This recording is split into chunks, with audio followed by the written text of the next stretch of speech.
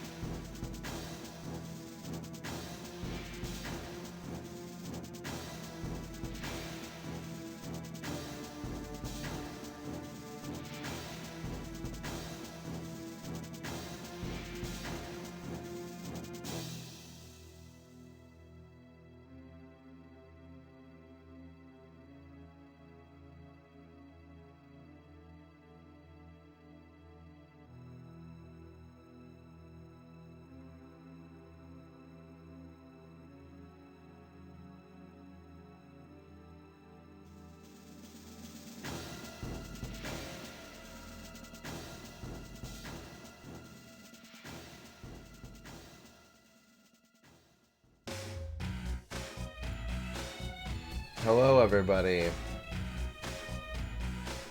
How's it going? Thank you. We have a hype train going on for the next 46 seconds.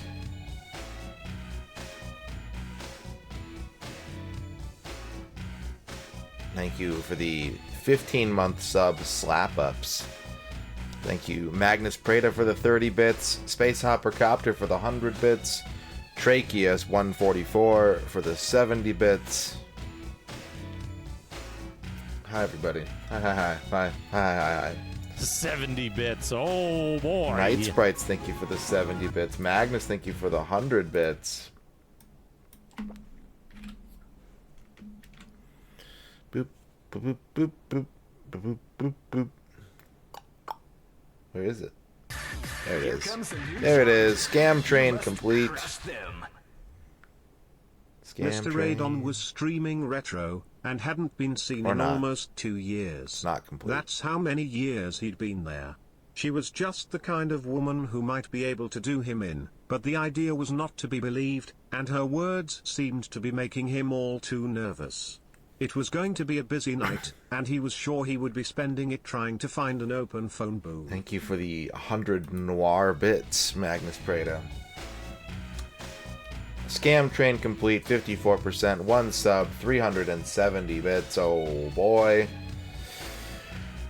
Earn, congratulations on your first. Trachea, congratulations on your first. Arc Nova, congratulations on your first. Welcome to the stream. How was your weekend? I was not here on Friday because that was a planned day off. And then yesterday I made dinner, and then as soon as I was done eating dinner, I was like, I need to lie down. And then I lied down, and I fell asleep for 5 hours.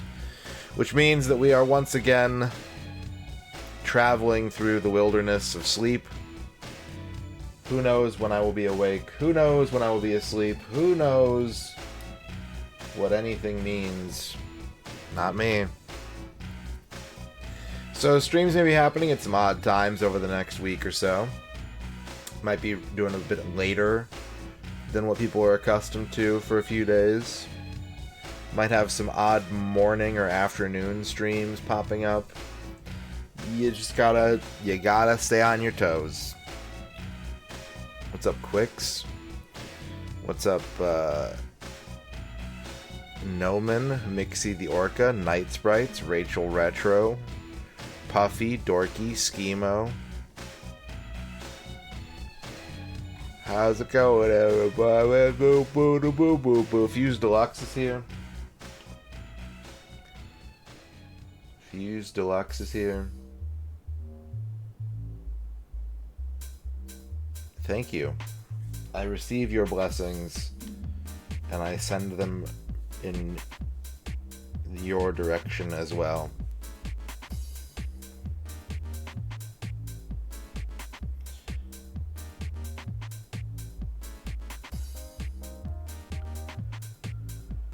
You're playing the updated Choran Shah. You got Sharp emulation working. Ooh. Sharp emulation. Fancy. Okay, fancy.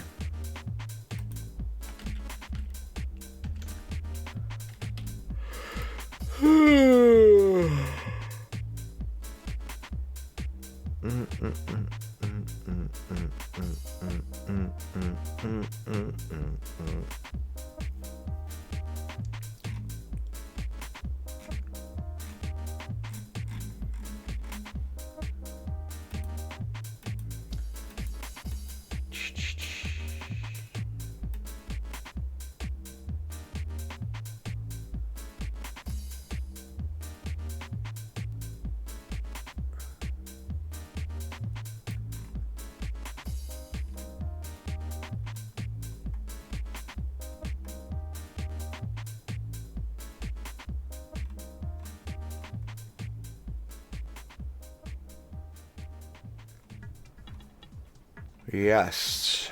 Yes. Let's go over here. Stroganoff is so good. Stroganoff is good. Good night, Quicks.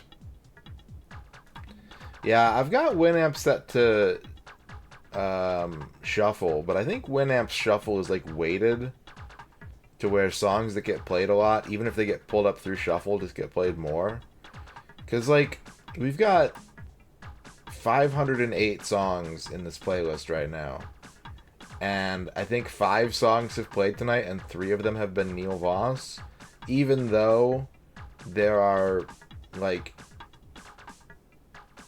a little more than, it's like 22 out of 508 is Neil Voss, but he keeps coming up.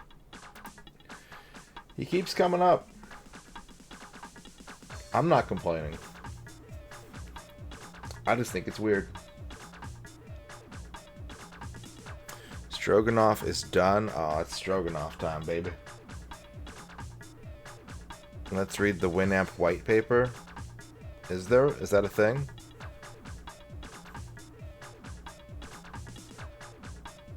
I don't have any Winamp skins. Oh yeah, the like we make things not random to make them seem random.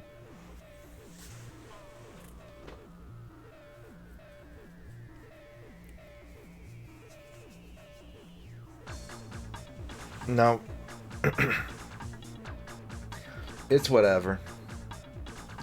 I don't have to think about what songs to put on most of the time, so that and there's no more ads most of the time, so that's why it's there. You're currently playing Front Mission 1, or like a different Front Mission?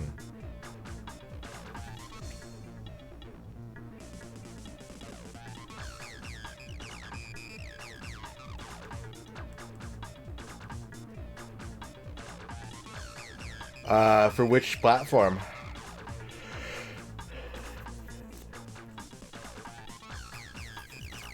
One of these days I'm gonna do Front Mission 2 on stream. I've been fiending for a couple different things that we haven't done in a long time. What's up, Chibi? I have felt the urge. I have a dentist appointment tomorrow, and I'm gonna have to, like, I don't know how I'm gonna get there. You're playing the remake on Steam. Okay. Nice.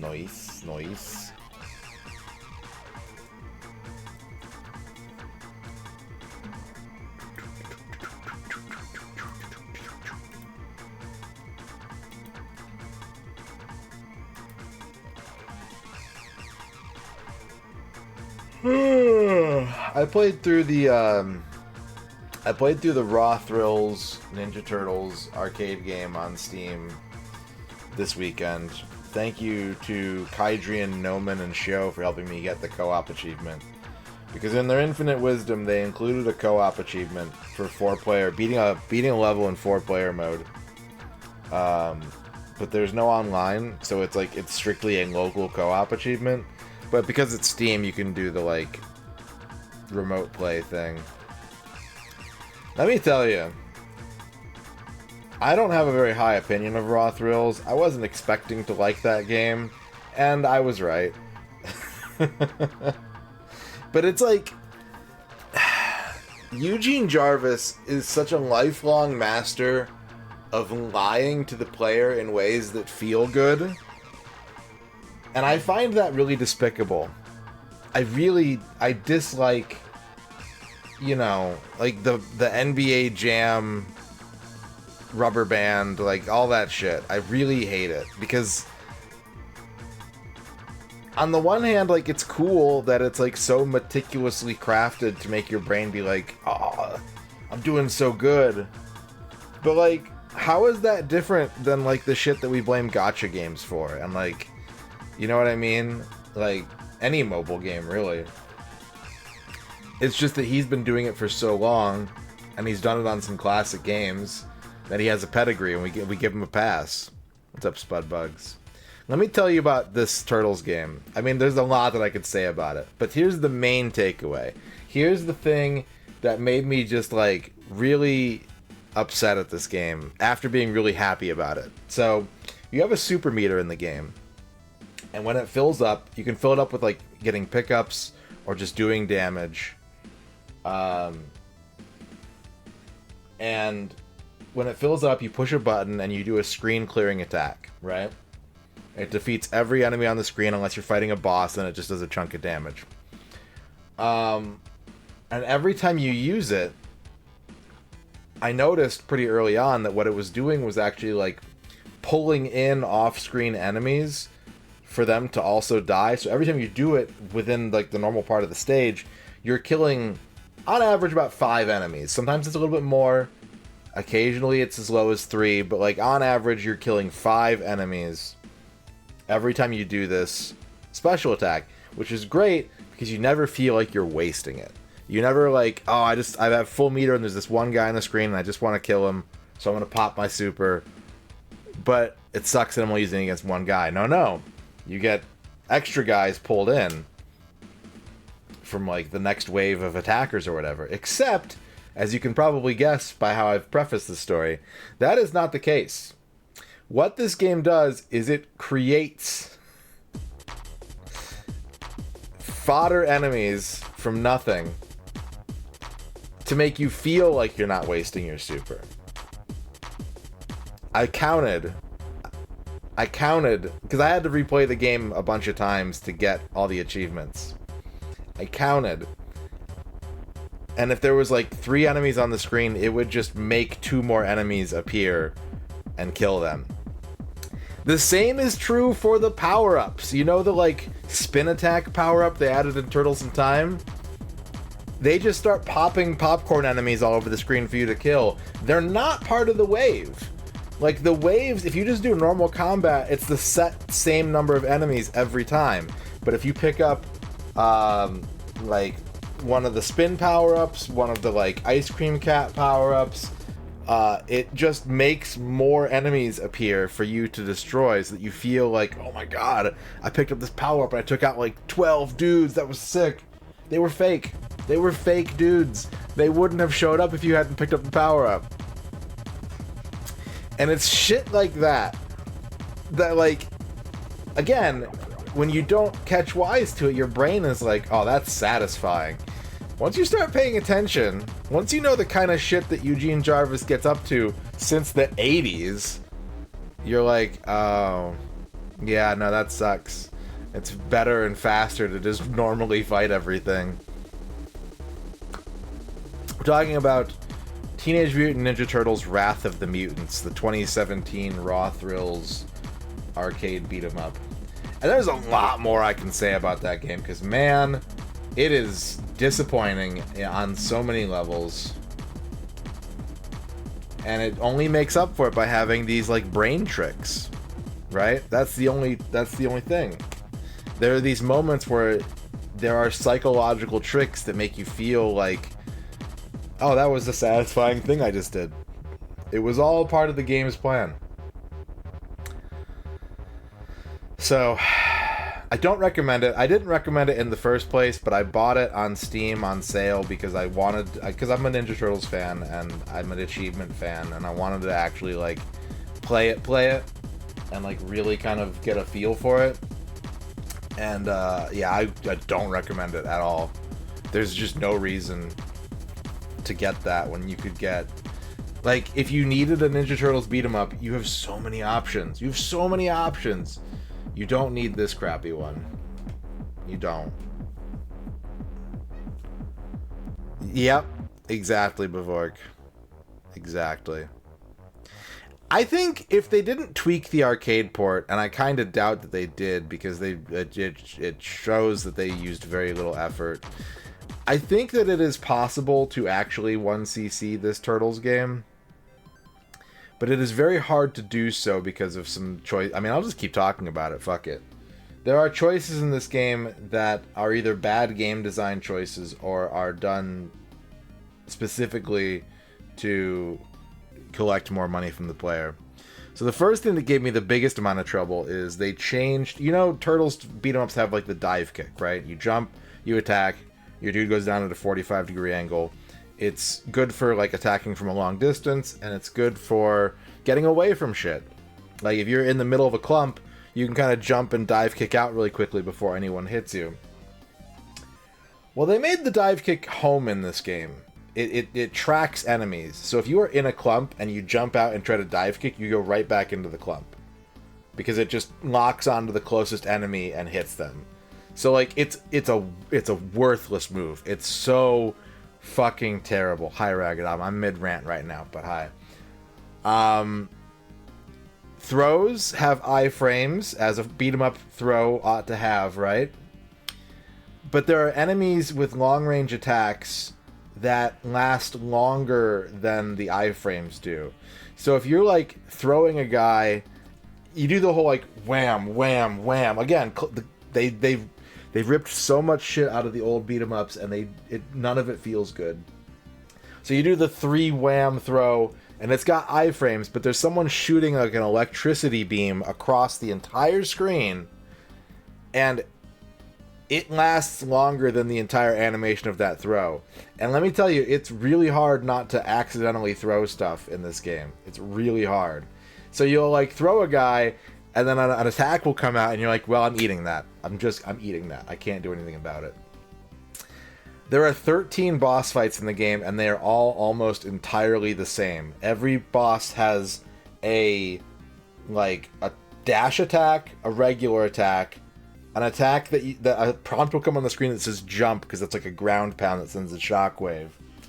And like some of them have like a couple extra projectiles or like weird things. Joe, thank you for the 34 corn dogs. I have a corn dog. That's good. Do you put condiments on your corn dogs? Because I find that too messy. Dempsey has gifted a sub to Quicks, who I think is asleep. Thank you, Dempsey. Thank you very much. So yeah, like every boss fight basically plays out the exact same. The only way to safely do damage against bosses is to like not even ever do a full combo.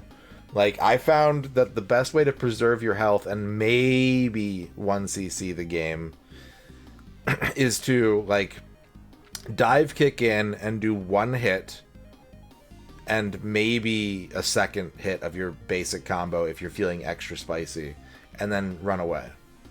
And just do that over and over and over again. Does that Final Fight turn combos? I don't think so. It's certainly possible, but I don't think so. So that sucks, because, like, again, there's 13 different boss fights in the game, and they run a pretty good variety of characters. This is all based off the 2012 show. They got a decent cross-section of characters from, I think, the first 3 seasons. Here's a plus. You know what? I've been bitching about this game the whole time, but it actually has Gilbert Gottfried in it. I don't know how many video games have Gilbert Gottfried's voice in it, but Gilbert Gottfried is in this game, so that's good. Most of the other voice actors, though, I was surprised to learn watching the credits that they were the actual cast of the game, because it felt very phoned in. A lot of the performances are not good, to the point that I didn't even want to play as Donatello or Michelangelo, because they just make super annoying vocal sound effects the entire time you play as them. The stages are all pretty similar too. They all have a pretty similar flow to them. There's like one level that has a sewer surfing part. There's one level that has like trains running through, like Streets of Rage 3. A clear takes about an hour. It's a 6-level game. You have to do 5 levels in whatever order you choose, and then you can do the final level once they're all done. Takes about an hour. Yeah. One of the biggest disappointments for me, and this is just like, again, laziness, I think. They could have done something really good with this, because like there's so many characters in Ninja Turtles. Even in specifically just the 2012 version. There are so many characters to choose from. And they have an assist power-up. There's like an assist pickup you can grab that like... it's kind of like Maximum Carnage, where like an ally will come on screen and clear the screen out and go away. There's only 2 different varieties. So for the entire game, pretty much in every level, you get 1 Leatherhead power-up and 1 Metalhead power-up. And that's it. It really feels like a feature that they're like, oh, we could add a whole bunch of different ones. And then they just didn't. Pizzas don't give you full health. That's just a personal gripe. It's not like a big serious thing. It just kind of pissed me off. God, what else? So you have an attack button, you have a jump button. You can do a spin attack by pressing them both at the same time, which is meant to like clear out a crowd around you. Doesn't do a lot of damage, doesn't take away health. It's just kind of like a get off me move. You have a super button.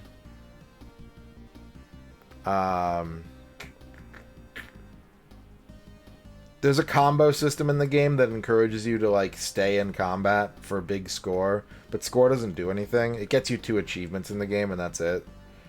So if you're playing in the arcade, there's like literally no reason to want to play for score. Yeah, it was what I expected it to be, which was a shallow, kind of meaningless experience. If you're playing the home ports, the way it's structured is very weird. Depending on the difficulty you pick, you get a set number of lives, and like 2 credits. But it's per stage. So every time you beat a stage and pick a different stage, you get all your lives and credits back. Obviously the arcade version wouldn't work that way. But so it's like on easy you get, I think, 3 or 4 lives. 4 lives, 3 credits. Medium is 3 lives, 3 credits. Hard is 2 lives, 3 credits.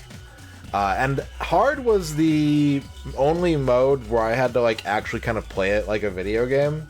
On hard difficulty, I did have to redo the last level, I think, 4 times to get through it. And I had to like play a little bit more tightly to try and like conserve. No, that's just the one mode. It's just the one single mode. And I believe, don't get me wrong, I think this is a $40 game if you don't get it on sale. I believe that the normal asking price for this game is $40. $30. That's so much. It has no keyboard and mouse support. You have to play with a controller. Okay, according to the Steam page, the arcade game is half the length of the home version. They added 3 stages and 6 bosses to the home version. So, the arcade game is even worse. Yeah, don't If you can get it for like, I wouldn't pay more than $10. Like 10 is the absolute most, and even that I don't feel good about saying. We're talking about Teenage Mutant Ninja Turtles: Wrath of the Mutants. Dragon Facts. No, I've been ranting about the Raw Thrills arcade Turtles beat 'em up that got ported to everything earlier this year the entire time, so we haven't done the poll yet. Yeah, it's not good. It's not good. It could have been okay. I never expected this to be a great game, but like with a little more care and a little more effort, it could have been an okay game. It would have been like a middle of the pack, like whatever, kind of. It's nice that it's there, maybe, but like, no, this is crap. It's a crap game. When you say 3D TMN, Turtles in Time? The 3D Turtles in Time? I'd rather play 3D Turtles in Time. Yeah, I played that. I had that on my Xbox. I'd rather play that than this. I don't even have to think about it. Like, it's got to be one of the worst Turtles games I've ever played. I'm trying to think of worse Turtles games than this, and like, it's like all the really fucked up like DOS ports and stuff is what's coming to mind.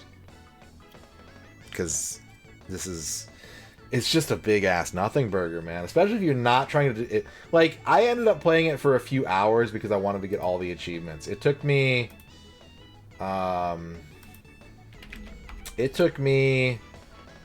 about 7 hours to get all the achievements, and that's mostly because... So remember when I said I played through the game 3 times? That was me playing it on easy, medium, and hard, because you had to do it each of those times to do that. But there are these, like, use power-up achievements. 50 spin attack power-ups. Defeat 300 enemies with shurikens. Eat 100 pizzas. Use 75 smoke bombs. And, like, most stages only have, like, 1 or 2 of these items. So what you end up having to do is, even after beating the game by yourself 3 times, you have to then like load a level, play it for 3 minutes, get one of each of the items, and then exit the level and then restart the level. I'd say of this like 6 3/4 hours playtime, 2 to 3 hours was just me on the back end grinding these stupid fucking items because like they're really unbalanced achievements. This is not an important criticism of the game because we're talking about achievements at this point, and that's like, it's kind of meaningless. But it was annoying that they were so unbalanced that they're like, well, surely you'd want to play through the game like 8 times. How is the music? Inoffensive.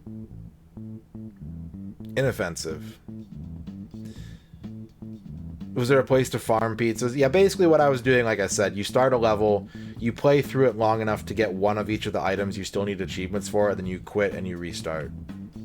Mutants Unleashed does look like it'll be a better game. Yeah, I have got that pre-ordered. I'm looking forward to that. I'm looking forward to Splintered Fate once it comes out on Steam. Would have gotten it on Switch, but they didn't do a physical release. I mean, hell, there's mobile Ninja Turtles games that I would recommend before this one. Like, and part of it is just me hating Eugene Jarvis's psychological bullshit. Like, I despise it. Either be honest or be unsatisfying. Don't trick me into thinking that your game has design sensibilities when it doesn't. Because if you go to this is what drives me crazy. If you go to the effort to make the player think that something cool is happening, why don't you just make something cool happen instead? Like, if you're going to account for scenarios that might feel unsatisfying, and you're like, oh, we could just trick them into thinking it's satisfying, you could spend the same amount of time making it satisfying. That's what I don't understand about this dude. But, like, he's made a career out of it, and, like, people love his games. And I'm sure this wasn't, like, his decision, but I'm blaming him because he just so happens to always be on the team when this shit goes down. Don't pass on my thoughts. Leave him alone. I don't want you to do that. But yeah, like, it's just when I was playing it and I started like, oh, I'm drawing in these enemies, these extra enemies, my thought process was like, I can start the next wave of enemies early and make it weaker. You could have done that. If all of your enemy spawns are scripted and you're like one dude left on your current spawn, then bring in the next 4 guys from the subsequent spawn and make that part flow more. No, they just made foot soldiers out of thin air that explode when you do your special. Like, it's just...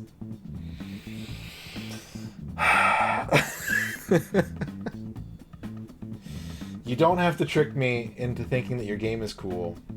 And if that's your big plan, just make your game cool. It's... Anyways, that's my rant about Teenage Mutant Ninja Turtles: Wrath of the Mutants. It gets one of these from me. YGY, congratulations on your first. Did I play Turtles on NES? Which one? There's 4 of them. Are you talking about the first one?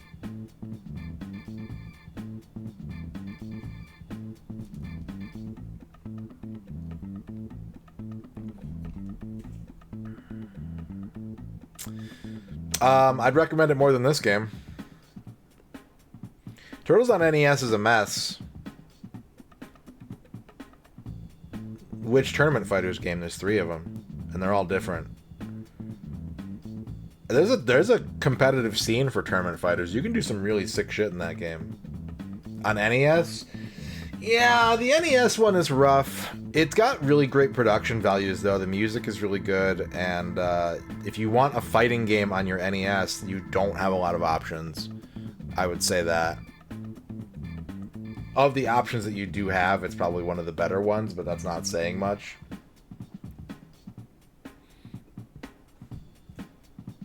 But of the 4 NES Turtles games, it's probably the one that's the least fun to play, I'd say.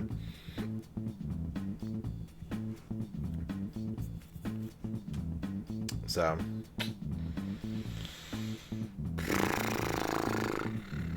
fighting over the sphere. There's some like cool.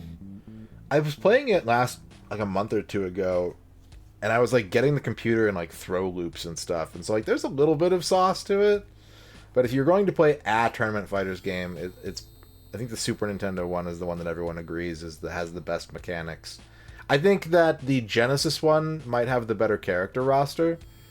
And again, I've always been confused, ever since I was a little kid renting that game, I've always been confused why Konami, like, took Ninja Turtles at a time in which it was not very popular anymore, like, it was on the outs, but they'd established a bajillion characters and toys, and the characters that they put into each of these different games are so out of left field. Like, no one was asking for any of these characters. Except for, again, the Genesis one has, like, playable April, playable Casey.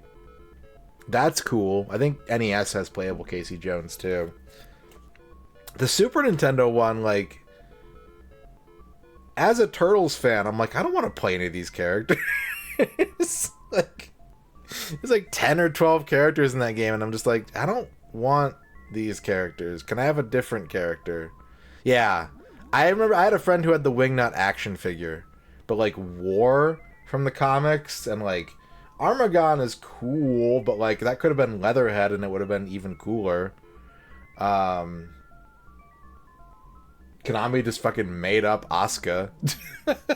Just also, we made this character have her. Who else is in that game? Now I want to like load it up and look.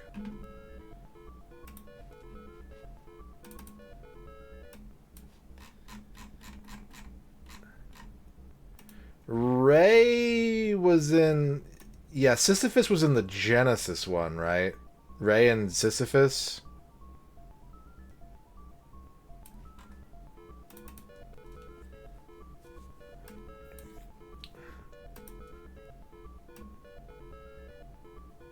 Alright, Tournament Fighters.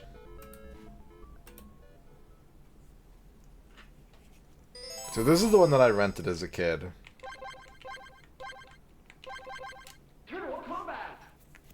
And this is the one that's the most fun to play.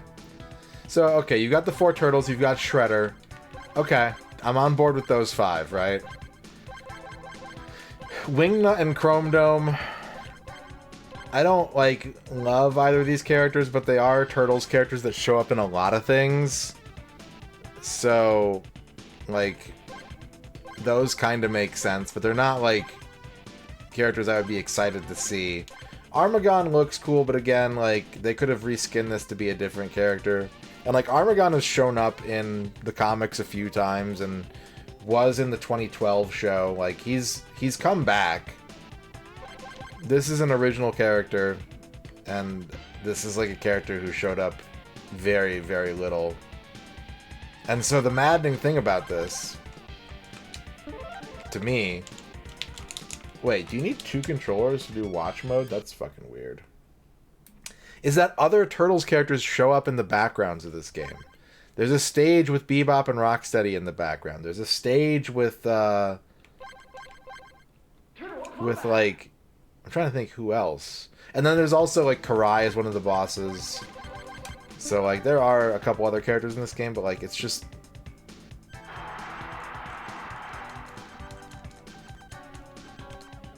Yeah, blah, blah, blah, blah, blah.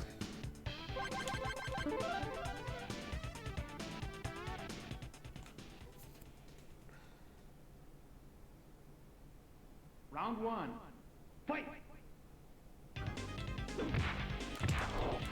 There's a neutrino, which I wouldn't want wanted to play as a neutrino, but, like, Zack is there. They put these, like, characters just in the backgrounds. But they would have been more satisfying replacing, I think, some of the characters that are in the game. There was an announcement for a ROM hack of this, or like a fan game at one of the EVOs, the one that BBH won.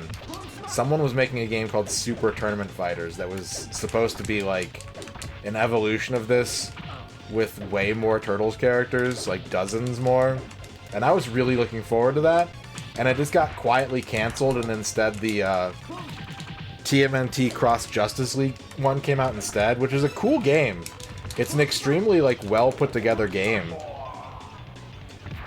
But it wasn't exciting to me because someone else had announced, like, oh yeah, we're doing this one that's like all Turtles, and it's like it's way richer roster. And so, like, that was the one I was looking forward to. And it just disappeared. I don't know if it got, like, what happened, if it got rolled into the other game or what. But I was really disappointed that one never... Because that's the one I wanted to play. Because I don't care about the Justice League. Like I said, the game is sick. Like, the person who did it put a lot of effort into that game. And, like, it's worth playing if you like crazy combo, kind of 16-bit type fighters. But...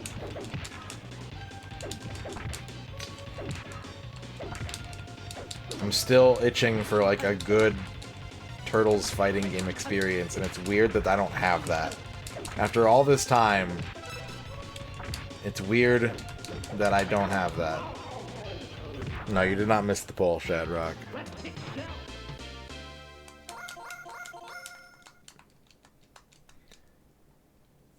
Yeah, the Power Rangers, if someone did that with the, like, the way they did the Power Rangers game, that would be cool. That would be really cool.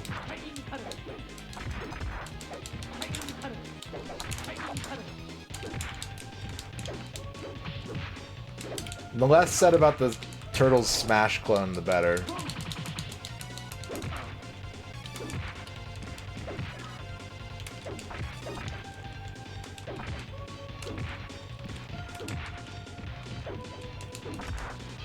Anyways, that's enough of that. Alright. Should we do the poll now? People keep asking about the poll. They're all in Injustice. All 4 Turtles are in Injustice. 2.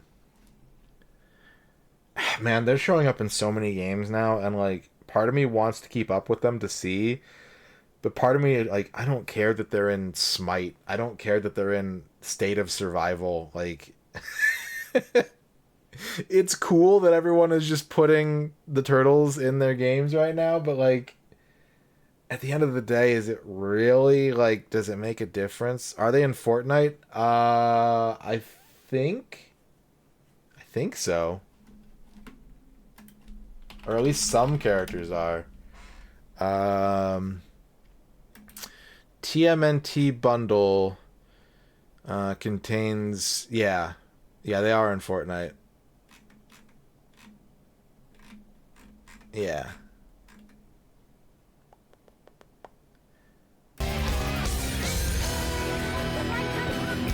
Drag it down. Paul, Toll, Pull, Paul, Toll, Pull, Paul, Toll, Pull. Thank you for the 50 bits. Toll, Pull, Paul, Toll, Pull, Paul. Yeah, all four turtles, Pull, April, Splinter, Paul, Shredder, and Super Toll, Shredder are in Pull, Fortnite. Paul, Toll, Pull, Paul, Toll, Pull, Paul, Toll, Pull, Paul, Toll, Pull, Paul, Toll, Pull, Paul, Toll, Pull, Paul, Toll, Pull, Paul, Toll, Pull, Paul, Toll, Pull, Paul, Toll, Pull, Paul, Toll, Pull, Paul, Toll, Pull, Paul. I didn't either. I got really close. Toll, Pull, Paul. I never did finish. There was a point in my life where I was like really grinding that game out, trying to get through it, and I never did. When was that?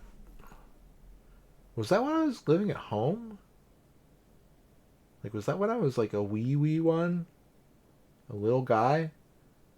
That's what my brain is telling me, but it doesn't seem like the part of my life when I would. No, it would have been probably in the late, maybe the early 2010s, I think.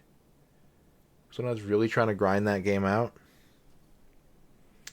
Yeah, Manhattan Project is probably the best NES Turtles game. Arcade game is good too, and arcade game is very fair. TJ Thrilla has beaten that game damageless, which is pretty crazy. TMNT 2, I mean, not Manhattan Project. Like, that's fucking nuts to me. I can't even wrap my head around that. But yeah, that's... What's up, Reg? What's up, Samhain? Alright. Is there anything else you want me to rant about? Let me do a poll. Let me do a 1-minute poll. Keep ranting. Do the poll. 1-minute poll. Go.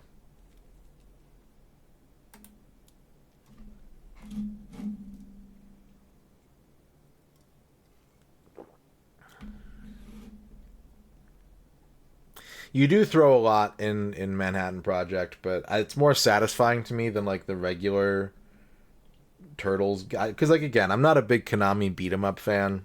I think that they are flashy and have like good aesthetics and are usually based off good licenses, but they're light on mechanics, and so like I kind of appreciate how the Manhattan Project changes the mechanics so that you don't have to like use your tiny hitbox to attack enemies. But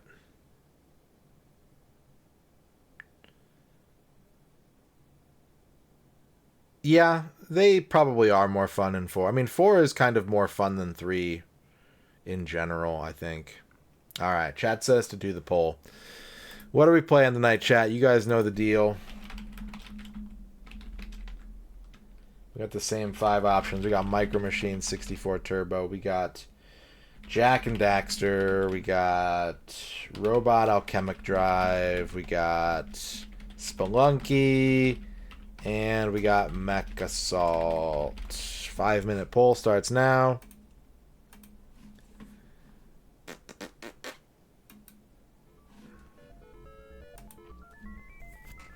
Hello, Electro. Yeah, the TMNT3 soundtrack is amazing.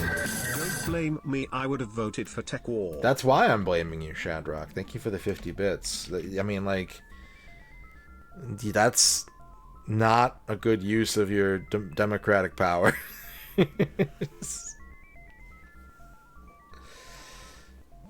You have an unfortunate, clearly Canadian story. Oh no. Do I have a favorite TMNT game? So I said it. I had a spicy take a couple weeks ago where I said that there are no great Turtles games. There are like some really good ones, but there are no great ones. Do I have a favorite? It might be boring ass Turtles in Time. Let me pull up. I have a list. I have a list on hand right now.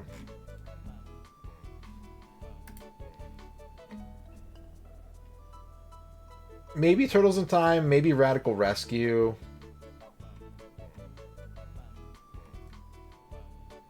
Shredder's Revenge is up there, but like I don't think it's great. I think it's just kind of, it doesn't really have a lot of weak spots.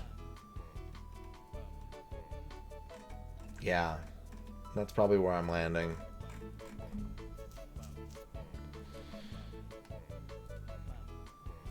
We have 28 votes in the poll already.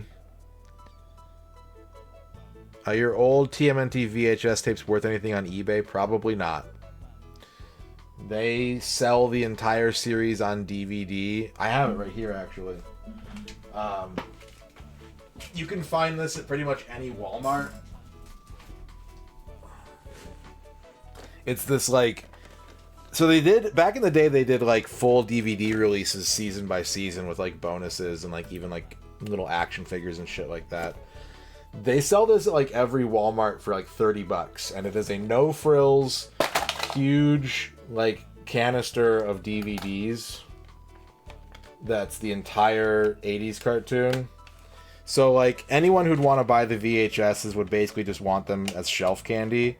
Because there is no scarcity of this content whatsoever. It's 23 DVDs, this collection. And there's just like I said, they're just like stacking just so many DVDs on each page of this thing. That like, yeah. They just printed a gajillion of these. I promise you could go to your nearest Walmart right now and find this for like $30.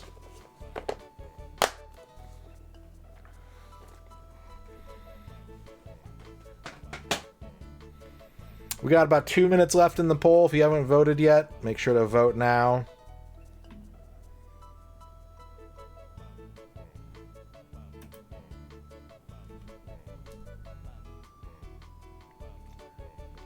Magnus, thank you for the big score. We have level 1 channel point redemptions unlocked now.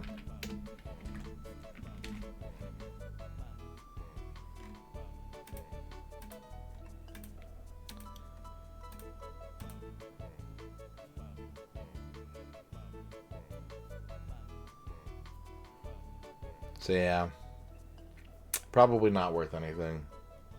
Most of the like VHS collectors market that people talk about is like misinformation. There are some VHSs that are worth quite a bit, but like they're weird things. I don't think anything on VHS is worth money that isn't available. That is available on DVD or Blu-ray.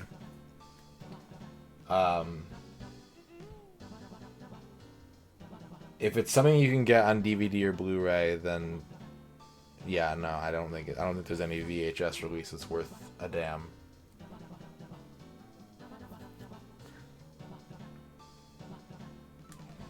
Are your home movies worth anything? You have home movie Blu-rays? That's crazy. What kind of technology are you using? Poll's about to close. If you haven't voted in the poll, this is your last chance to vote for what we're going to do tonight. There are 36 votes placed. That's surprising, because, like, I mean, I'm not good at beat-em-ups, but, like, that game seems impossible to 1cc.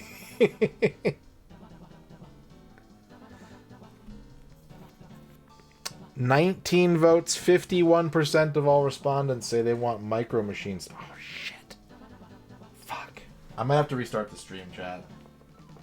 I completely forgot. I might not have to. I unplugged my capture card over the weekend because I wanted to use the USB slot for other things. We'll see if this works. Normally, if you plug in your capture card mid OBS, like, it's unhappy, but maybe it'll work. If not, I just need to restart OBS.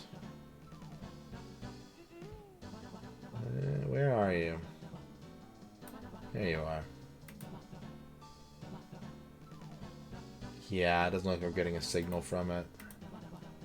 If I deactivate it, then activate it. Oh, there we go. There we go. No. I mean, it... You wouldn't get... No, I don't think so. Yeah, it depends. I think if I crashed OBS and opened it fast enough, the stream would survive. But if I just hit, like, stop... Yeah, if I just hit stop streaming, it would send a kill signal to the stream.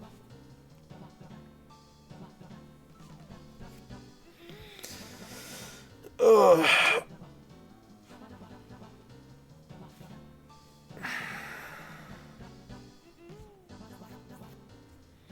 Alright. Well, we're good. I used my brain. Chat wants micro machines tonight. Micro machines is what we're gonna do. Will we finish time trial mode tonight? Probably not. Probably not.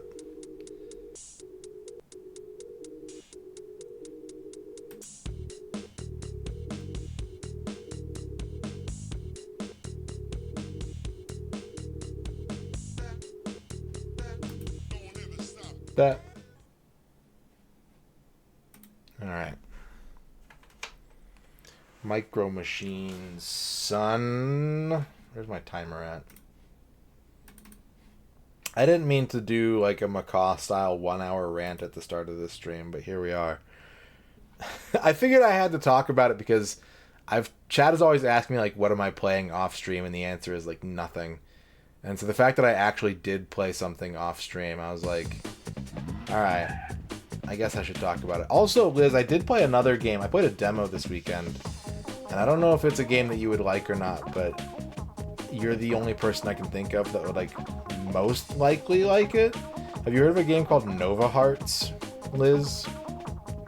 I have it, but I haven't played it yet. I played Ninja Turtles Wrath of the Mutants, and it sucked, so great.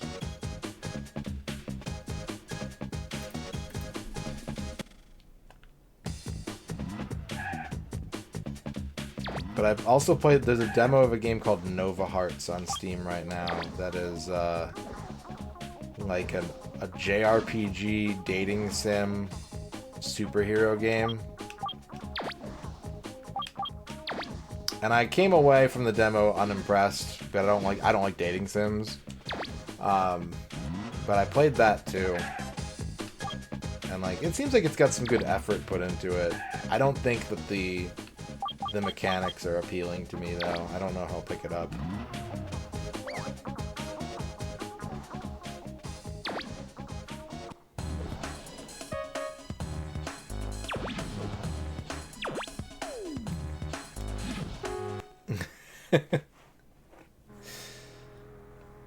You know, here's the big thing that I think maybe a lot of people don't understand about the way that I pick games, is that if there's like a consensus opinion about a game, I'm less interested in playing it. Even if the consensus opinion is it's amazing, that makes me less interested in playing it because it means that like I know what to expect. So like if everyone's like, oh my god, like Hollow Knight is a great example. Everyone tells me I need to play Hollow Knight, and everyone is like a little offended when I tell them that I haven't played Hollow Knight yet. And so I don't want to play Hollow Knight because like I'm not going to be surprised. It's going to be good. So like I don't need to spend my time playing it.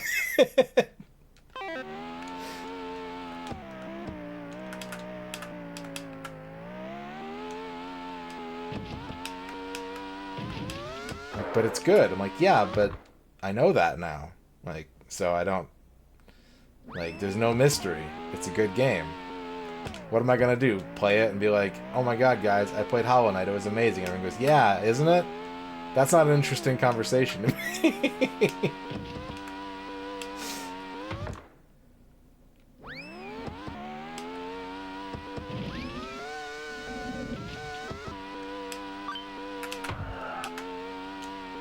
Do I like life dating sims? I like them more, but it's only because I like the life sim part. Like, I am not at all a fan of video game dating mechanics. I have thoughts on the subject, and like, I don't think that they're bad. I just think that they are very much not for me. And even the demo of this game proved that for me, that like, this is not what I'm looking for. Would I date a video game character IRL? I'm married, Electro. I'm off the market. More for the singles in chat. You can date any video game character you want. I'm not gonna compete with you.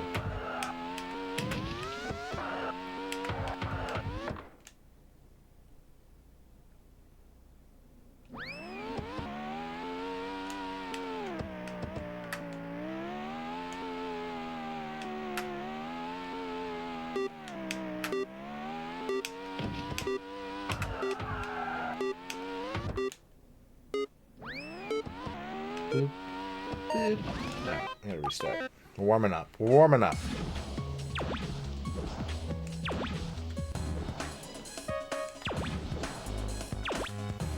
That's part of the reason why I don't like when everyone agrees about a video game. And, like, I suspect a lot of the times that it's because they're just repeating what they've heard rather than having played it themselves. Is that,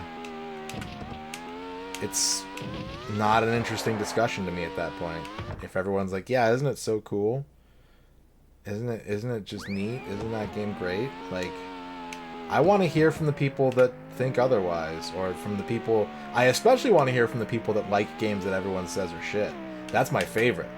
That is my favorite thing to hear and, like, talk about.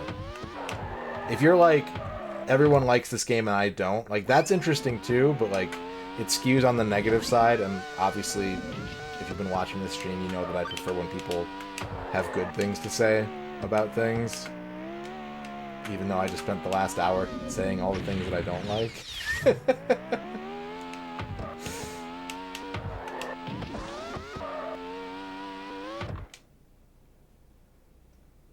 I do too. Mega Man DOS is very good. Is it worse than all the NES DOS games? Or NES DOS games? NES Mega Man games? I'd say so. But, like, that doesn't mean that they're unplayable. You know? What's up, Mike?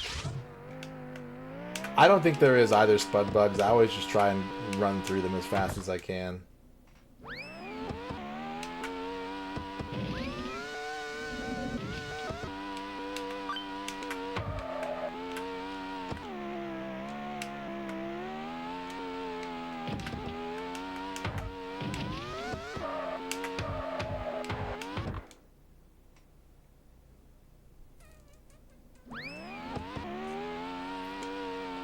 That's amazing, Mike. Not surprising, but amazing.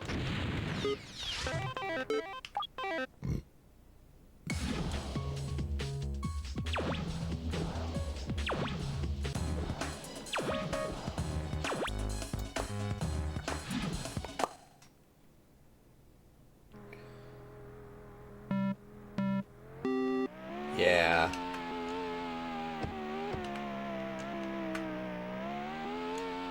And, like, what I would say is that it's usually really easy to tell the difference between someone who has played something and agrees with those opinions and someone who is just repeating what they've heard, right?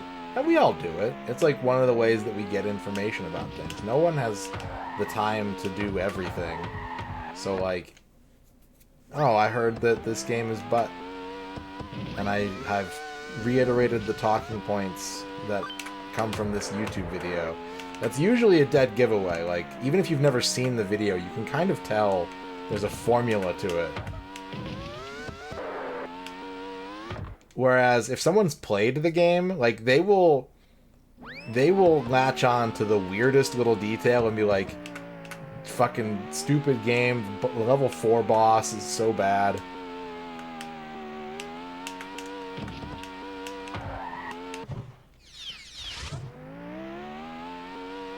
So, you know.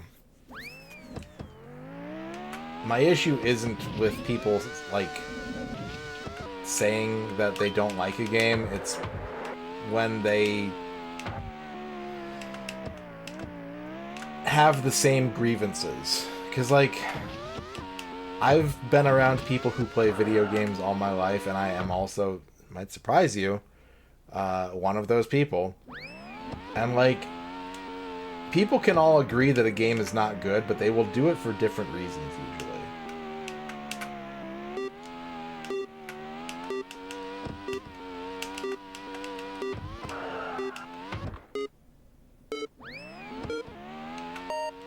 Like, if someone says, oh, Simon's Quest has a bad translation, I usually take that as that person hasn't played the game. Because if you're going to levy a complaint against Simon's Quest, it's like, you have to crouch in weird places to progress the game. Like, that's... that's the problem with Simon's Quest. It's not that someone says, like, something that doesn't make sense. But I can't scientifically prove it, but I did a playthrough of Simon's Quest on stream many, many years ago. It's probably back in like 2014 or 2015. Because someone paid me to play it, and they're like, I want to see you suffer with this game. And I was like, well, I've got bad news for you. Because once you know... Even if you don't remember the flow of the game, I made maps. I made maps live on stream for Simon's Quest, and I talked to every NPC. And the only parts of the game that were, like, really hard to figure out using that method were, like, having to crouch down in places to make things appear. And because I'd played the game as a kid and I knew that was a thing, like, I knew that that was a thing. But otherwise, like, it's an effective English script. It's just missing some weird things that you shouldn't have to do, in my opinion, to beat the game.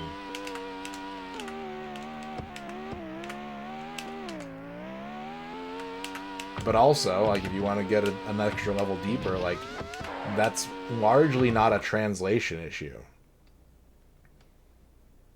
That was intended, like, for those of you that don't know, there are a lot of NPCs in Simon's Quest who are misinformed. That is a game mechanic. That there are NPCs with bad information. And in the Japanese script, they have a tell. Like, they usually start their sentence with the same couple words, and that's how you're supposed to figure out that, like, anyone who starts their sentence with those words is lying to you.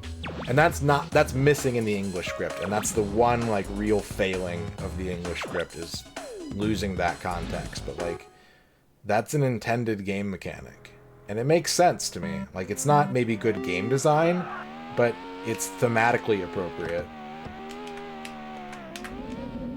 So, that's just a very mainstream example, but...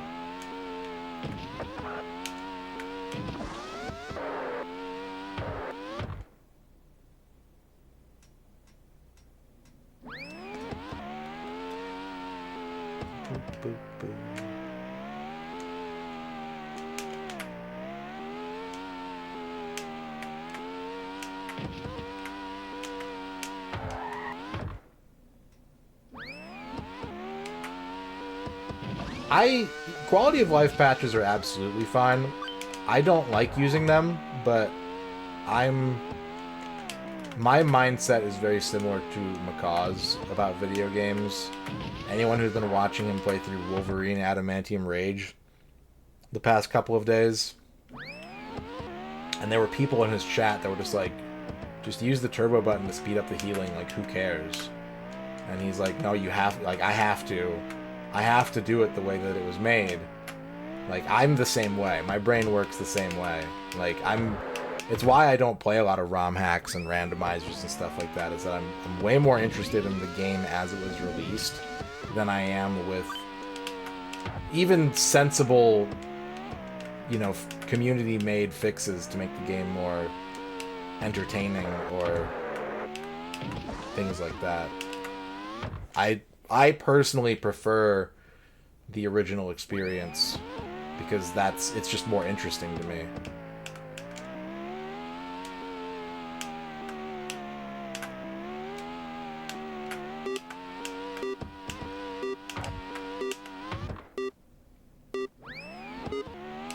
Even with like working designs games, you know, like yeah, they completely jacked up the Japanese version of the game when they released it, but like that's how I would have played it as a younger child. I would have played the working designs release of those games, and so like that's the version of them that I want to play. It's not as important to me that they fucked the game up, like that's the game that if I had a Sega or a PlayStation and I'm reading about these games in the magazine, like that's the version that I was excited for, whether I knew it or not, whether I knew what was bad about it or not, and so like that's the version that I want to play.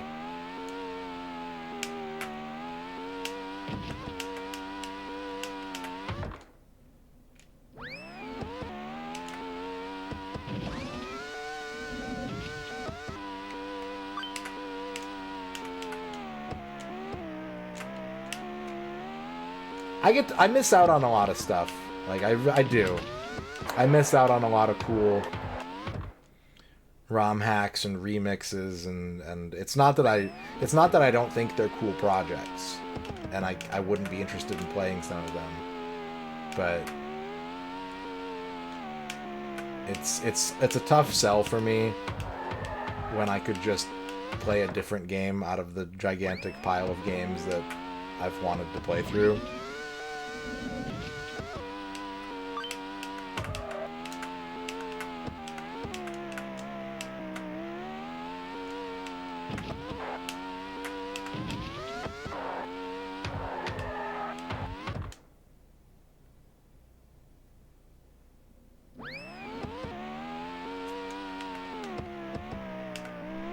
For me, I don't experience the demands on time differently, I don't think. You know, I've kind of structured my life to make sure that I have time for these things. But what's changed for me is the availability of content. Like, there's just so much I could play that I have to make time for as much of that as I can.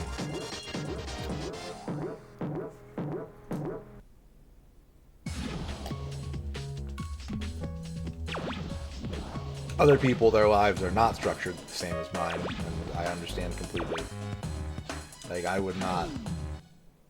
What's a game that I'm like Superman, right? I'm always telling people that Superman isn't as bad as people say it is, but like, if you've got a full-time job and kids, like, you probably don't want to use your game time on that game. Or RPGs, yeah, like, I love RPGs. RPGs are one of my favorite genres, but like, I understand if you can carve out maybe like 6 hours a week to play video games, unless you're really excited for an RPG, you can probably just watch a Let's Play or read a story synopsis or something.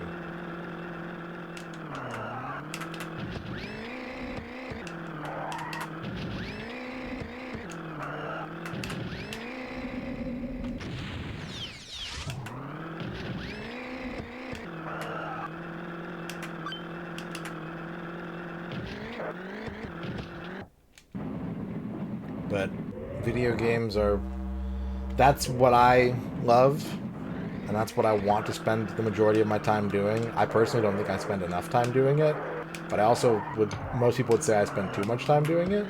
But, you know, I've chosen a career path, if you can call it that, that supports the amount of game I want to play. I have a partner in life who, you know, encourages me to do the things that I like to do, and I make sure that she gets enough of my time and attention.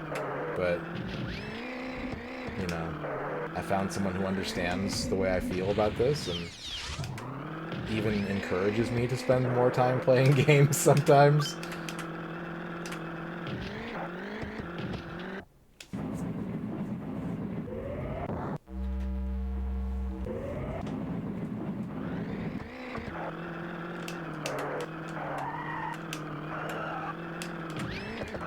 I don't think that it's that I like figured anything out, but I put my priorities in the order that I want them to be. And someone who has their priorities in a different order but also likes video games shouldn't try to tolerate experiences that aren't going to fulfill them.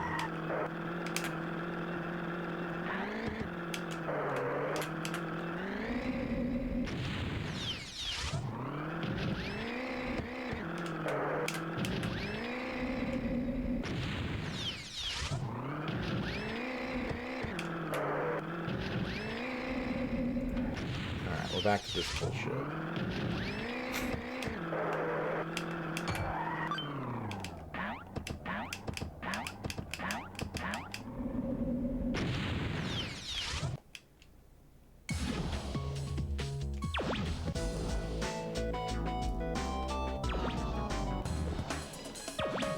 I kind of try to keep that in mind when I make the tier list for these complete works projects. Is like, in my opinion, anything that I put on the top tier is like, yeah, you should play this. Like, I don't care what your life situation is. Like, if you like video games, you should play whatever's on the top tier of my list. You should play it.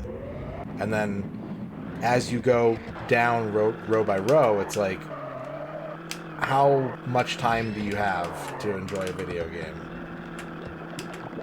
How many video games have you already played through? Like, are you looking for new experiences, or would you be happier playing the things that you love? Because that's something that, like, I have my comfort games, and you all probably know what most of them are, but, like, I try not to lean on them unless I'm just, like, I want to play video games, but I don't want to, like, learn something new. That's when I use my comfort games.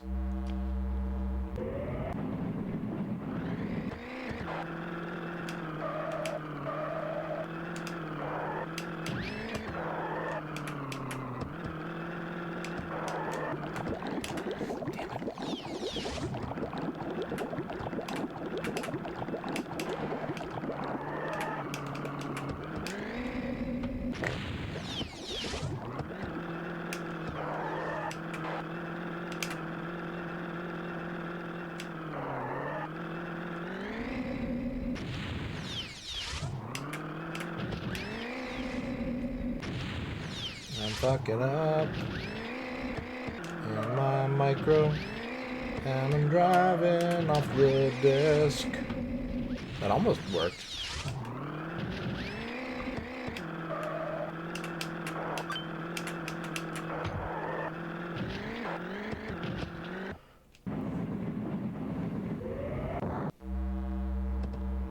There are certain characters in early Virtua Fighters that the computer is just way more skillful with.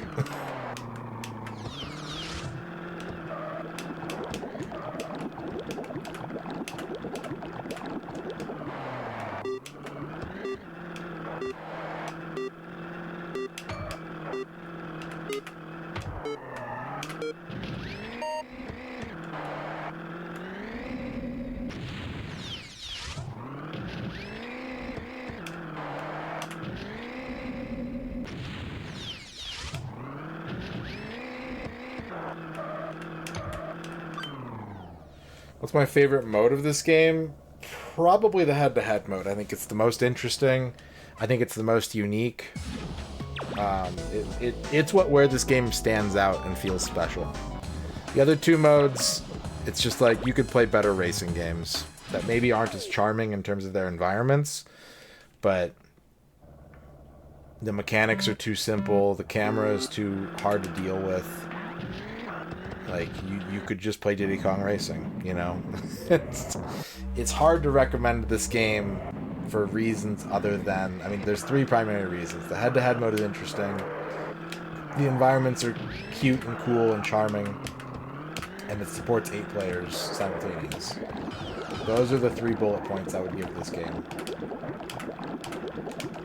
But it is too hard to wrangle in pretty much every other way.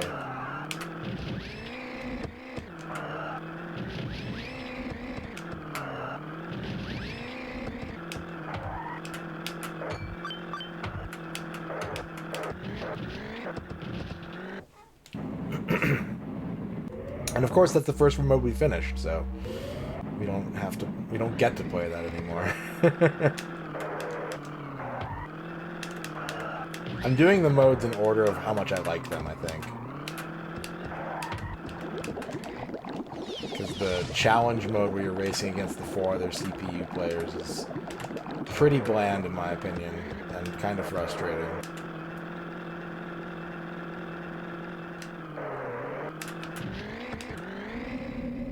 Yeah, yes. Yes, it is.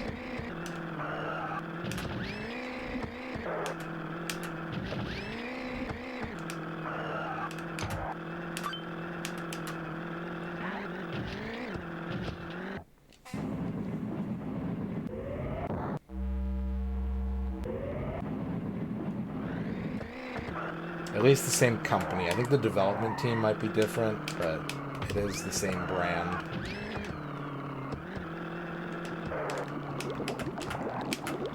And it's worth pointing out that that's kind of doubly true. I'll get into that in a second.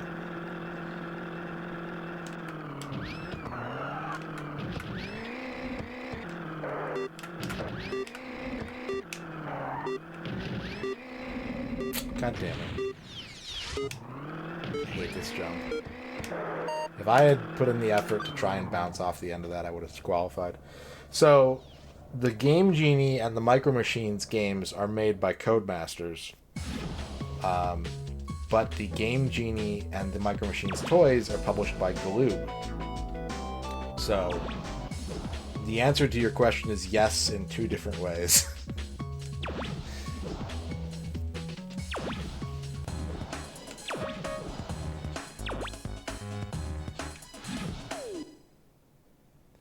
You're welcome, 50 Shades of Josh.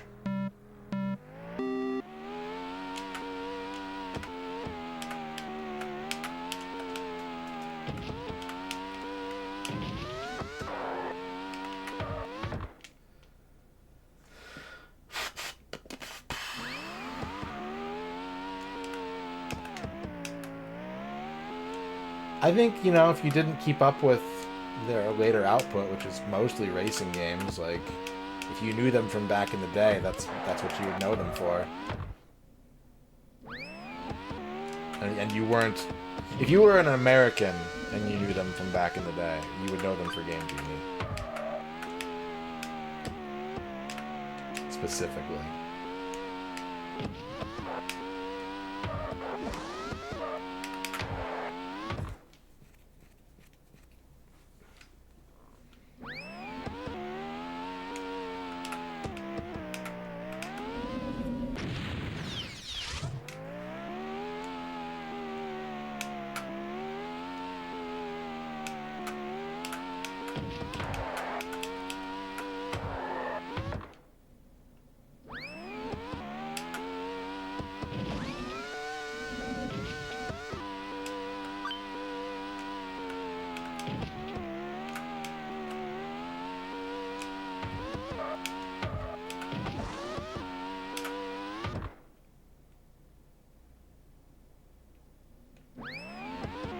I think I've seen someone play the Amiga version of that game before. Do I collect magazines? No, I don't. I had some growing up, but no, I don't. Not interested in spending money on magazines.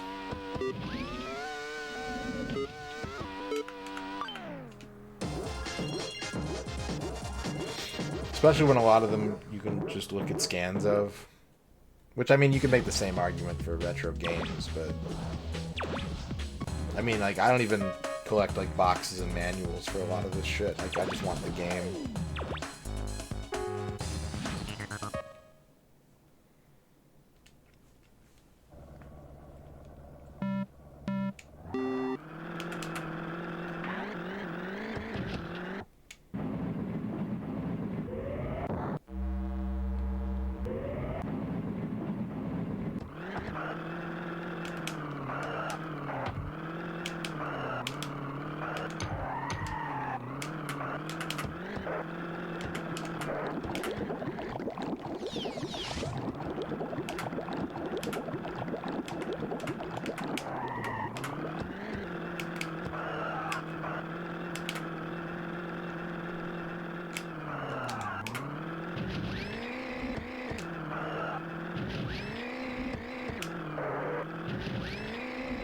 should have jumped.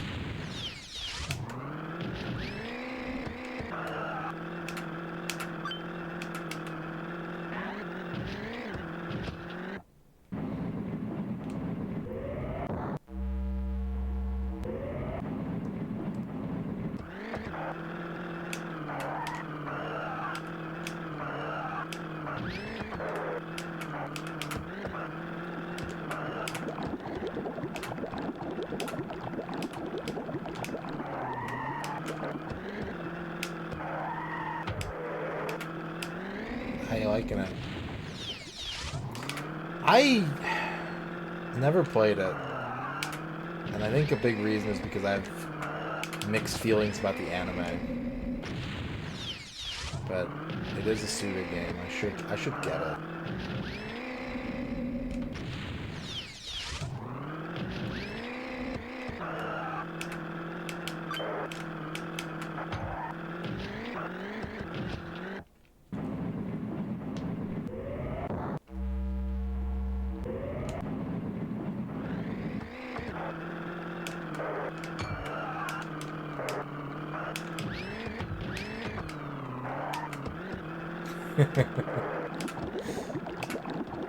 I remember when the anime came out, it was pitched as like the next Cowboy Bebop for several reasons. None of which I think are entirely invalid. So I was interested in watching it, and I could not get into that show. I only liked the music. And so I just ended up like, a friend of mine burnt me like a couple soundtrack CDs, and I gave up on the anime after like 4 or 5 episodes.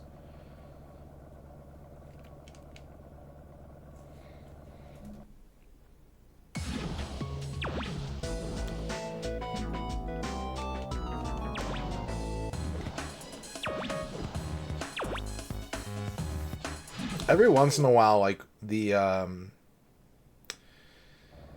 ending theme will pop in my head, and I won't remember where it's from, but like the melody of it will pop in my head, and I'll spend like a couple hours being like, what am I thinking of?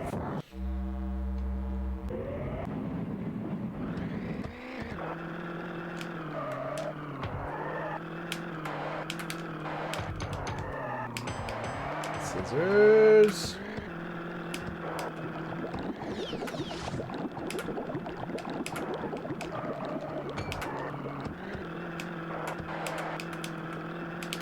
I just couldn't really get invested in the story.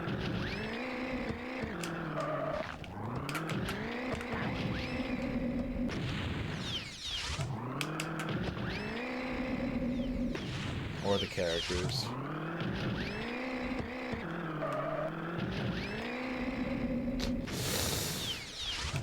Part of me wants to say this track is broken.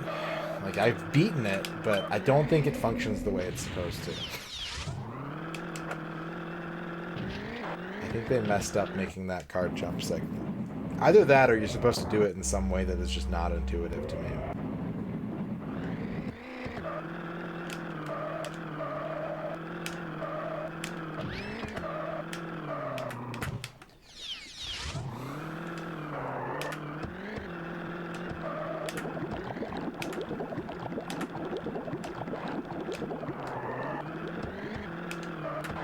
Yeah, the rest of the track isn't that, like, it's tough, but it's not too bad.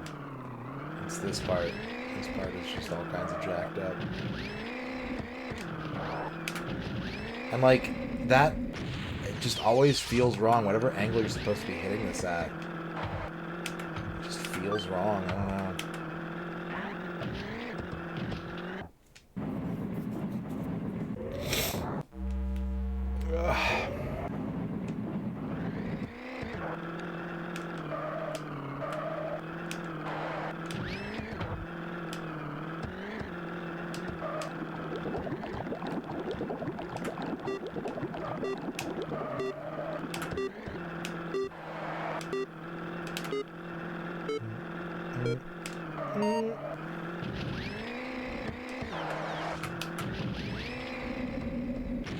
Yeah, I'm like, if you're not lined up exactly right, you're not making jumps. It's an easy one to make. That's the most frustrating part about that third jump, is if you angle it more towards the inside of the track, it's really easy to make that jump, but that obstacle being exactly where it is, that course being shaped that turn, the exact way it's shaped, if you try and take a better angle on the ramp, like, you're not going to, you might explode, because that beaker is right there, and if you hit it wrong, it'll be like, you're not on the track, I don't know what to tell you.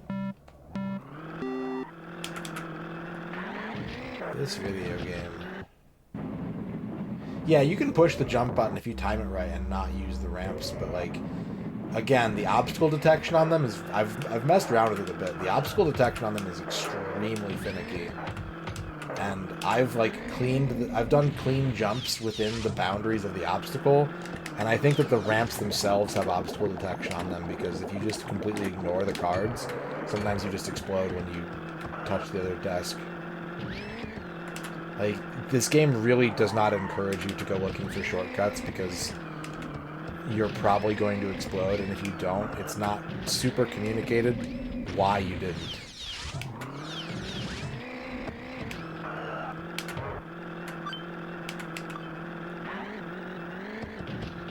Like, there's a logic to it, but it seems really, really code-driven and not, like, design-driven, if that makes sense.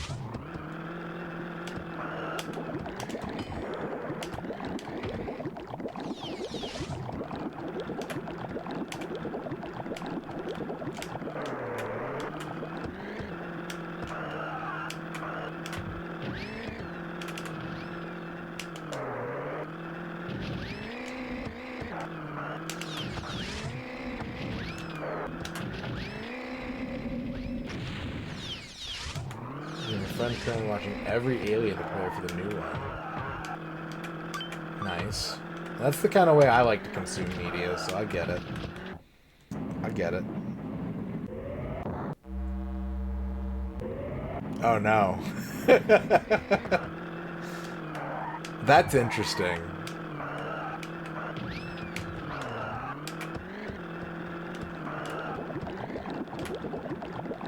Alien Covenant 3rd.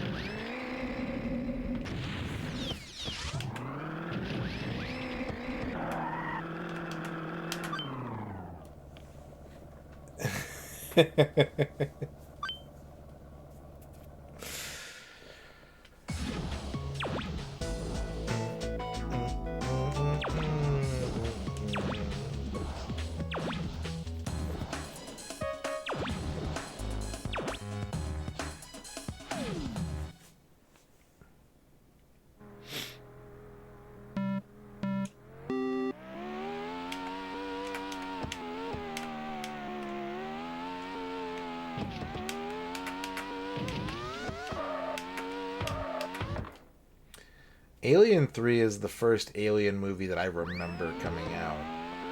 Because I think Alien 1 is before I was born. I think I was probably a baby when Aliens came out, I'm not sure. I remember seeing, like, stuff for Alien 3, though. There's at least 2 Alien vs. Predators.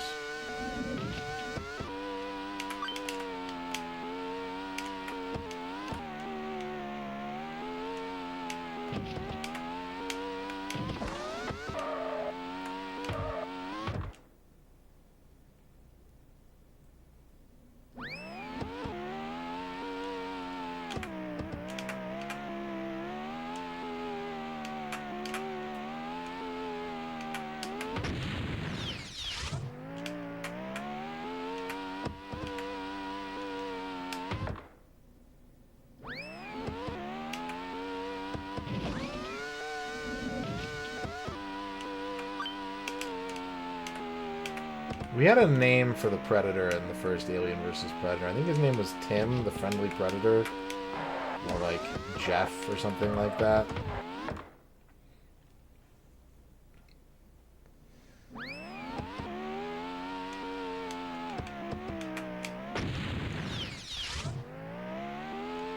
Greg.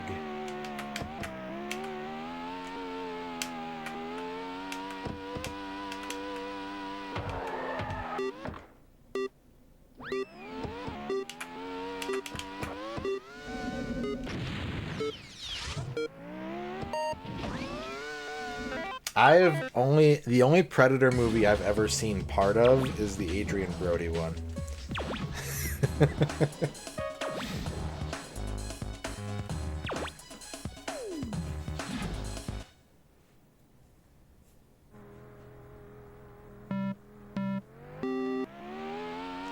Yeah, you got gifted a sub, Quicks.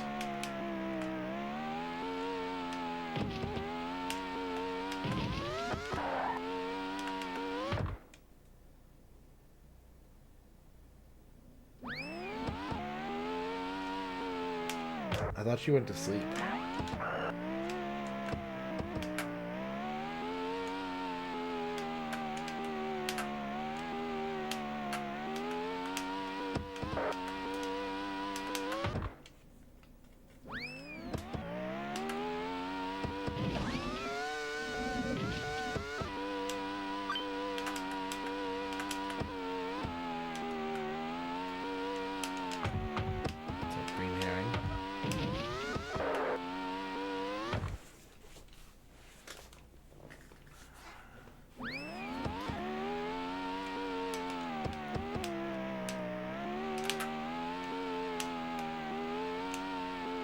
I don't remember ever, like, I'm trying to think of, like, what action movies like that as a kid I was, like, really interested in seeing, because, like, I've never seen a Predator, I've never seen a RoboCop.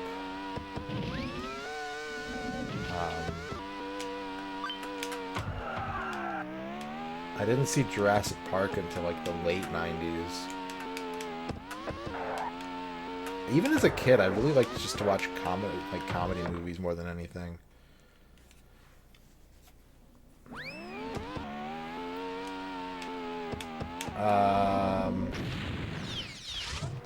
In the mid-90s, I was watching a lot of, like, SNL movies, like Tommy Boy and Billy Madison and stuff like that. But I've never, looking back on it, I don't think I've ever been that big of a movie guy. Like, there have been parts of my life where I've made an effort to watch more movies. And I certainly saw a lot of things in the theaters in the mid to late 90s because it was, like, a safe activity that, like, if I was visiting my dad for the weekend, like, we could go watch a movie. And he would usually let me pick. So...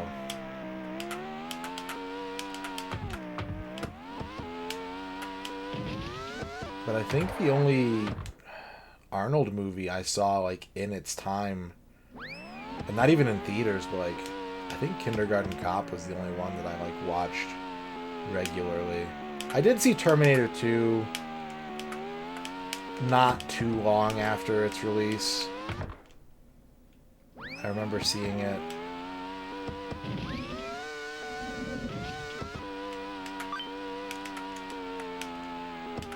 Yeah, I'm trying to think, like, what movies I watched as a kid, and all I can think of are, like, shit like Angus and Monkey Trouble and, like, City Slickers.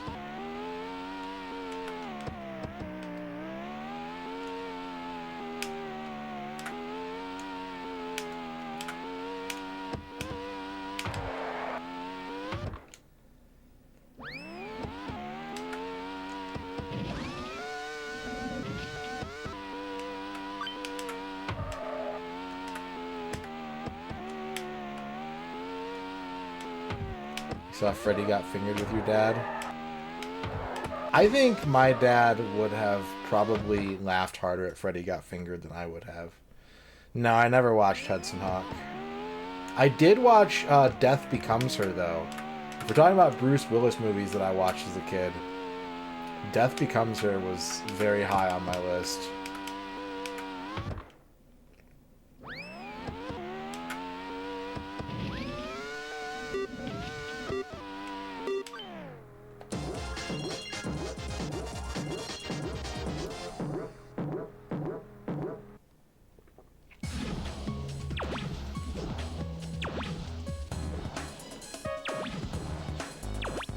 The part of so I watched a lot of movies in theaters in the mid to late 90s with my dad, and there was like a summer where I went to the movies with my friends like every week because there was just a bunch of shit coming out that I wanted to see.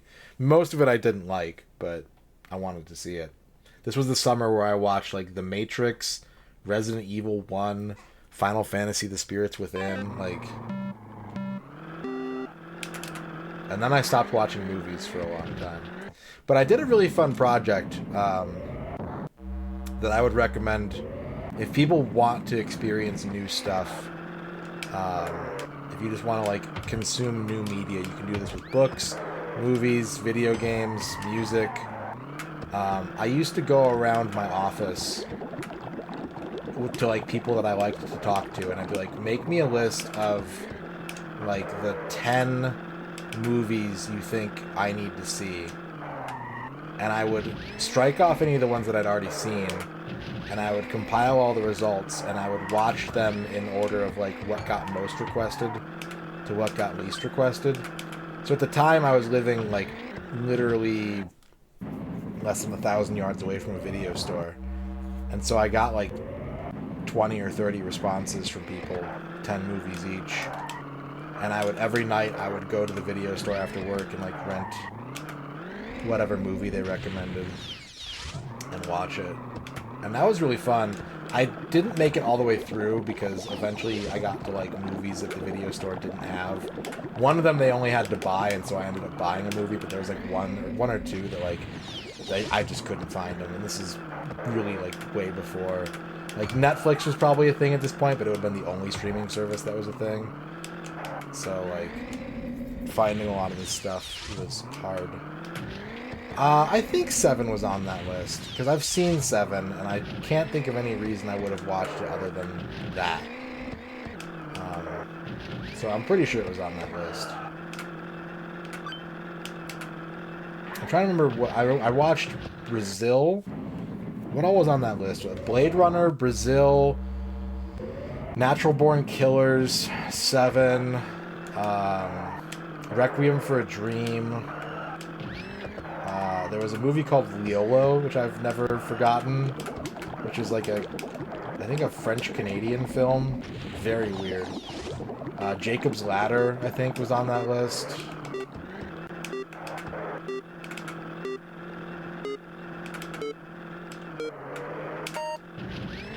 I'm trying to remember what else was. But I got like 11 or 12 through it, and then it got to the point where I just like...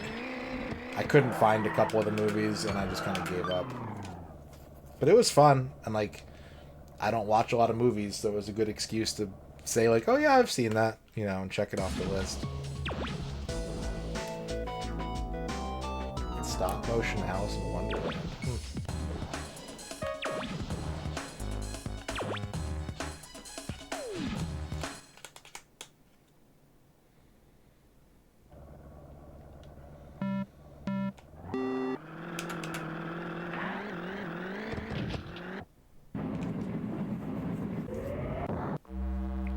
Yeah, that's a big stopping obstacle for me too, vocab. It's like if I'm watching a movie and I'm not like super into it, I'm just like, I could be playing a game, and like not even a good game. I could just be playing a game and I'd be having a better time.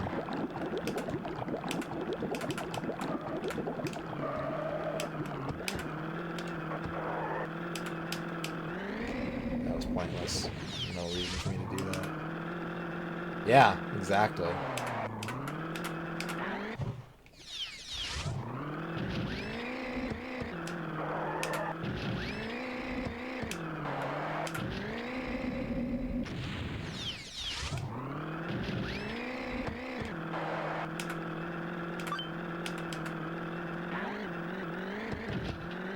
I'm more likely to watch shows because it feels like I'm making progress. Like it's my brain can sort of check off the incremental episodes and be like, oh, you watched like 4 episodes today, like cool. Whereas with a movie, it's like one big thing. Like it's not, you could watch it in chunks, but it's not meant to be watched that way. And it's just like it's a bigger thing. It's harder for my brain to tackle. TV show retro achievements. Give me some of the retro achievements you'd like to see for TV shows, Electra. If they're all just progression, then your idea needs work.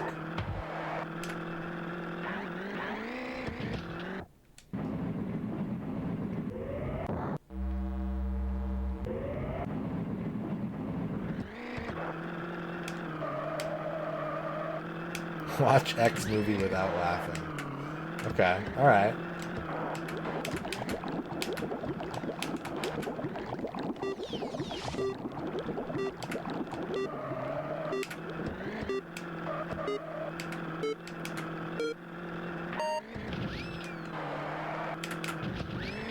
Yay.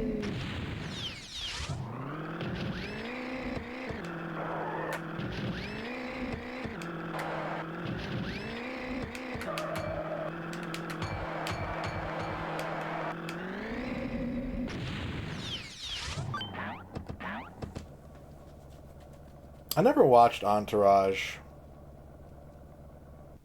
That was when I was working for DirecTV and I had free HBO, but it just didn't click for me. I never wanted to watch it.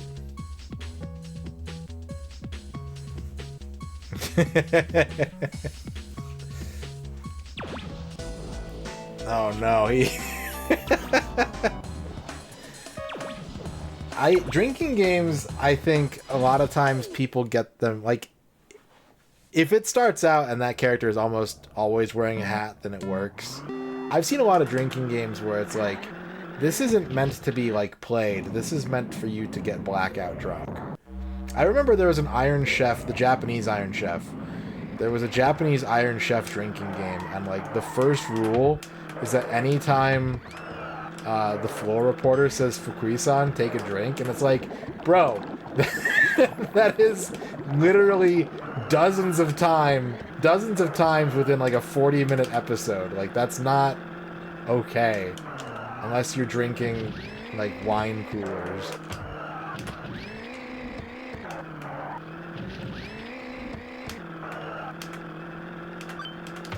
Does anyone remember that there was like a Pokemon drinking board game that came out online?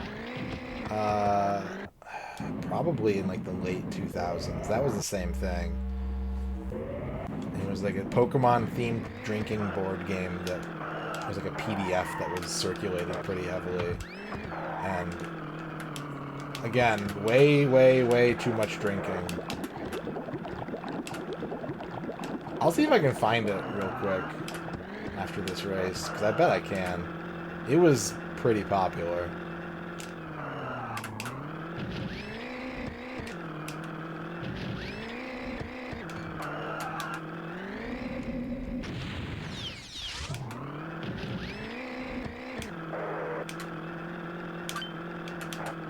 I made my own terrible drinking game once.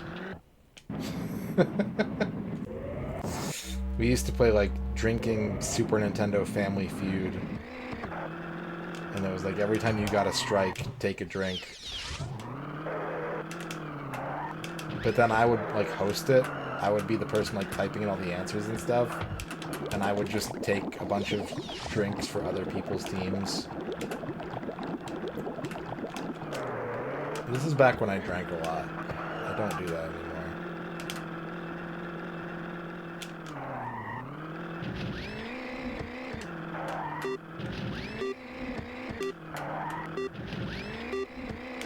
Go, go, go, yeah! There we go. Pokemon drinking board game. Yeah, there it is.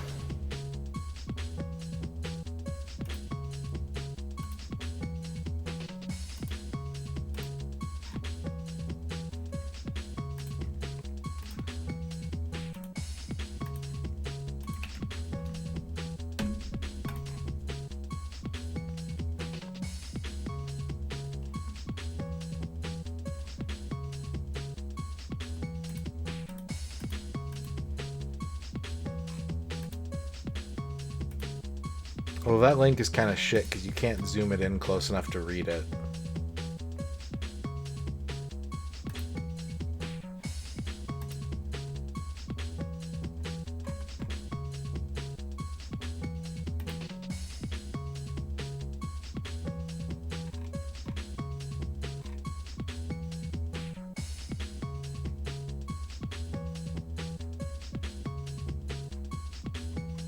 But the problem is, if you zoom in close enough to read this, here's the Reddit. You can read it a lot better if you go to this Reddit page. But, like, the problem is that there's a lot of take a drink states, and there are not a lot of, like, there's a lot of taking a drink and a lot of giving a drink. And there's not a lot of anything else.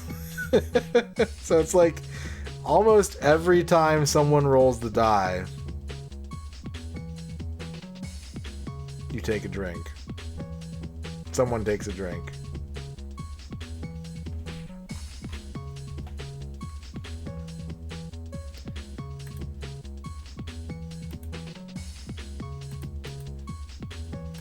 Okay, after the last Micro Machines stream, I was running this stage in my head. I was visualizing the way this level is shaped and trying to get used to it. We'll see if that helps. It probably won't. I don't ever practice games off stream, but I do think about them to try and do better the next time I stream them. Alright, not a good start.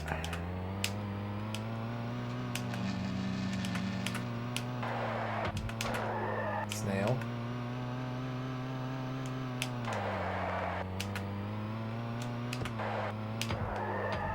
Okay, not great. Not great.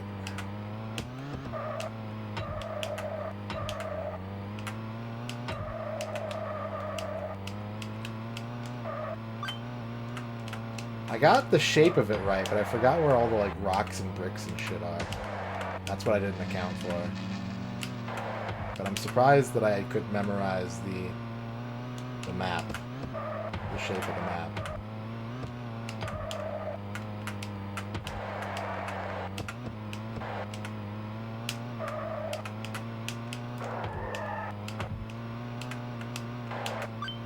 That was pretty good.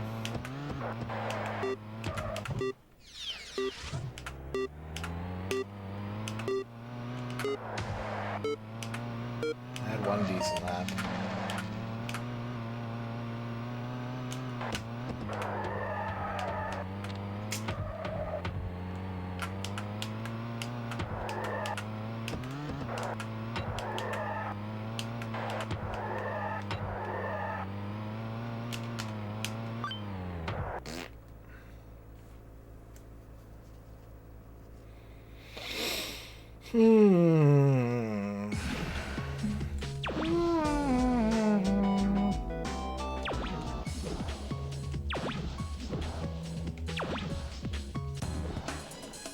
There's still 2 more tracks left.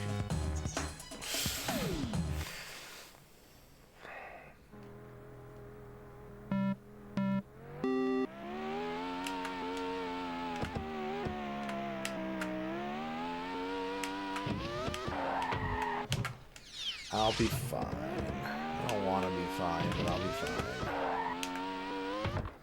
I want to whine and have someone do it for me.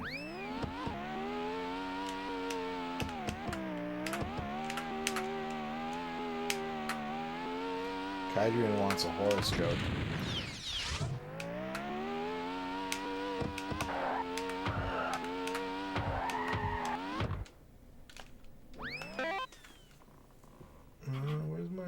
Where'd my butterfly go?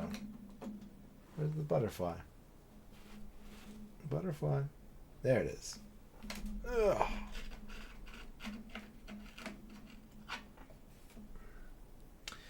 Kydrian wants a horoscope.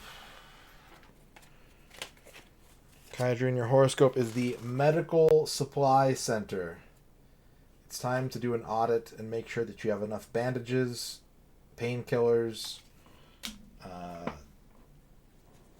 cough syrup, antacids, that sort of thing. Because you don't want to be caught without it. You want to be prepared for any kind of situation. Lozenges.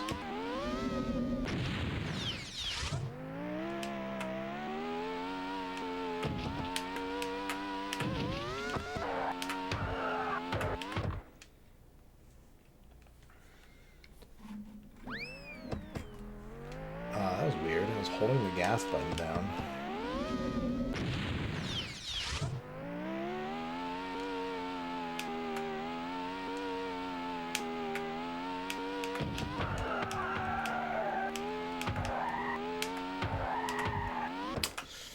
This is probably a... Let's just kill it now. Fuck it.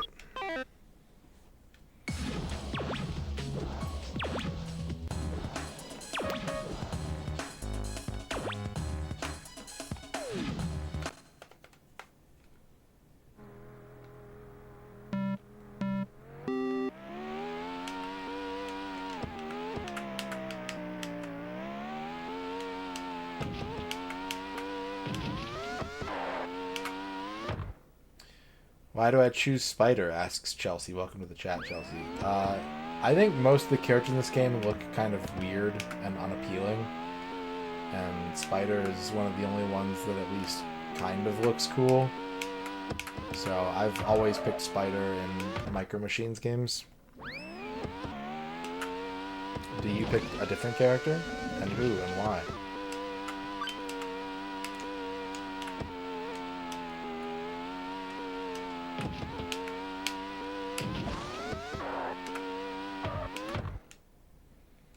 If I had to pick a different character in this game, I'd probably pick Jade. Jade's pretty cool.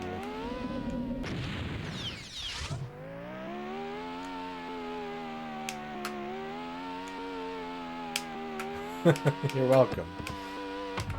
We have found ourselves in agreement.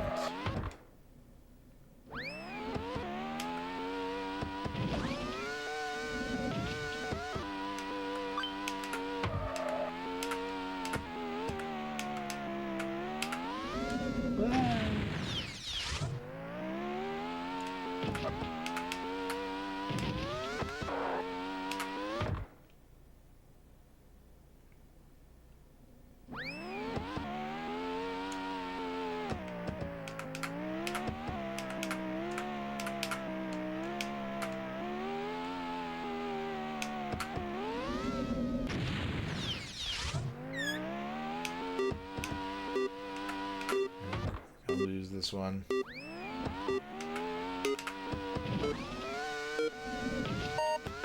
Yeah. Almost at it.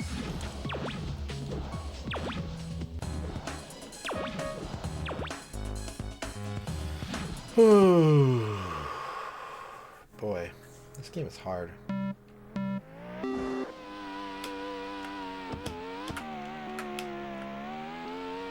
Micro Machines 2 had some mechanics that I wish this game had, and for all I know it might, and I'm not good enough.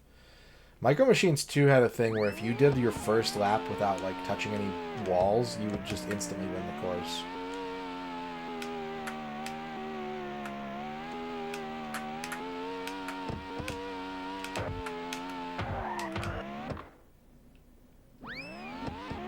I think you got an extra life for doing it too.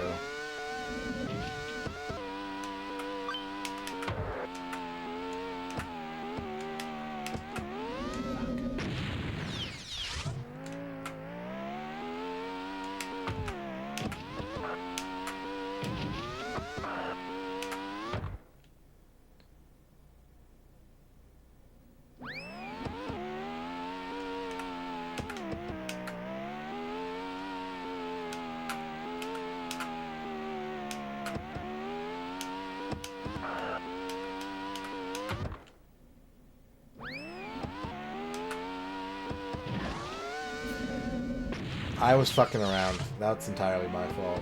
I pushed the jump button on that ramp. And you don't have to do that at all.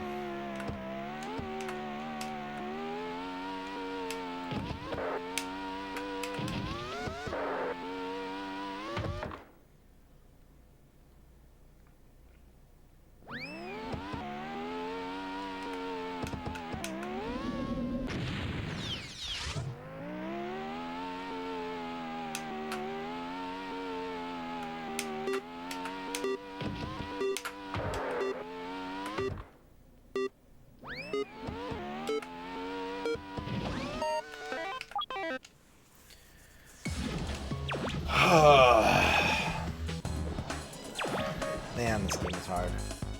It's just like escalating challenge. There is not a lot of like, I beat this level and so now like it's gonna be easy for the next few minutes until I get to the next hard level. It's just like each level is typically harder and harder. in a way that requires much practice and repetition.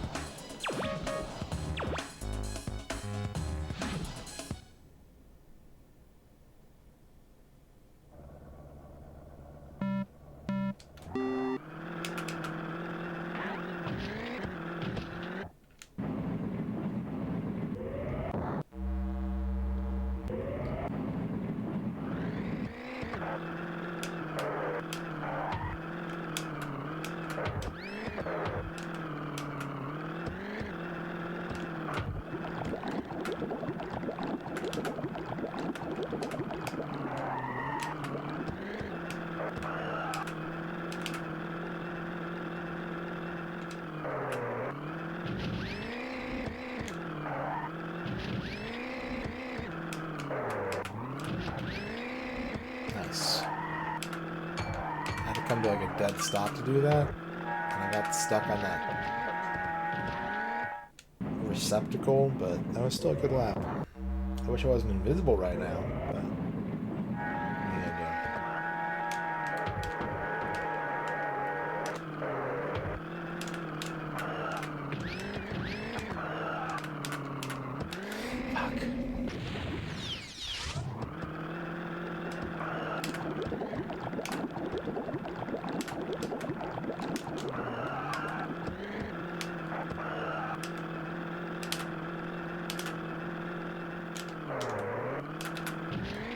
I fucked that up.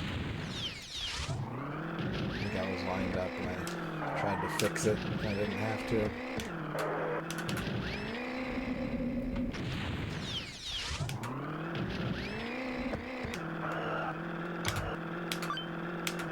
Not a good one. Not good.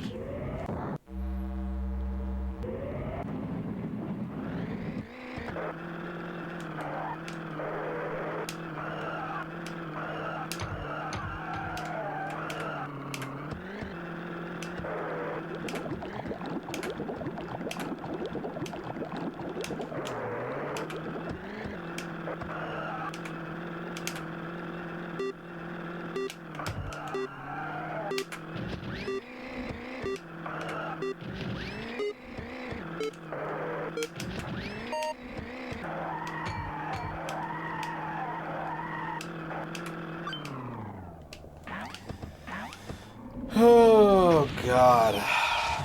I'm gonna be honest with you, chat. Over the last 15 minutes, the idea crossed my mind of, like, after 40 plus hours of this game, do I want to flush it and stop playing it? That's my mental state with this game right now.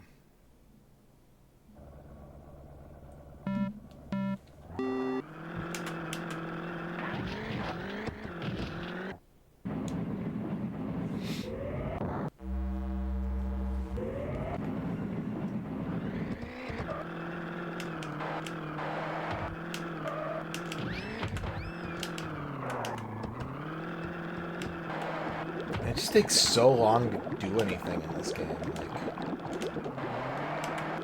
I always say my sort of like watermark, my water line is like, once I go entire streams without making any progress in the game, like, it really takes my heart out of it.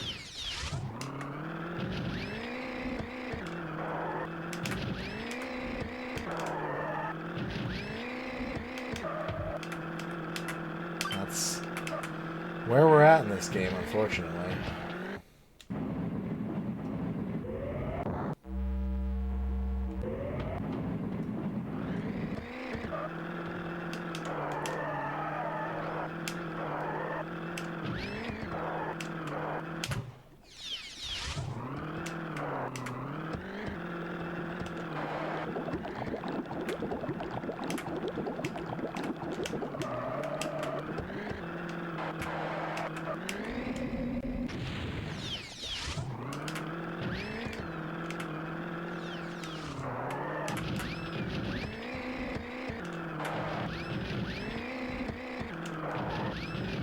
Try and work on challenge mode some more.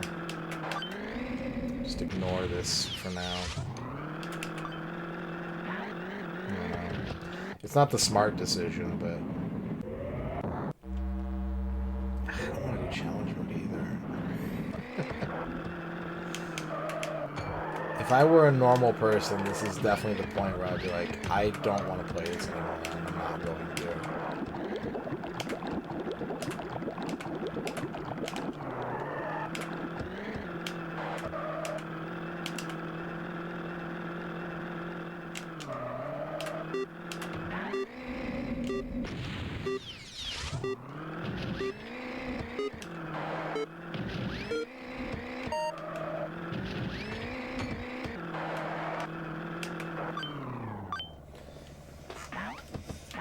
And that's me in general. Like that's how I do things. Is I do the small, most enjoyable things first. Not out of like a lack of impulse control, but because like overall progress is how my brain, the momentum of progress is how my brain pushes through tasks.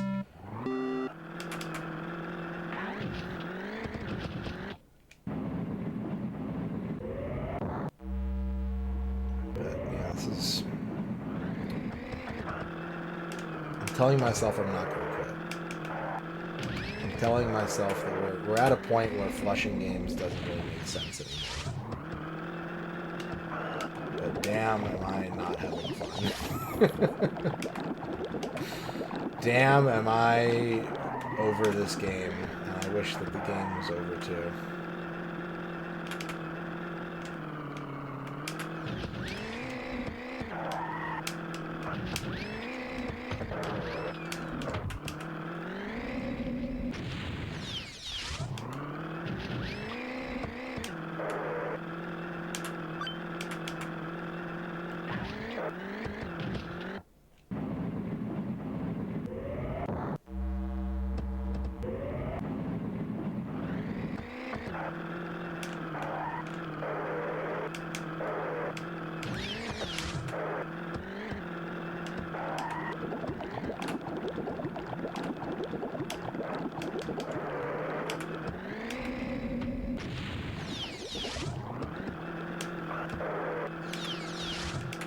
That would be great, because then I could fly over the track and not fall off of these desks over and over again.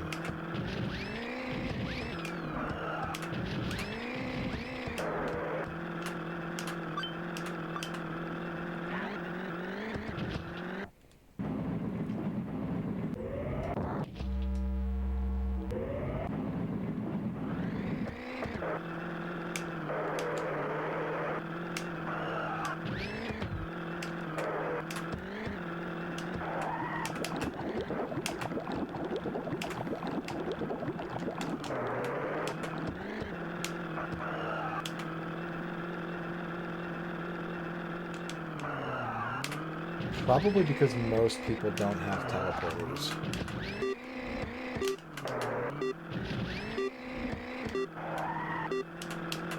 Yeah. Okay. Well, at least least there's that. At least we're beating level 2 with some degree of consistency. It's not easy, but at least it's happening. Can I clear this stage for the first time with only 1 life? I doubt it. You would have loved the first mode that we played through then. There's a lot of bouncing cars in that mode.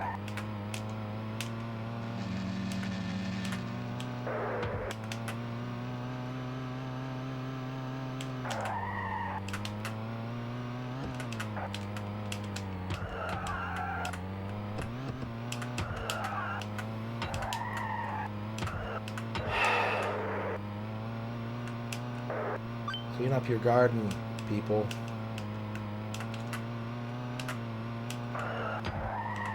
You got too many bricks and snails lying around.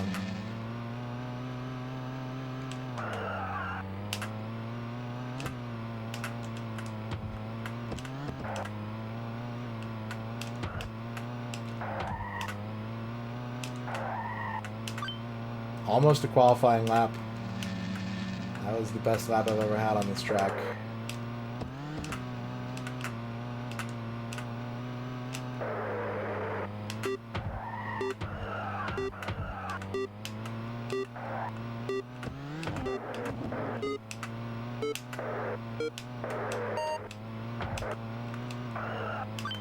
That was even better, but still not qualifying. We're getting there. It's starting to click. Game over.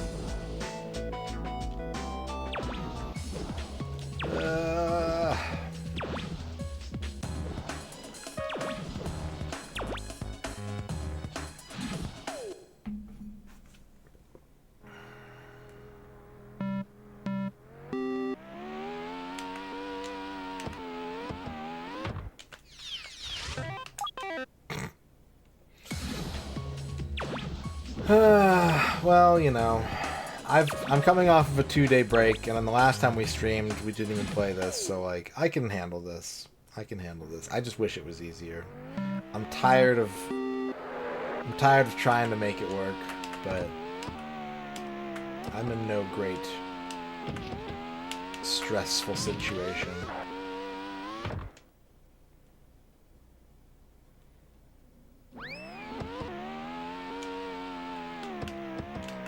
Truthfully, I think most of the people that vote for this game in the poll aren't voting for this game, they're voting for the N64 Complete Works. And so they're voting for this game so it will go away, and then a different game will appear. Which I get. I understand.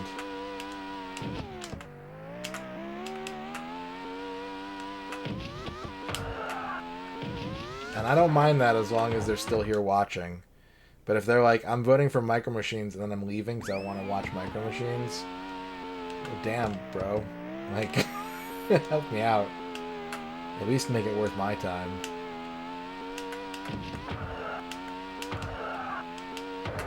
So, you get a pass, YGY. You're here. You're confirming. You are hereby permitted to continue voting in that fashion.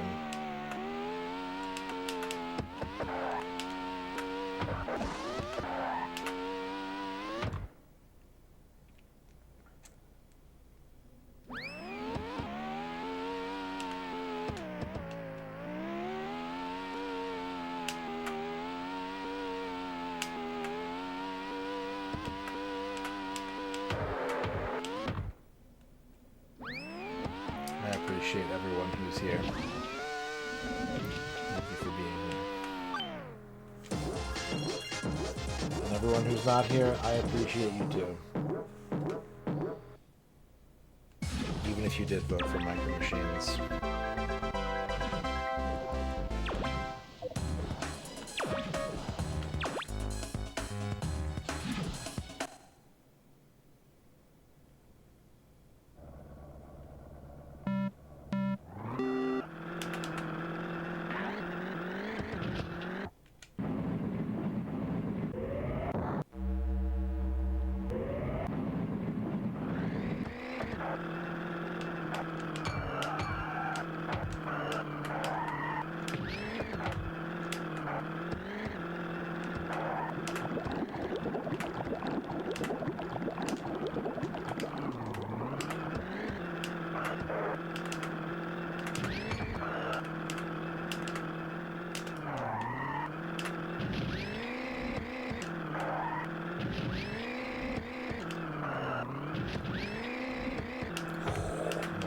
that up.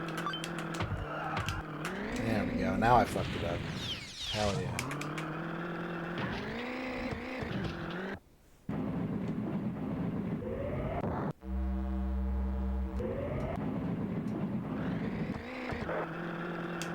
I never changed the title of the stream. I never changed the title of the stream. I forgot to again.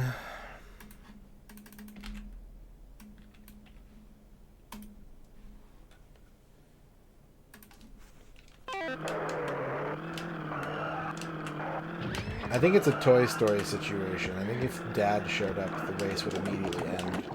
Because all the cars would have to stop moving.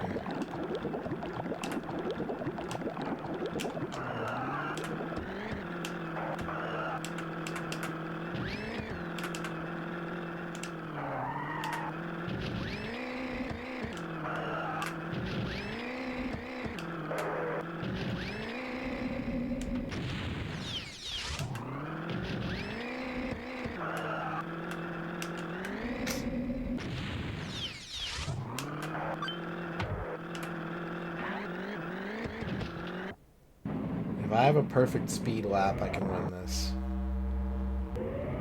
I would like that too, actually. That would make for a better game, I think.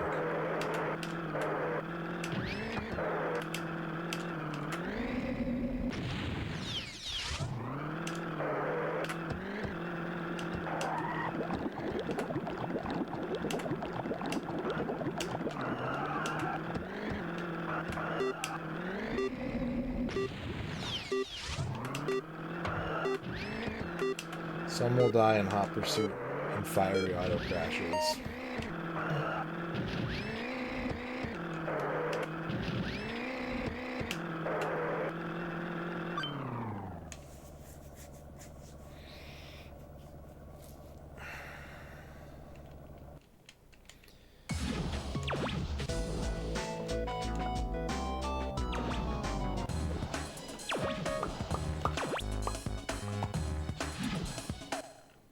Boom!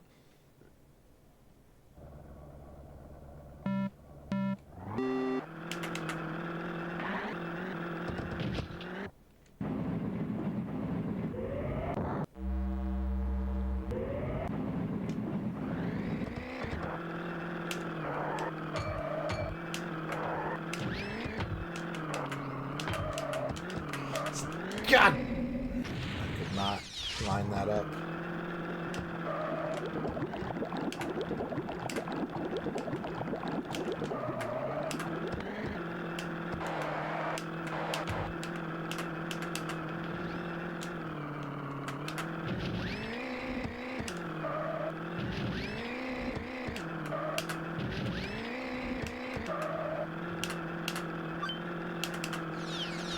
Still a good lap, though. Managed to save it. So that's good.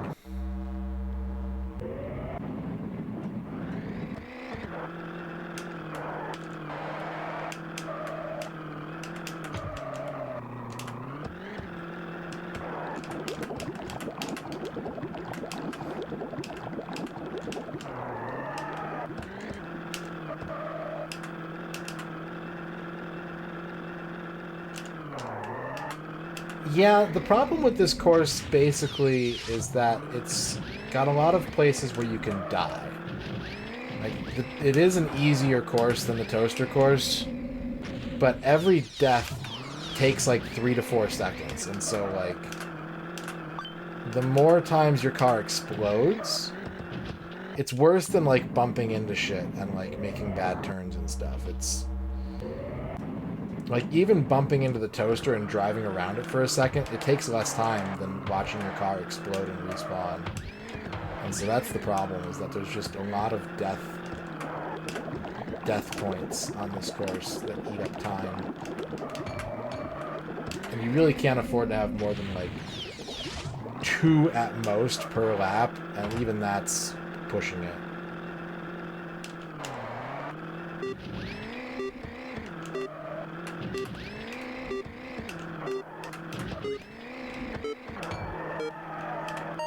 Almost.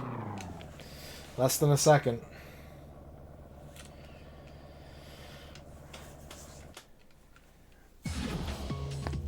A lot of it has to do with the time they set, too. Like, some of these courses are easy, but they set stupid times. Some of the courses are hard and have stupid times set. Pool table is really... I mean, these are both long. Like, the course after this, the target time is, what, 1:15? And both the first 2 tracks in this circuit are over 2 minutes for 3 laps. They're both very long courses. Which also adds to the difficulty because it means that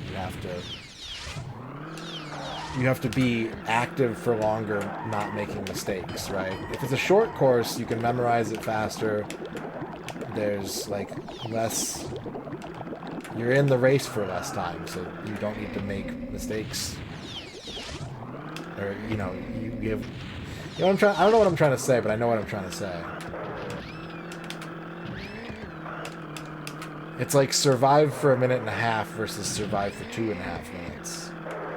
Even if the obstacle level of difficulty is kind of the same, like, you have to be in there for longer. What's up, Orky Bork? What about Game Boy Micro Machines? What's up, Unix? Yep. It's a port of the PS1 game.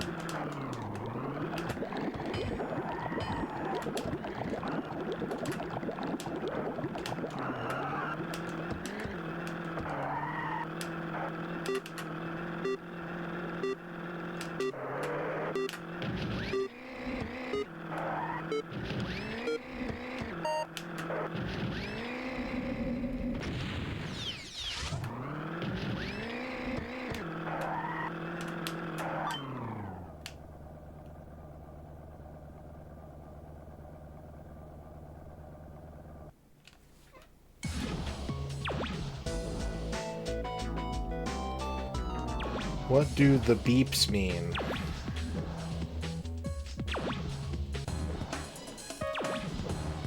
What do the beeps mean?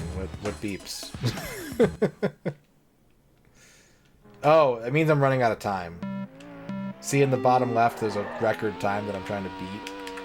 And the beeps start at 10 seconds as it approaches that time. And when the final beep goes, it means you lose a life. You can't advance. You still have to finish the race, but you can't advance. And the beep goes on, and the beep goes on.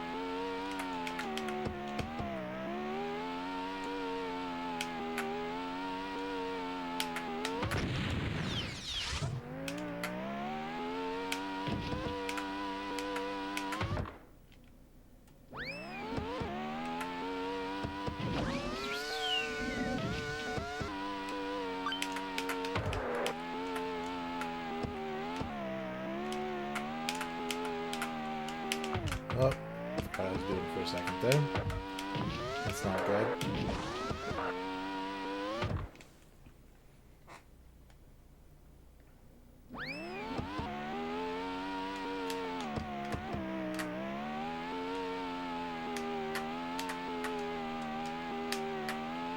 Anyone got any plans for this week?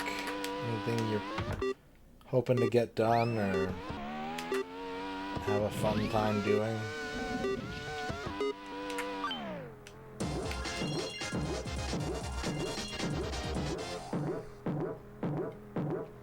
I have a dentist appointment tomorrow. And by tomorrow, I mean in like 15 hours, and I might still be awake for it. Working 60 hours. You got a cupcake tomorrow? You finally got a hold of Kyle?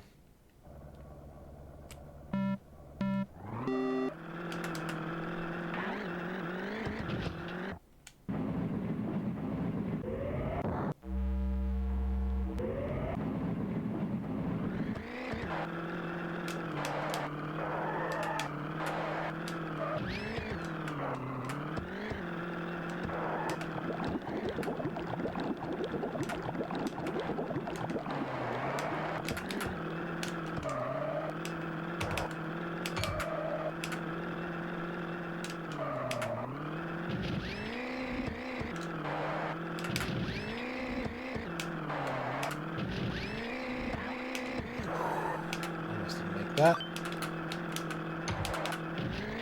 Very good. Very good first lap.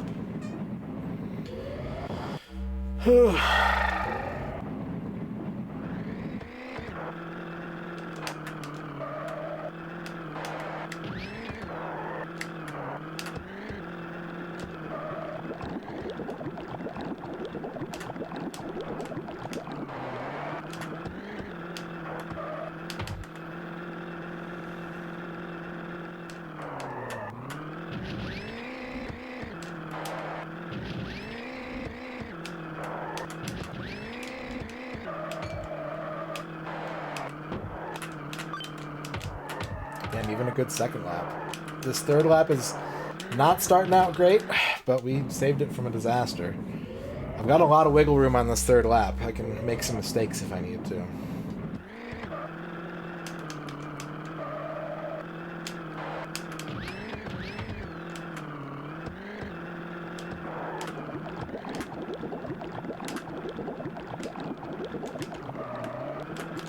Fuck, that was dumb.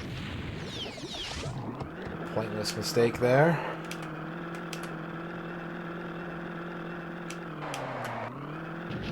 One jump. Two jump. Three jump. Oh my god, I crushed it. Damn. Alright, that's satisfying.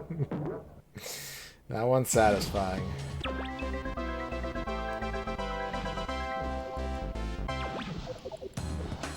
I got 3 lives for this one, and we're getting close to target lap time, so maybe we'll see track 4.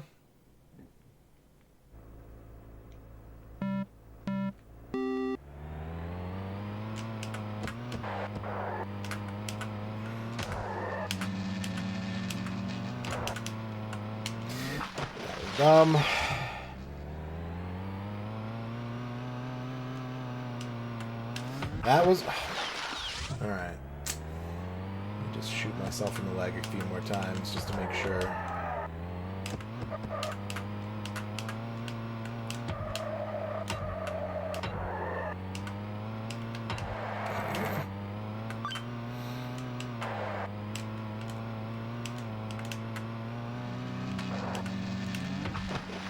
What the fuck?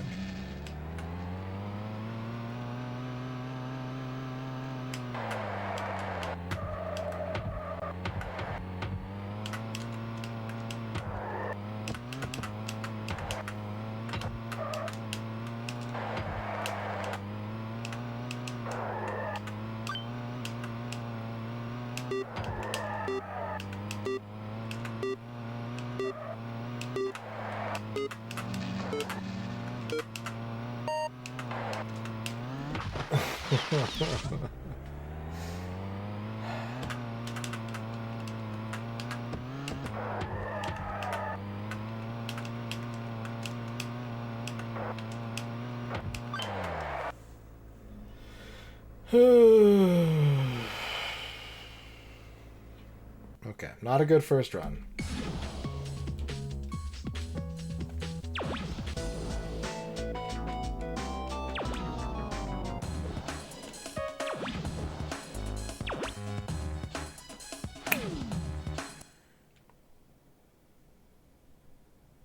Beep beep.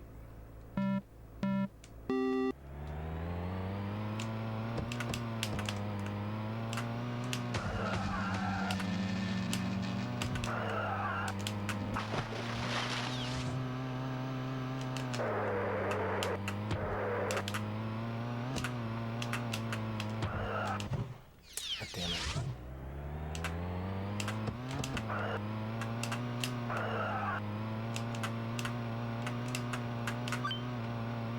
If I didn't explode, that would have been a pretty good lap, I think.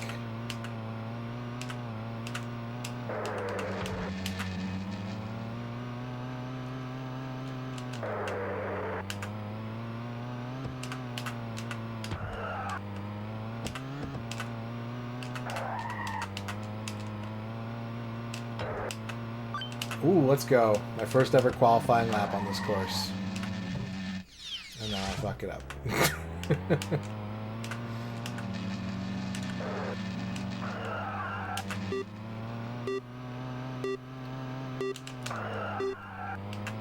Also kind of worries me because it makes me feel like there's not a lot of wiggle room here. Like, I don't know.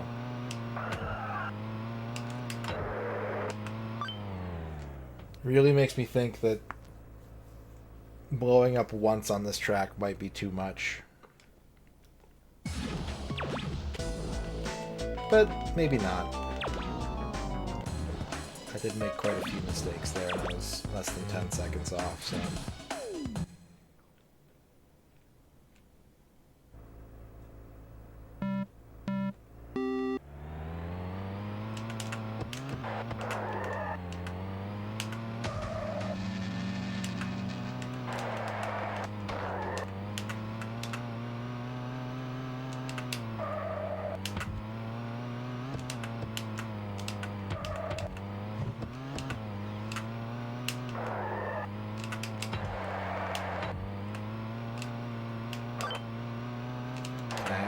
Not a good lap, but within acceptable range.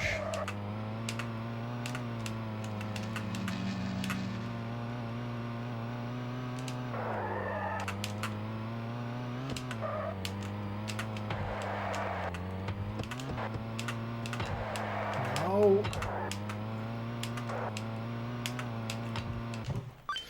God damn it.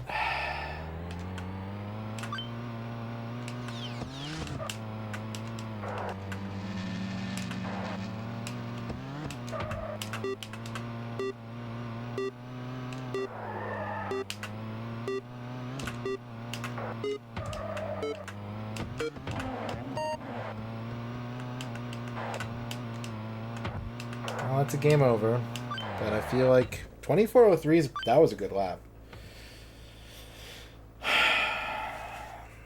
We're getting there. I wish we were getting there faster, but we're getting there.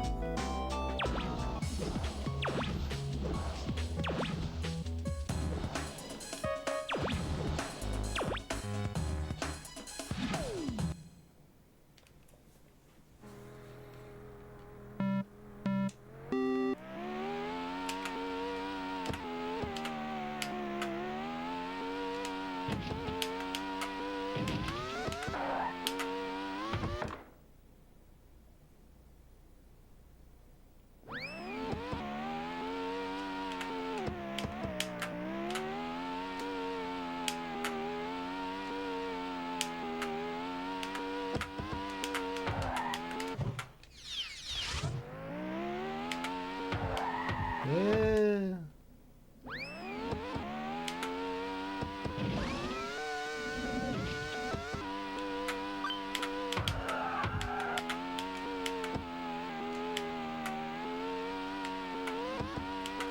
Surprised they let me do that.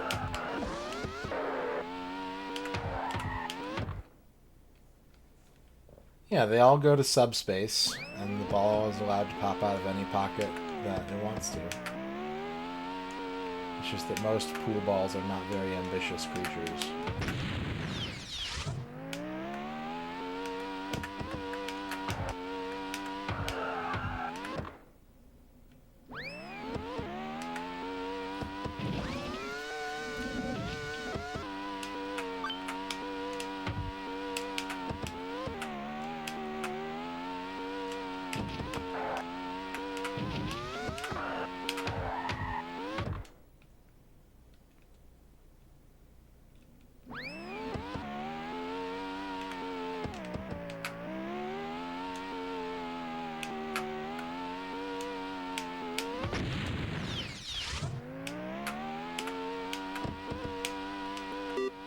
I don't know if I have enough time. It's gonna be close.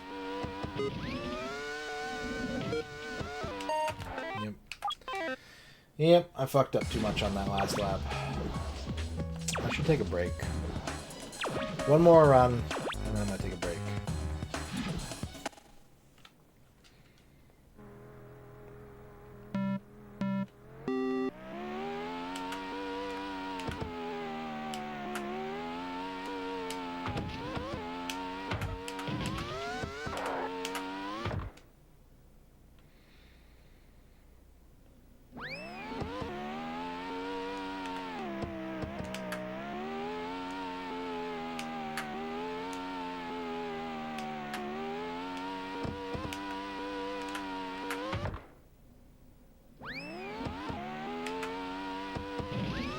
I've seen some videos about Mario Party Advance. I've never played it though.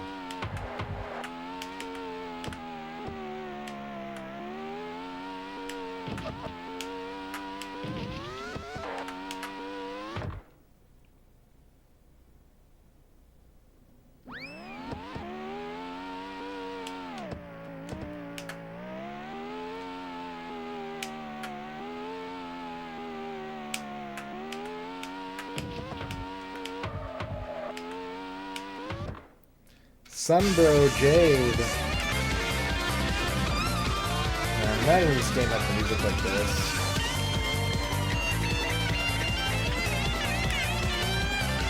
Get yourself a bev for your break, Sunbro 12 heart. I will. Thank you, Sunbro Jade, for the 9-month sub. Thank you for unlocking the streamer beverage. Love a good streamer beverage.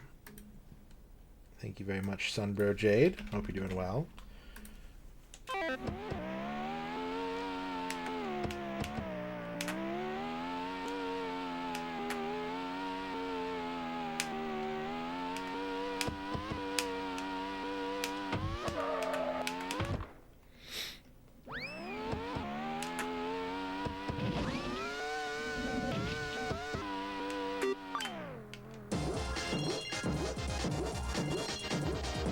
No, I'd rather play a game with a role-playing variety than one that has a rocket-propelled grenade in it. I reject your notion, Yesopai.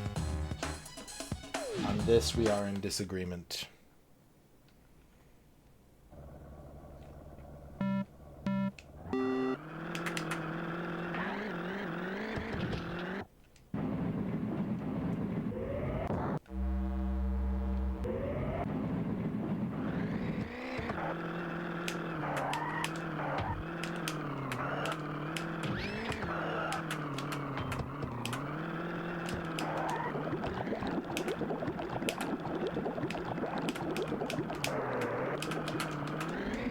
Oops.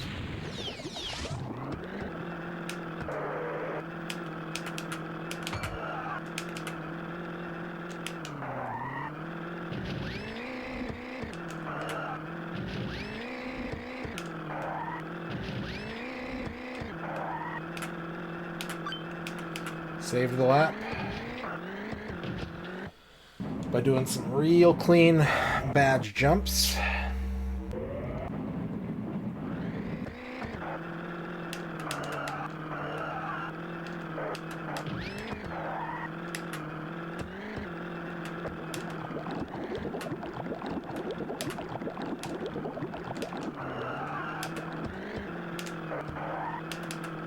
Oh shit. I keep falling off on like completely pointless areas. It's aggravating. Putting pressure on myself that doesn't need to be there.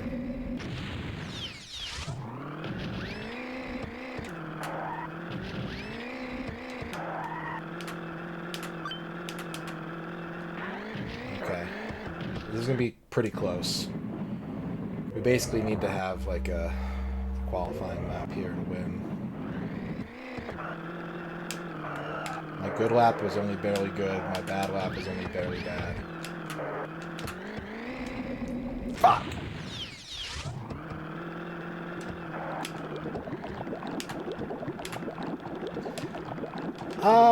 I've played some baseball games that I really liked back in the day. I played a lot of Bases Loaded and the first Ken Griffey game. Those are the two that I probably spent the most time playing.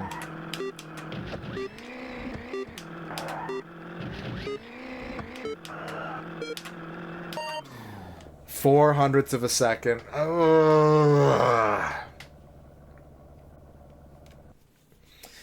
I never got into any 3D baseball games. I've like never been interested. I mean, I've been interested in checking them out, but I've never felt compelled to.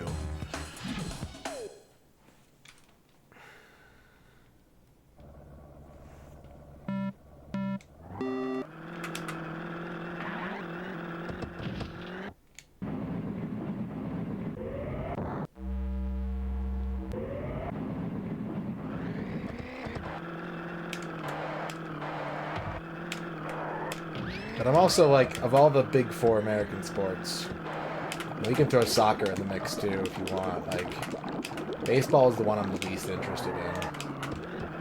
So that probably has something to do with it.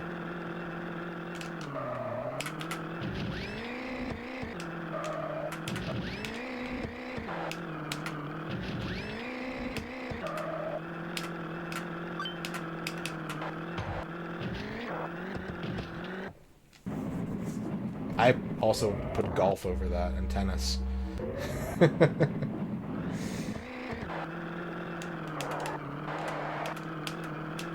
think baseball is neat, but it does not occupy much time in my life. Except John Matrix. For some Cracker Jacks, I would watch 10 minutes of baseball.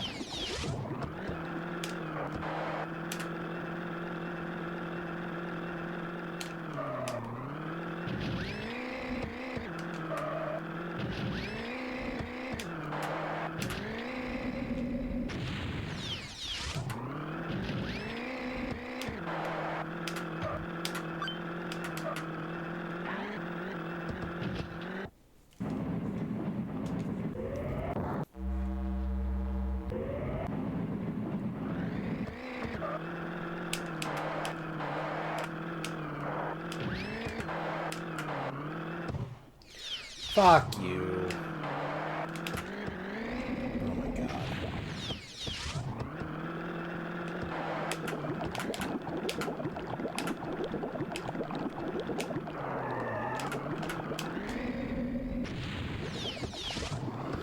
Just, miserably trying to get through this game. That's what's up with me.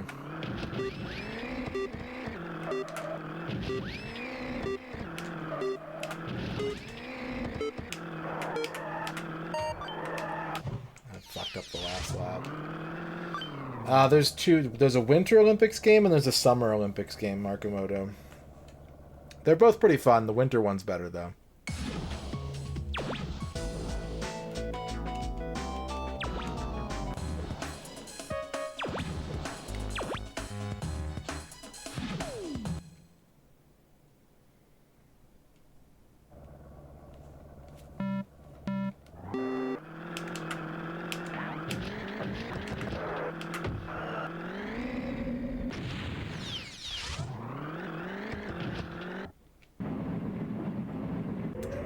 Game over already.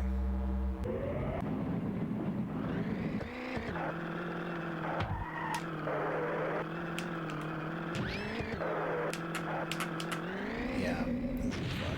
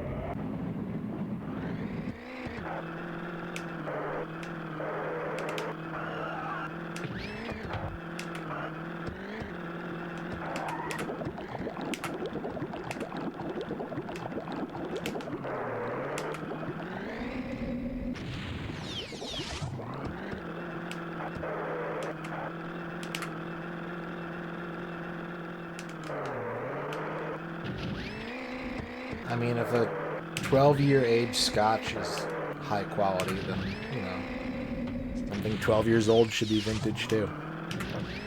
Vintage 2012 Fast and Furious 7 movie poster.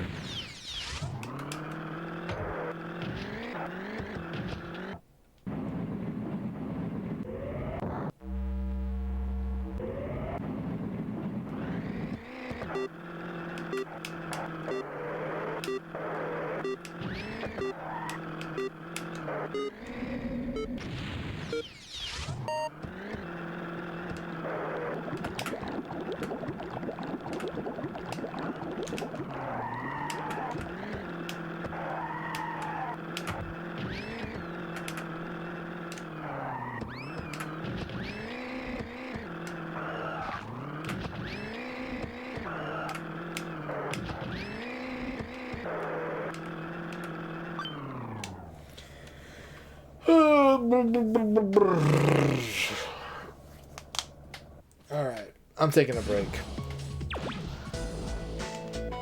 I'm going on break, chat. I'll be back in a few minutes. Stick around, watch the break screen, and more Micro Machines when I return.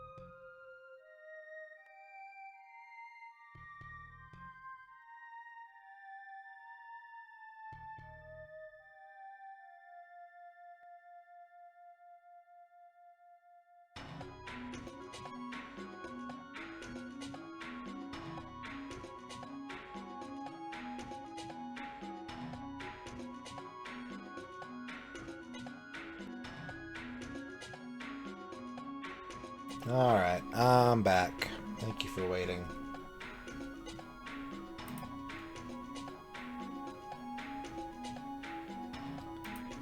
We have our streamer beverage. It is a Monster Energy Zero Ultra,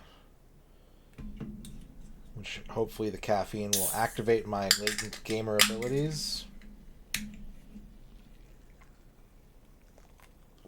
Well, what you need to keep in mind is that I have only been awake for about 3.5 hours today.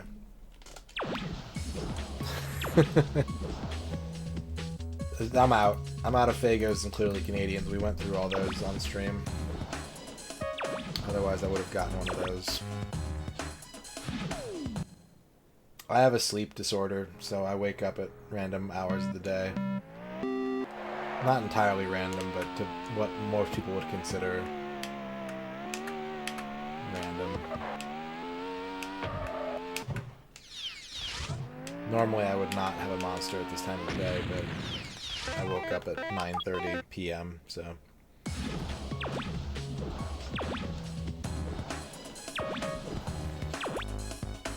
And I should clarify, like, not from a nap either. Like, I woke up. That's when my day started.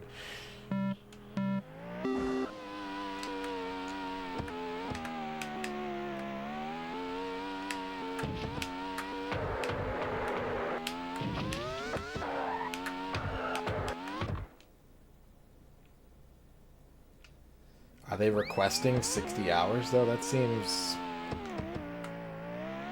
like a lot. Vort, congratulations on your first.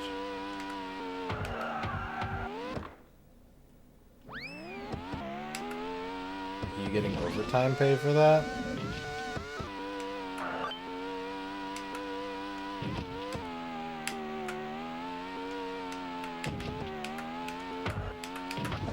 Are you located in the United States? I'm pretty sure that's illegal. You're oh, you're salaried. Yeah. Even still, I think there's some states where that's illegal. But I'm sure that your employer hopefully knows what they're doing. Like, not hopefully, but...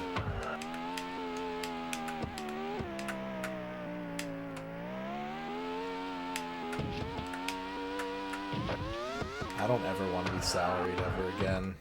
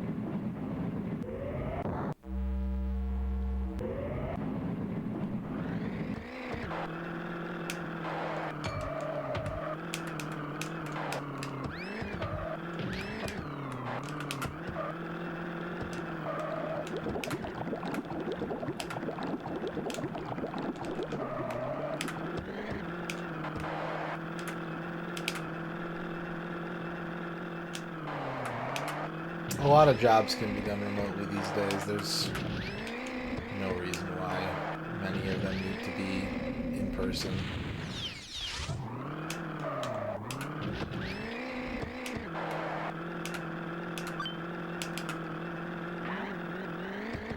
But some companies still insist because they've got ideas.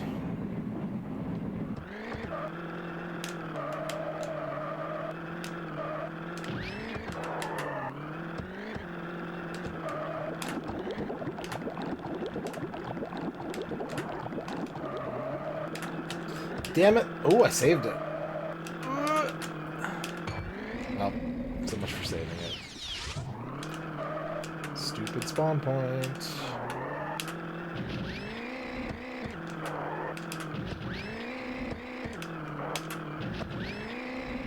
Damn it.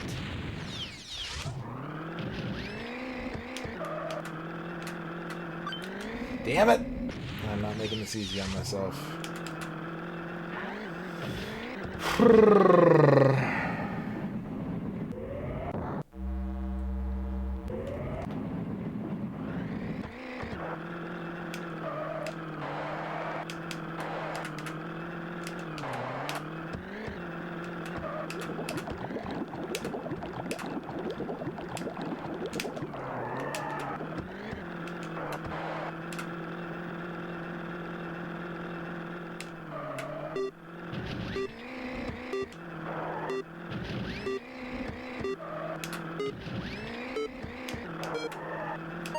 One fewer mistake, I would have had it.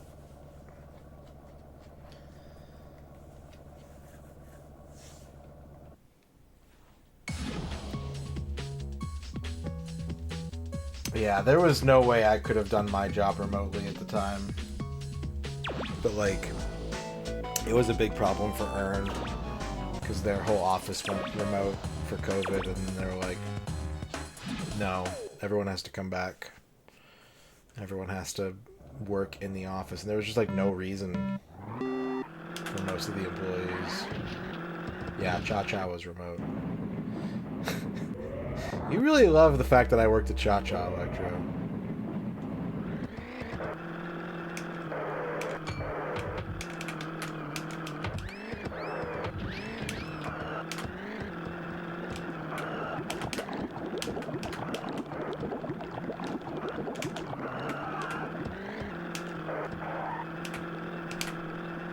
If it had paid better, it would have been a pretty cool job. But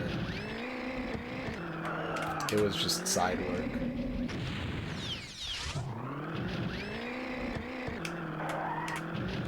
Honestly, I think it would be cool if it was still around. Like, kind of silly, but it'd be cool. Dr. Tasty 69, thank you for the raid.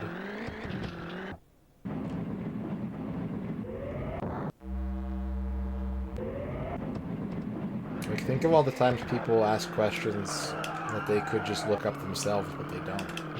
Think about how shitty search engines are getting. Cha-Cha needs to make a comeback. The blonde dog.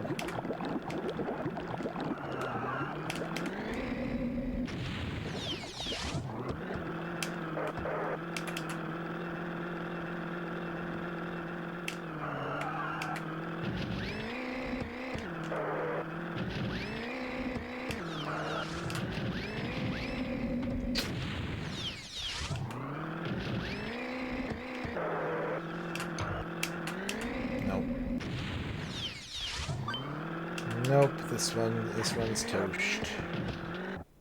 I never liked Ask Jeeves. That shit never worked for me.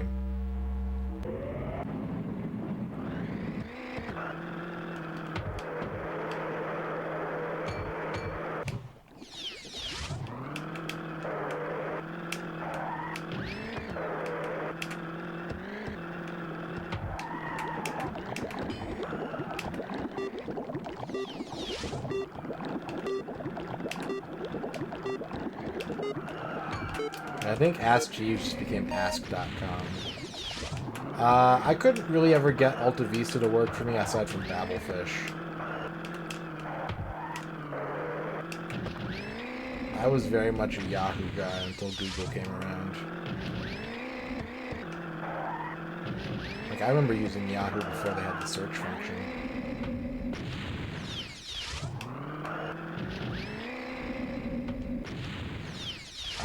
I don't think Yahoo Kids was really a thing when I was cutting my teeth on the internet. Let's give Dr. Tasty a shout out.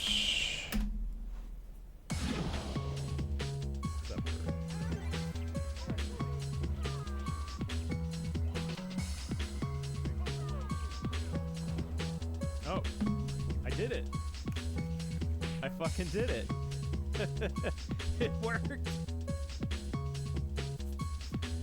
We got him.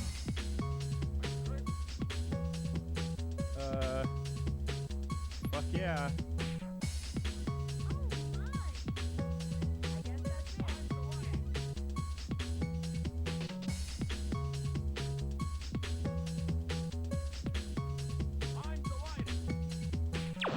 Hope you had a good stream, Dr. Tasty. Let me know what you were up to tonight. Thank you again for the raid.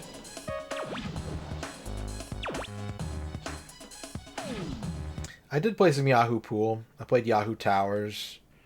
I played a lot of Yahoo games in high school. But like, I started using Yahoo 3 or 4 years before high school.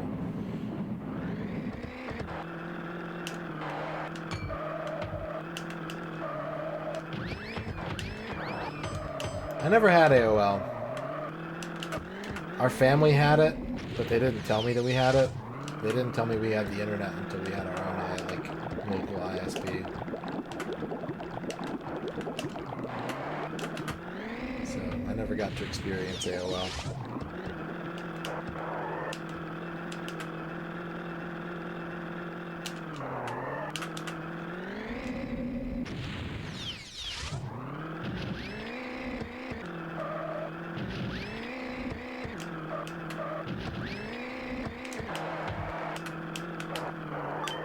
Back. Sorry you had issues. Yeah, I mean, that wasn't just an AOL thing. That was an internet thing. Well into the 2000s, I might add. Like,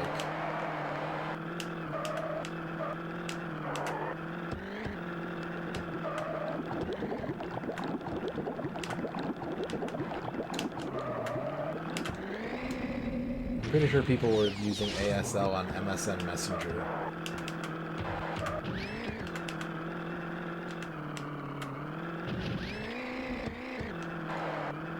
And they might even still use it on sites like Omegle and stuff like that, for all I know.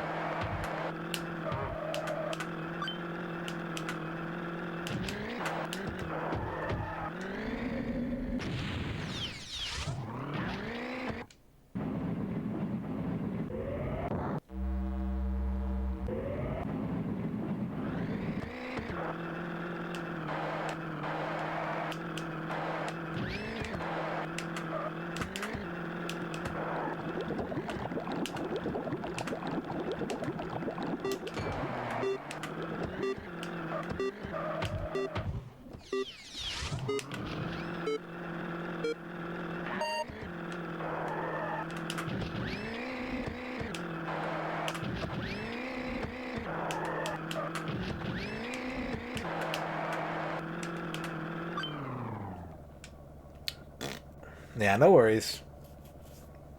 I understand. I hope you had a good stream, though.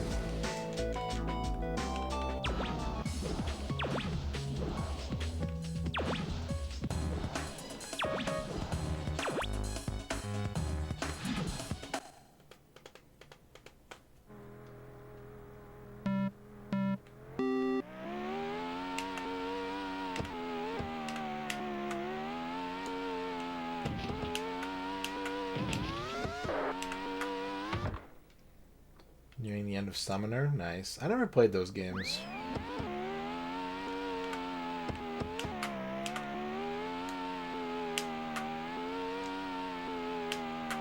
I think so. Yeah. I remember Yahooligans. I don't remember Yahoo Kids.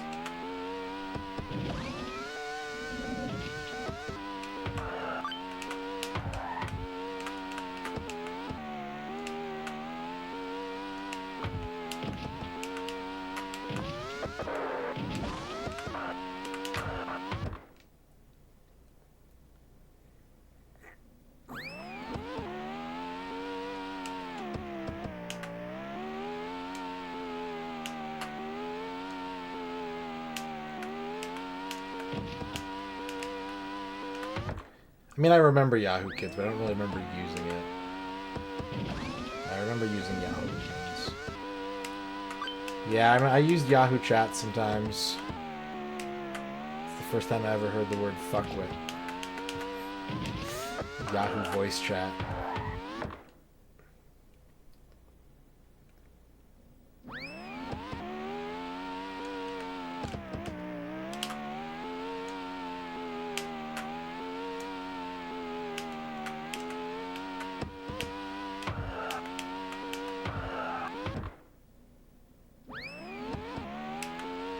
You know, I didn't really play a lot of, like, big release games multiplayer back in... I played StarCraft online.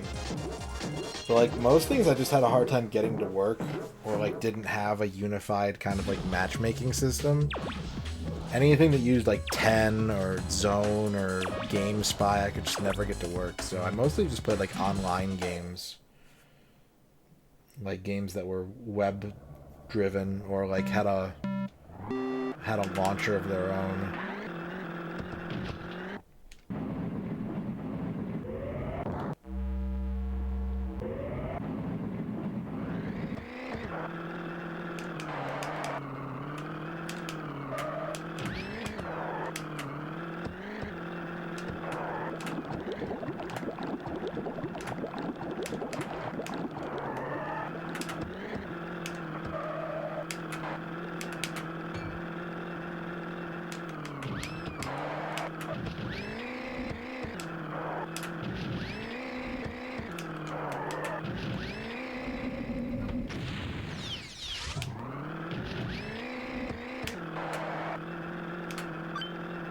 Still a good lap.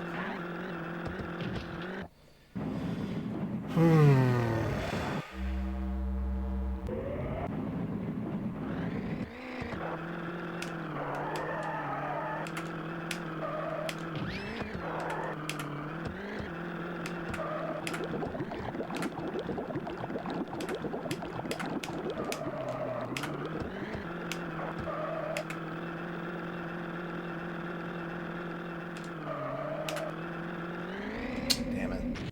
Dumb one.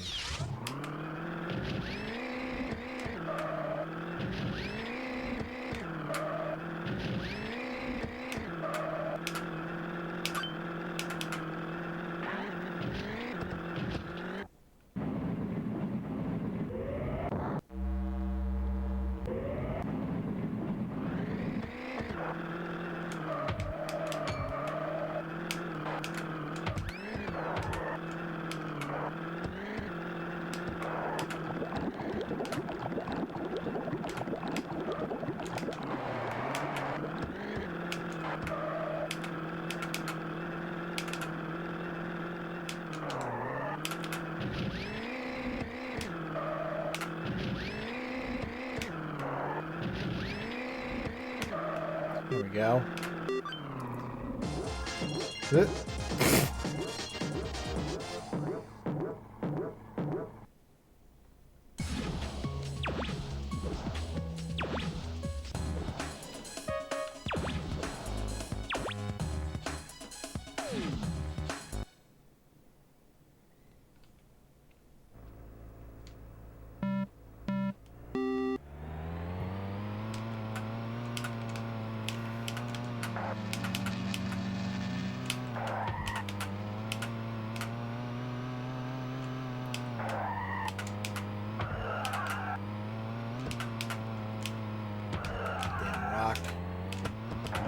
dog.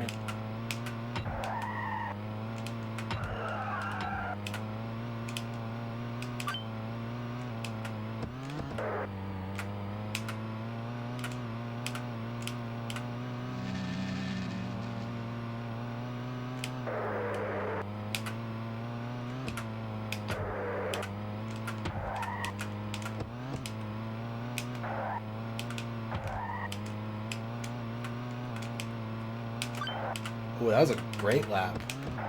My best lap yet.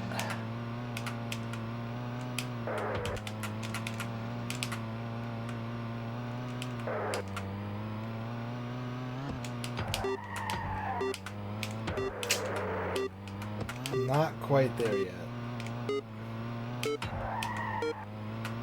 Damn, if I hadn't fucked up that third lap, that would have been it. What's up, Schottenjäger? Twitch runs on IRC. Twitch chat runs on IRC backbone too. That's why there's a lot of weird like ghost commands that they don't advertise that work. But any kind of like chat client you get for extra features and stuff, it's basically just an IRC client.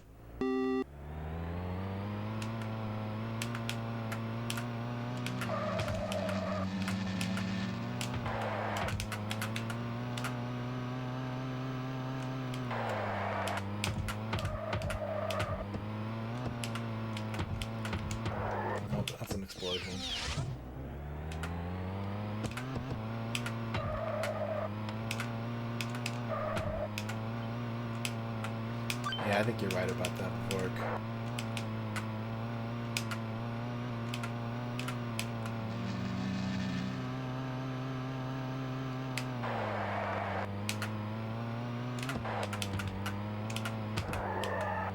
That rock is the thing that's fucking me up the most right now.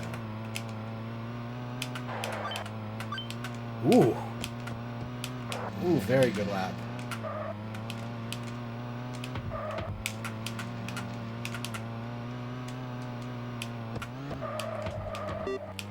No, damn it.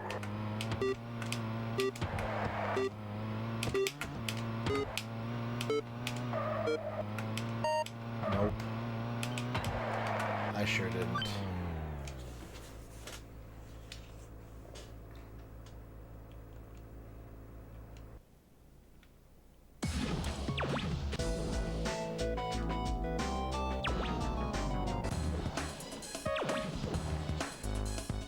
So close to this course. It would be a nice little boost to my ego if I could get through this.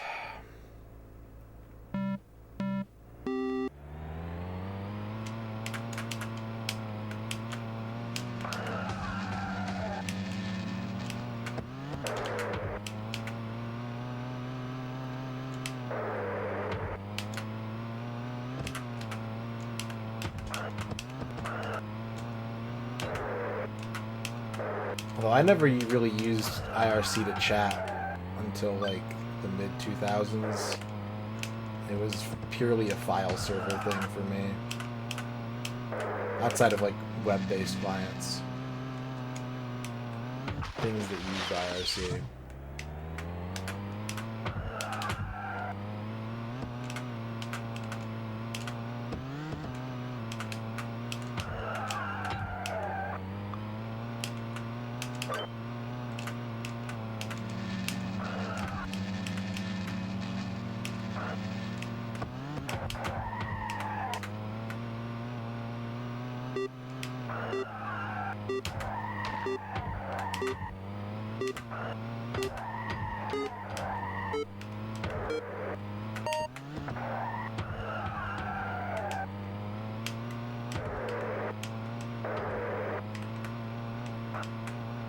Damn.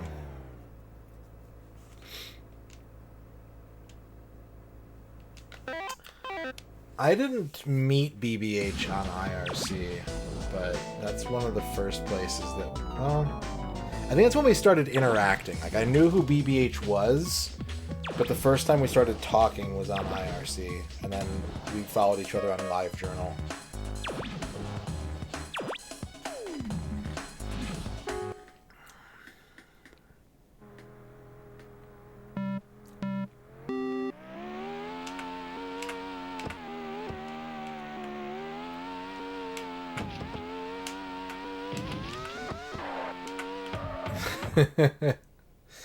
Oops.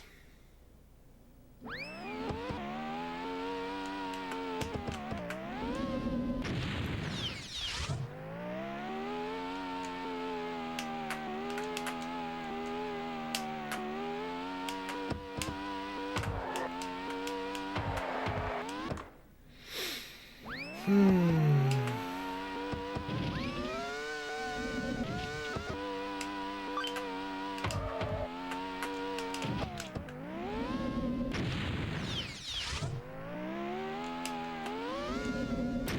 should just reset.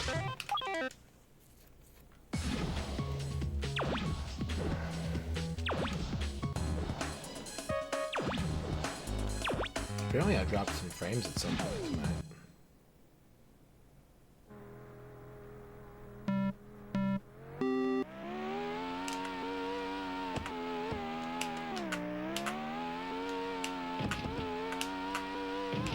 I think Discord is a very useful and helpful and convenient app, but everything being like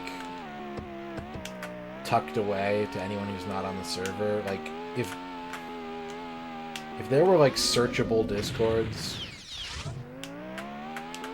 without having to join the Discord server, that would be cool.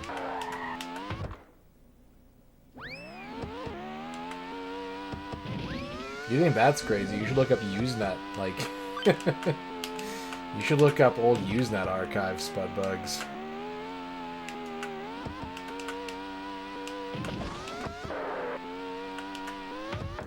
I saw Devil Ray complaining about not knowing how to get through Carnival Night Zone on Sonic 3 the day it came out.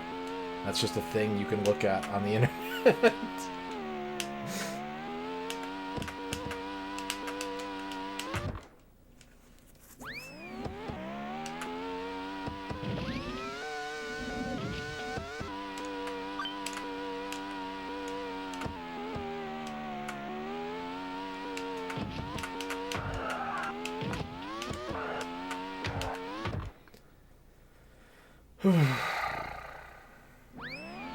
I never used it back then, though. I was not on Usenet. I was in chat rooms, mostly. So, thankfully, there's not much... There are some crumbs from my childhood internet days on the internet. I know where to find them. I don't want to tell chat where to find them. But, like... most of the, like, daily conversation shit I was doing is not logged anywhere.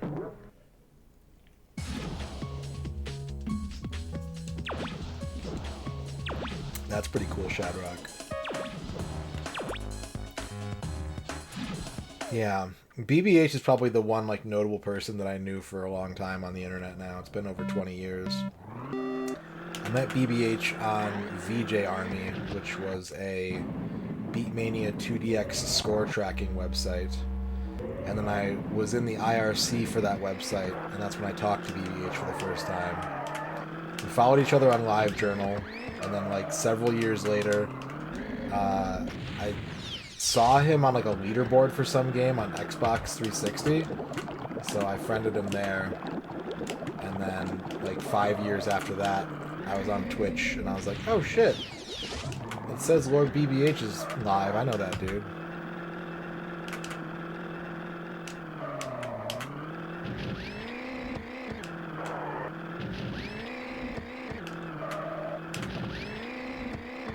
I wasn't really on Xenius. Xenius was not a website that I liked very much. Funnily enough, I was on there less than 24 hours ago, looking for something. But no, I didn't like Xenius. Xenius was kind of the successor to Bimani Style, and I really didn't like Bimani Style. I was more of a DDR freak guy.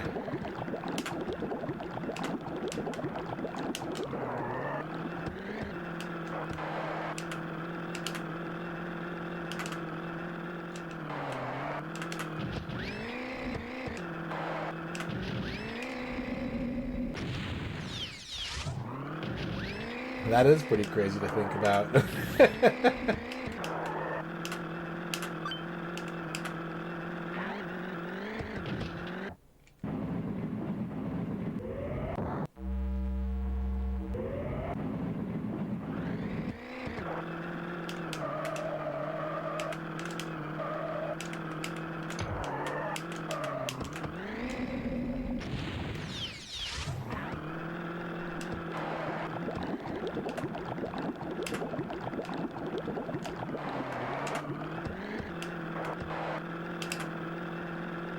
I've actually been thinking a bit the past couple of months about learning how to do ROM hacks. There's a couple things that I would really like to do that I don't see anyone else doing. I'm a little tempted to try my hand at it, but it's one of those things that I think I won't pick up as easily as I hope I will. So I don't know if anything will ever see the light of day, but I have done a little bit of cursory research in the past week or two to try and make sense of it all.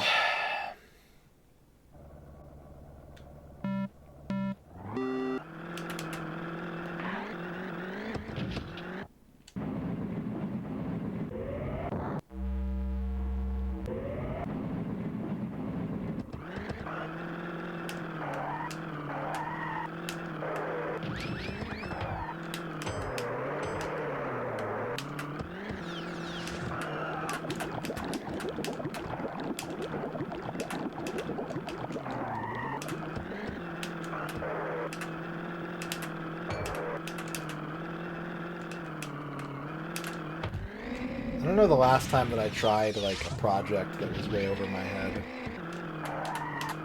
Like, I guess learning Japanese kind of counts, and that's been going better the past couple of weeks than it has in a while. But I used to like routinely just try and tackle some crazy thing that would require hundreds or thousands of hours of research to do well, and then I would like get 1% through it and then be like, I give up. Like the time that I was trying to learn assembly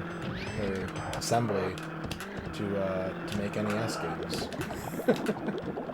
I don't know how to program in any language really, but I was like, 6502 is a good place to start, right?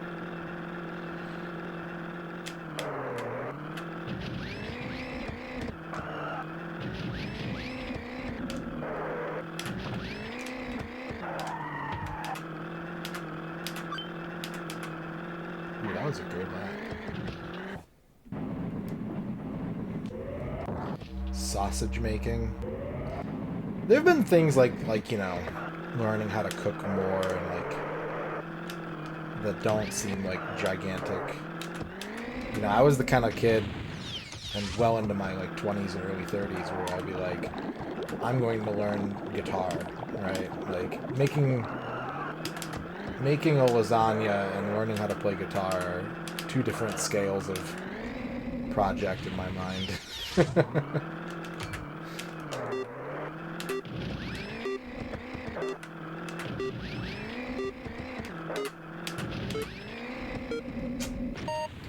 Fucked up the last lap again. Damn.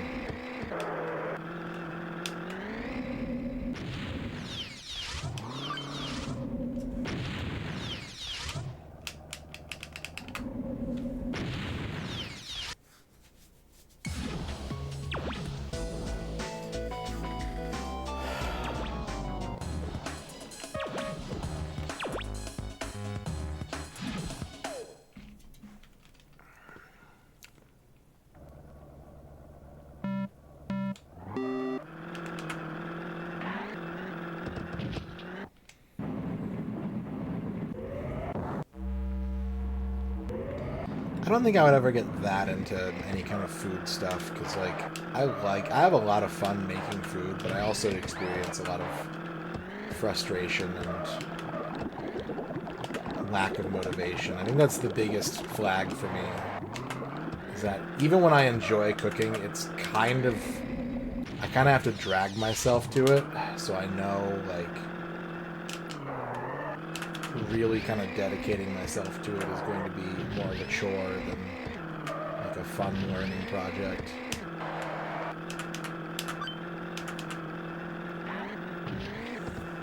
I like the results, but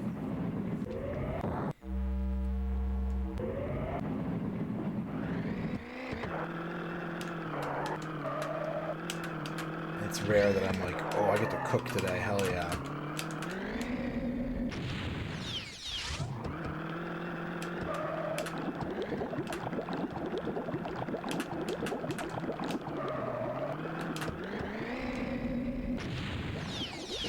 Yeah, the satisfaction is good, but at the same time, like, I'll be honest, I think that when it comes to me,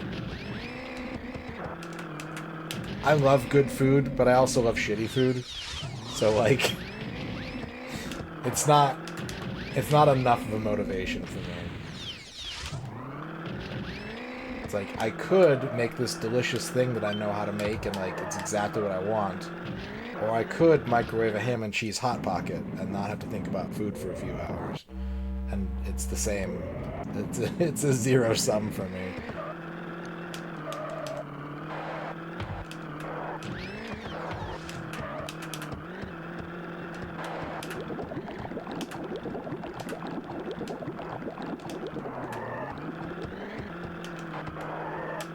The effort is the deciding factor. There's a lot of things that I would love to eat, and I feel like I could learn to make them, but I don't want to.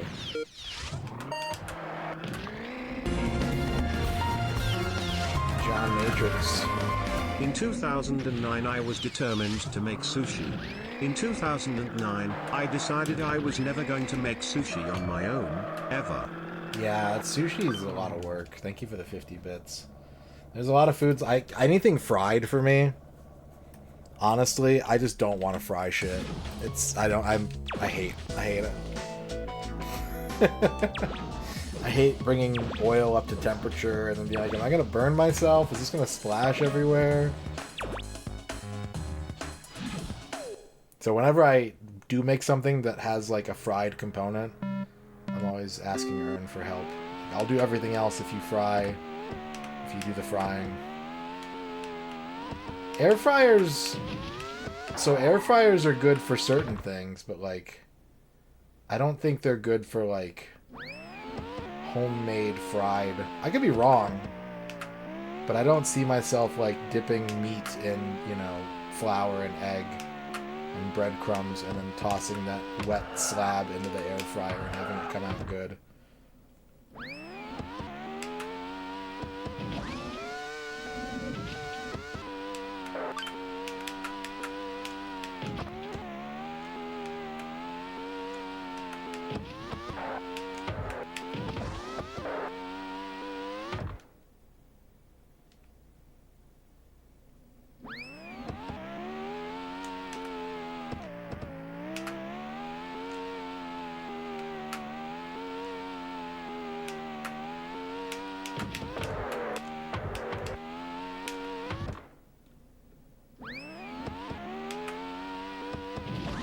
Well, maybe I'll have to try that then. Maybe I'll have to try and just make an absolute fucking mess of our air fryer.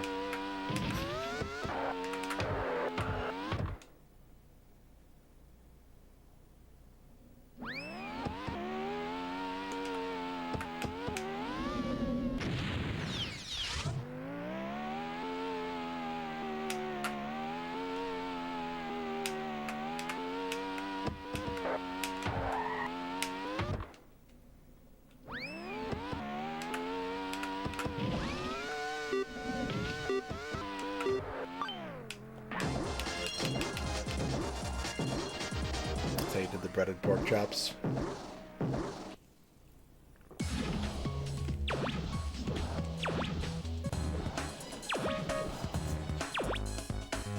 I made tater tots last night with like a bunch of nacho toppings and stuff, and I was tempted to put them in the air fryer. The reason I didn't, just to give you an idea of how my brain works in the kitchen, the only reason I was like, because that'll turn out nice and crispy and like that'll be good with all the components, and like they were too soft the way they came out, admittedly, when I baked them. But the reason that I didn't air fry the tater tots is because you had to do them in 2 batches. And I was like, I'd rather just put them all on a baking sheet. Do one easy step twice versus do one easy step once. I'm gonna pick the easy step once.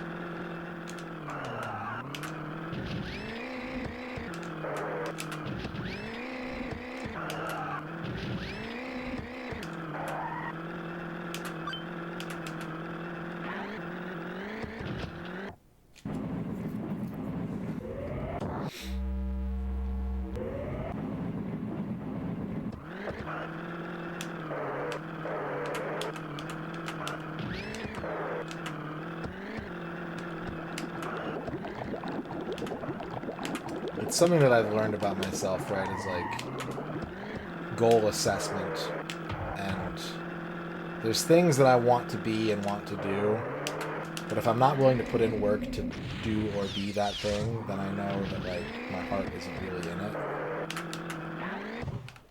Whereas if it's something where it's like, you know what, I'm willing to really push myself and like do it when it's not fun and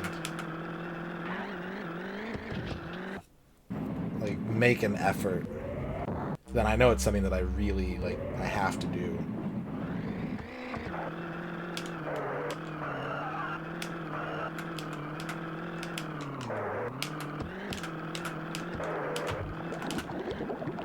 And I don't mean have to do as in like it's a responsibility, but more as in like a that's how bad I want it. So there's a lot of shit that I have a responsibility to do it. It's, it's a lot harder to get me going on something like that.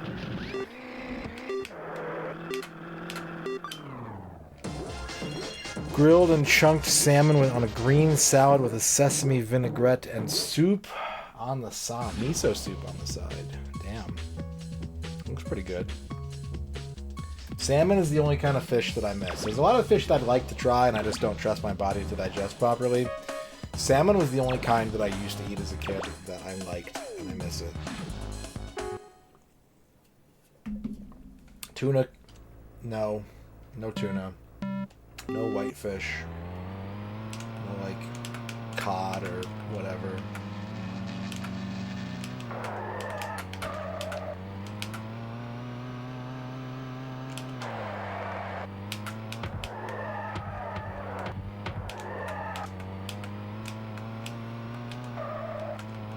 Explode? I didn't explode.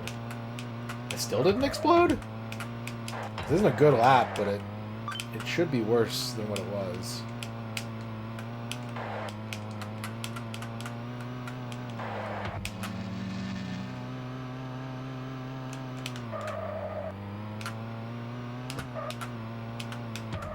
Rock.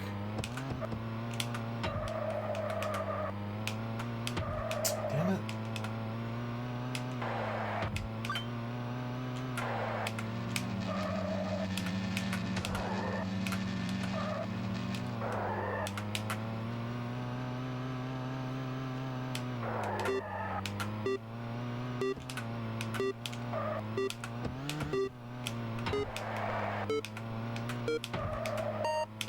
Close.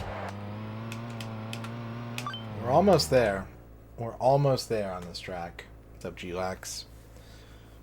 I have not eaten today. I just realized once this conversation started, I have not eaten anything since I woke up. Stream Smith, hello.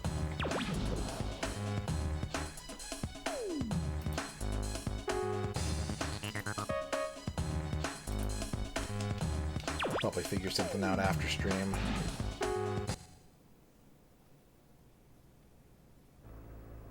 Sardine, pasta, and asparagus.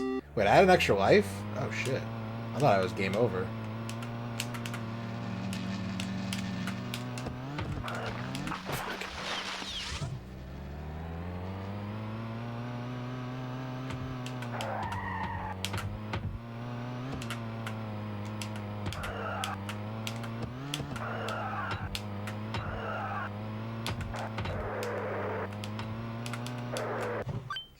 Fuck you, man. Bullshit.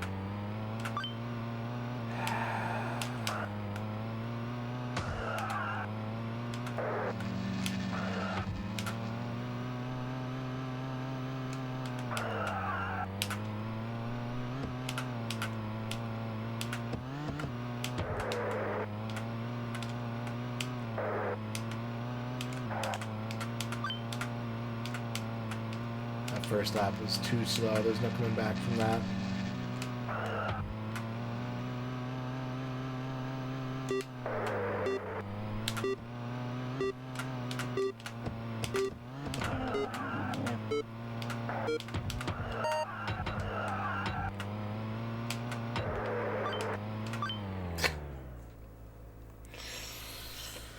Yeah, and you can't change the zoom without putting in a code.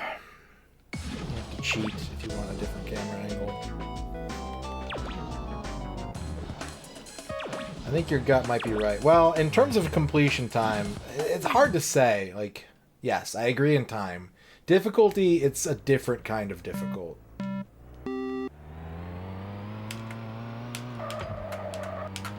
And in my opinion, a much dumber kind of difficult. I miss Mickey Speedway on some level because of the challenge that it presented. I will not miss this game when it is gone.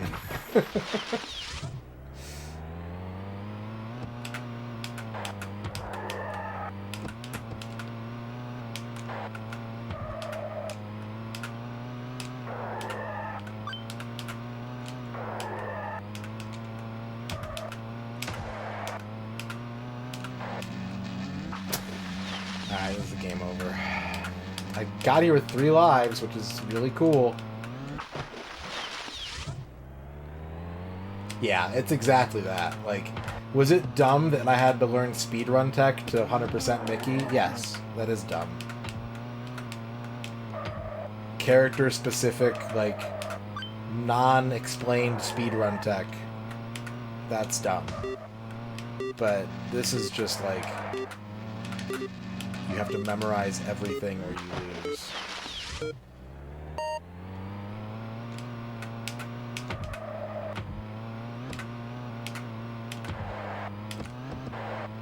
Like, I don't ever... even when I'm doing good in this game, I don't really feel like I'm doing anything impressive. It's just like... it's rote memorization, that's all it is.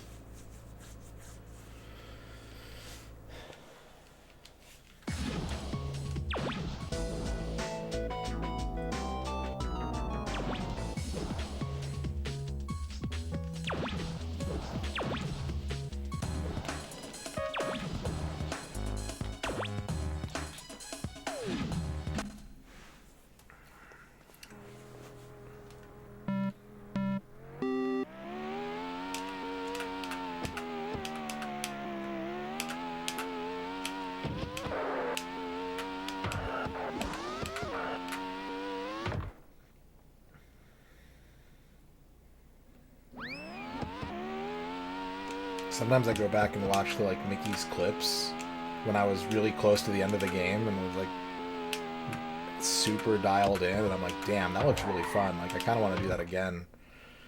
I don't see that happening with this game.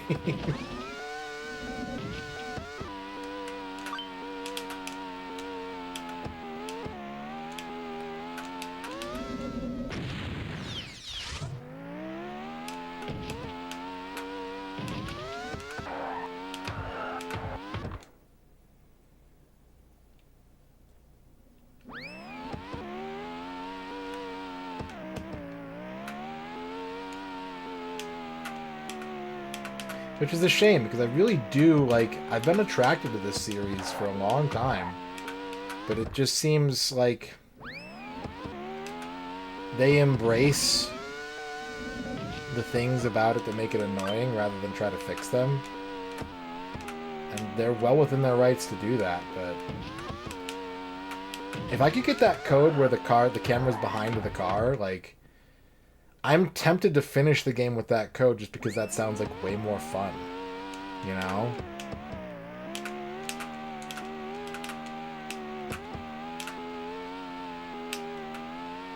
But I can't even get the code to work for some reason.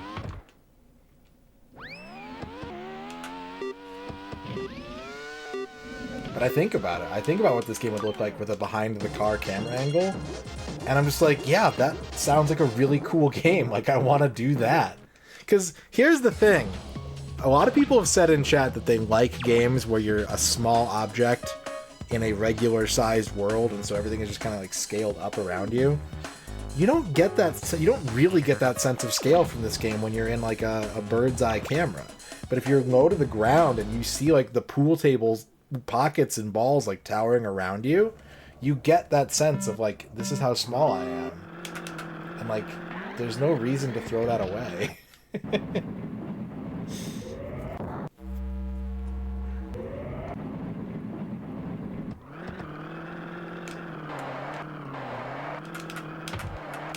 If your engine is capable of doing it, Why not just do it?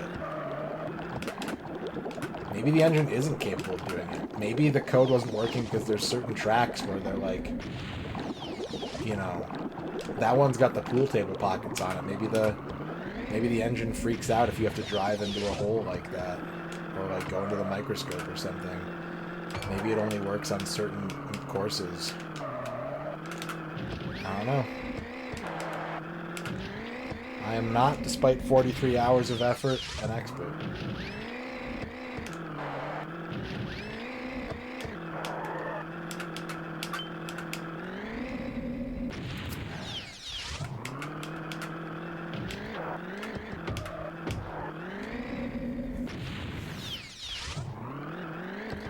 Something else I would wish this game would have is an auto respawn button. I think other racing games had it by this point. But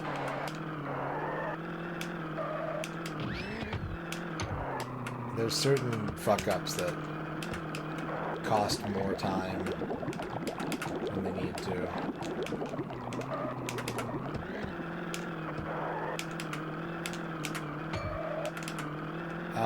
Oh, Armored Core. I was like, Ace Combat 6? Like, what's the scale in that game? There's too many games that AC is the acronym for. We need to retire that one.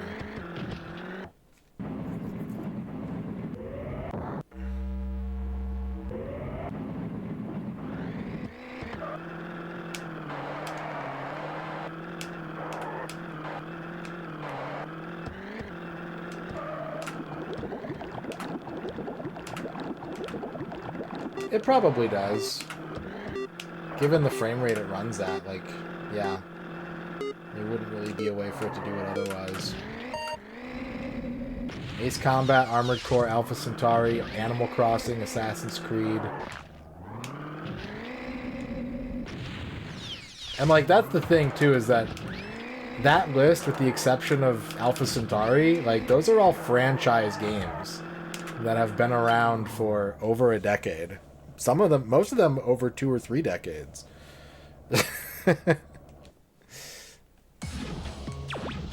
Assassin's Creed 1 is about to turn 20, you guys, in a couple of years. It made a sound, but it wouldn't change the camera angle. Like, it acknowledged the code, but it wouldn't change the camera. So there's some other kind of limitation in play.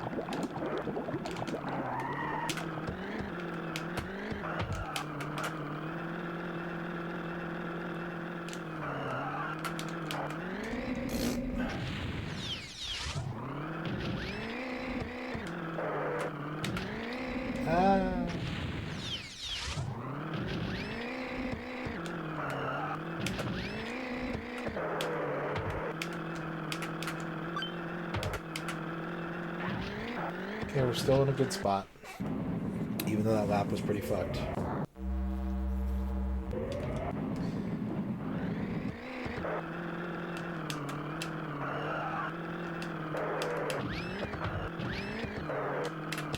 I don't know if I'm ever... Like, I want to play a tabletop RPG again, but...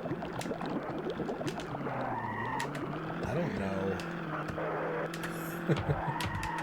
If I'll ever have the chance to do one that I'll be, like, actually invested in and want to... want to be hungry to come back to over and over again. Fuck.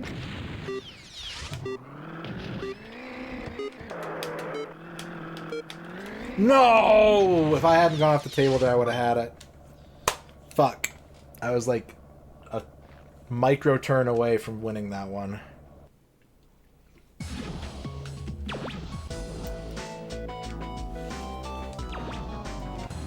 It's one of those things where, like, it's really easy to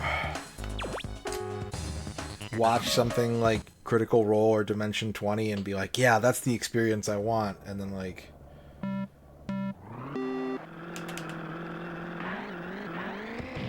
it's hard to get something that actually lives up to that expectation. 50 games that are AC?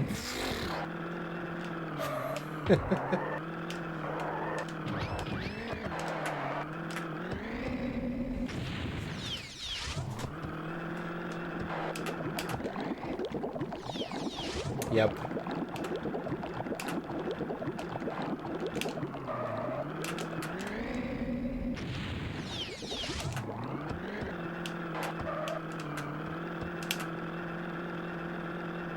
I've even had ideas for like campaigns that I would run.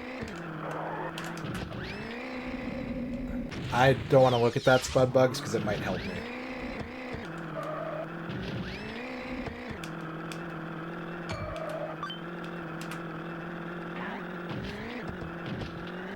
But I don't think that like my ideas are especially good, and I don't think that they would work in practice, only in theory.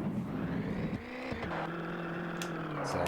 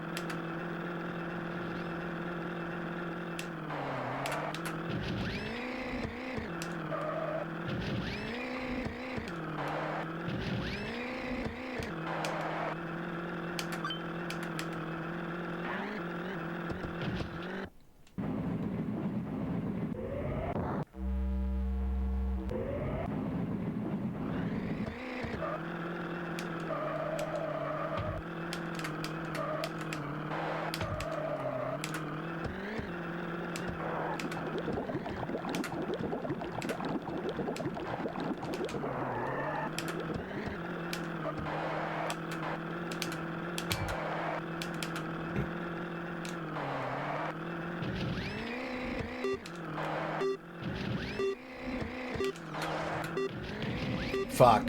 If I had made that jump, I might have had a chance, but that's game over.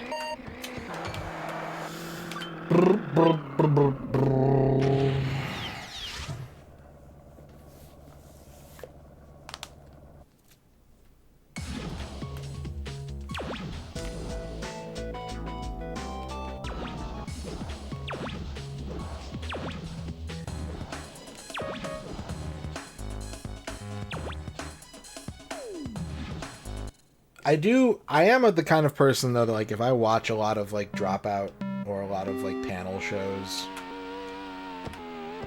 I want to, like, be a part. I want to participate. I don't know if, like, you guys feel the same way. If I watch something like Whose Line or Taskmaster or something, like, I'm just like, yeah, I could do that. Like, we could just do that at home. We could do it ourselves. And it's one of those things where, like, you could, but at the same time, you also need people to be, like, wanting to perform. I had a board game. I don't have it anymore. I let a friend borrow it, and then we stopped talking. But there's a board game called Quelf, and it's very much like a performing arts kind of board game. Kind of like Cranium, but a little more, like, theatery. And I had a ton of fun playing that game. But at that time, I was also hanging out with people who, like, used to be theater kids. And so it's one of those things where it was a lot of fun, but it's only fun if everyone is, like, willing to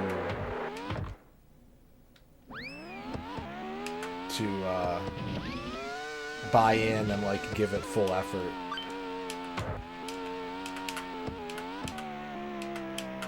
but if someone is like, this is awkward or uncomfortable, like, A, you shouldn't force someone to do something that makes them uncomfortable, and B, if someone isn't willing to go like full extrovert acting mode, then it turns into a lopsided experience, you know?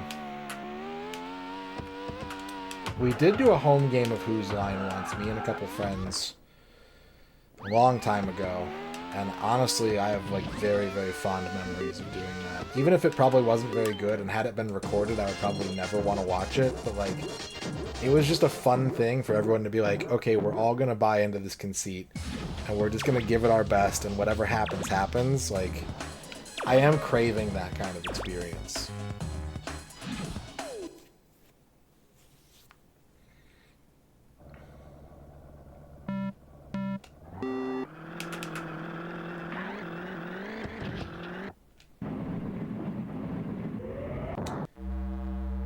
I need to get caught up on Jackbox. I haven't played Jackbox in a very long time.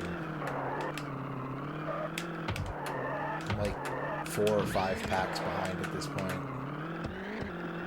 I wouldn't mind playing some Jackbox sometime soon. It sounds like fun.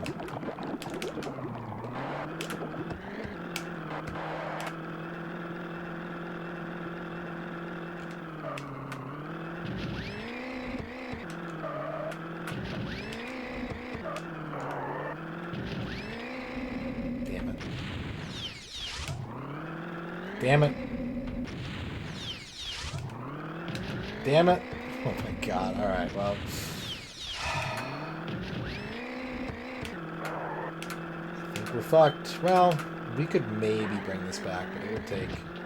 I have to do the rest of the race perfectly. Not in a very, very long time. I've had a lot of bad experiences playing Jackbox on stream. I'm very particular about like who I play Jackbox with, because if you have people with like differing senses of humor, it can be not fun. So I am very like reluctant to stream Jackbox.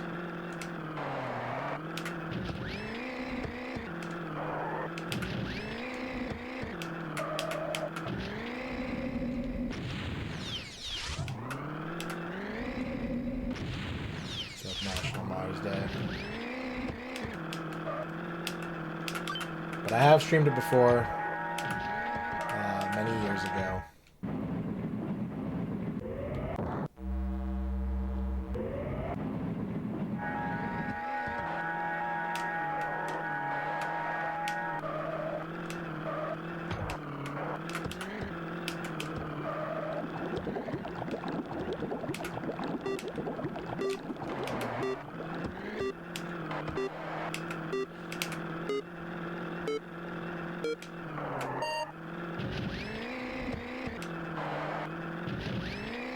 Thank you.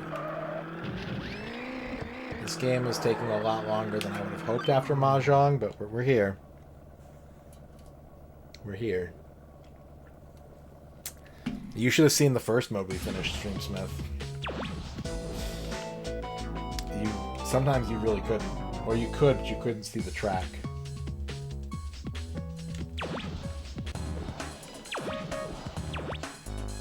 But that was still the most fun mode in the game. I liked that mode a lot.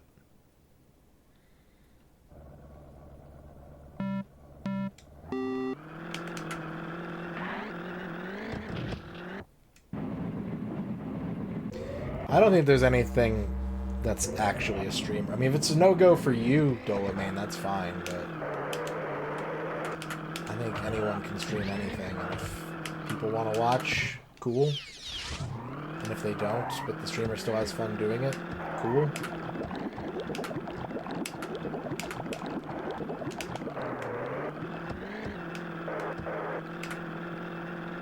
I have participated in some streamers' Jackbox games in the past.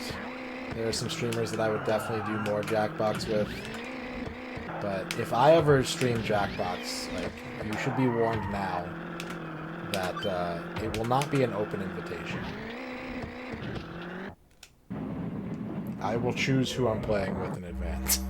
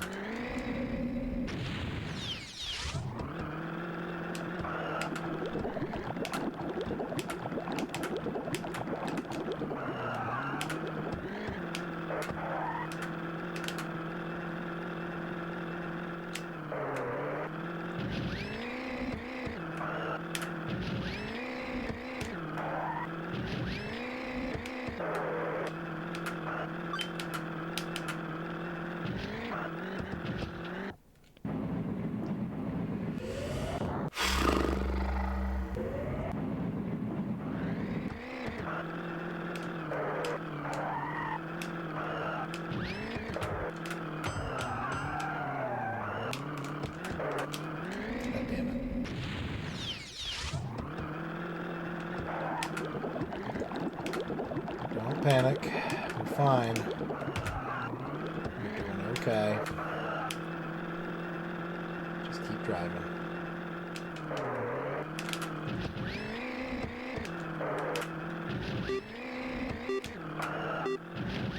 We got this. Bing.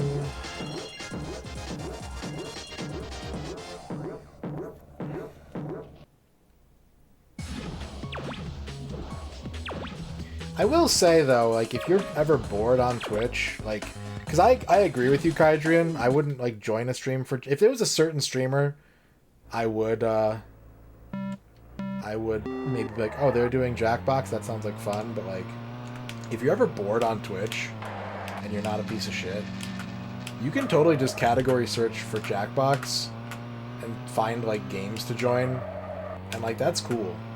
That's cool that that's something you can do, like that's possible. You know what I mean? We were talking about finding servers for games to play online and such earlier, and like that's kind of the same thing. Whoa! Dash GMR with the raid. What's up, Dash? Good to see ya. Good to see ya. Welcome on in. Dog. Violet Nightmare. Welcome to Video Game Purgatory. Micro Machines on the N64, which we've been at for almost 45 hours now.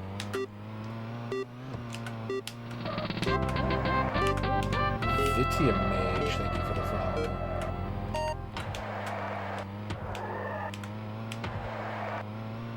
Char of the Shire, welcome. Dash, hello. Hello, everybody. Welcome on in.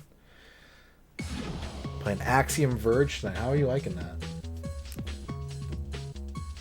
There's 16?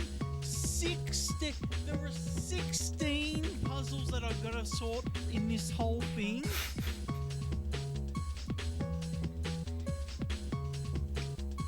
Fuck this. Open up the answers.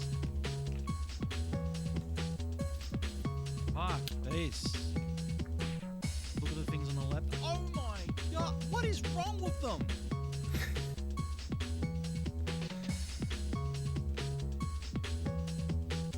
Slide puzzles. Always there for us. Nux Kitsune, welcome. Hi, everybody. My name is MisterRadon. I just met Dash a couple days ago, so thank you for the raid. One of the things, maybe the primary goal of this channel is, well, the primary goal of this channel is to have fun and play cool games, but I like to do big projects, and my main project is trying to 100% every N64 game ever made, which is why we've been playing this game for as long as we have. It is extremely difficult, but we're gonna do it. So welcome. If that sounds like fun, if you have any questions, I've been working on it for over not this game, but like the N64, for over 4 years. I've played, as you can see in the title, over 160 games to full completion. So, you know, I'm here for you to answer your questions and to tell you no lies, hopefully.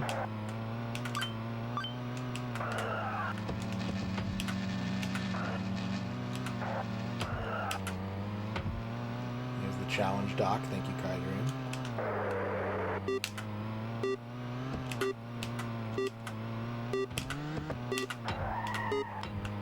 Oh, this one was close. This one was close. Damn. Yeah, we have a no backseat policy. Please do not ever. And it's a very broad policy. Like, I'm very spoiler perceptive. So even like even very benign questions can give me hints. Yeah, we do turn off the backseat policy if the game is extremely buggy and crashes a lot. These are not all my games. No, these are just my NES games. I've got some Super Nintendo here, but I also have some Super Nintendo here that you can kind of see, and I've got more over there. So no, I've got I think around 2,000 physical games in my collection. I haven't counted in a while. Is Tom still back here? Yeah, he's back here somewhere. He's back here. I've been collecting video games. I never really was the kind of person to sell games. So, like, you could make the argument that I've been collecting video games my whole life, but I really started actively doing it when I was about 9 or 10 years old. So, I was able to get a lot of games for cheap before prices got super crazy. But I still look for games. I still pick up games from time to time. Front Mission 3 is great. Front Mission 3 is the reason I bought a PlayStation 1. It is, but you know, it's not too hard to get. I have every N64 game released except for like a dozen. I'm only missing 4 games that weren't released in America. We've been doing this challenge all on real hardware, mainly because I really don't like N64 emulation. Not that I'm anti-emulation, I'm very much pro-emulation, but N64 emulation is not in a place where I feel good about it, and I want to represent these games in the best possible light, so any kind of graphical glitches or anything like that are not gonna pull that off. But the collecting is part of the fun for me. Like, so that's a motivating factor as well.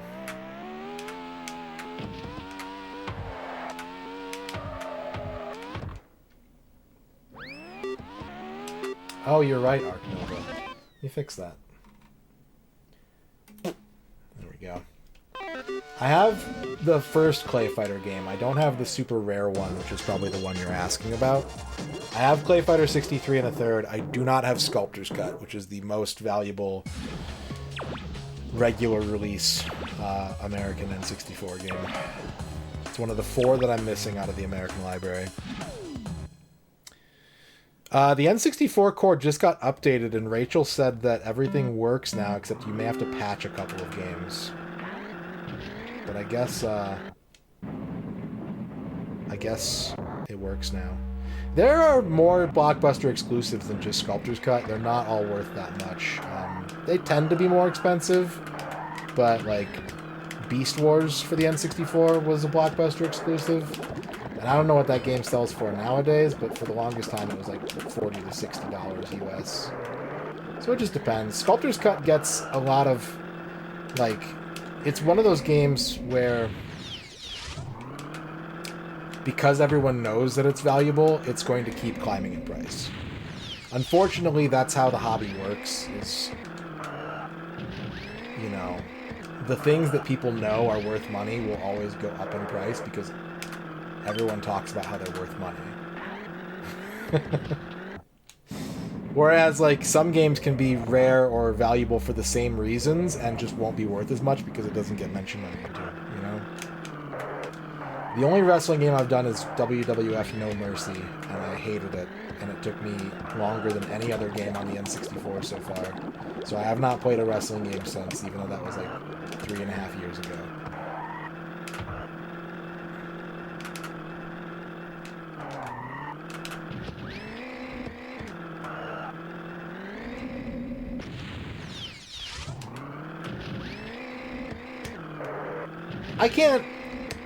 I wish that every game was like $5, like it used to be.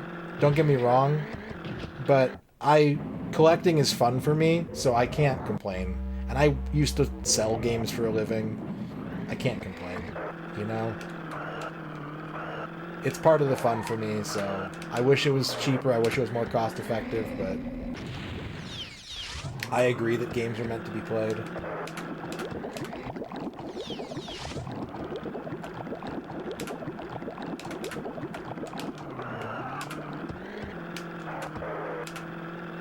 I'm not the type of person to get, like, sealed in-box games and sit on them forever.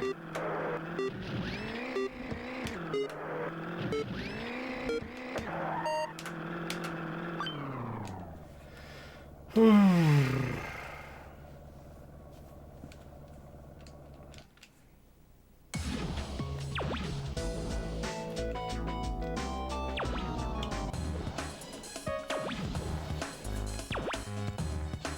think that's a perfectly fair shot in Jaeger.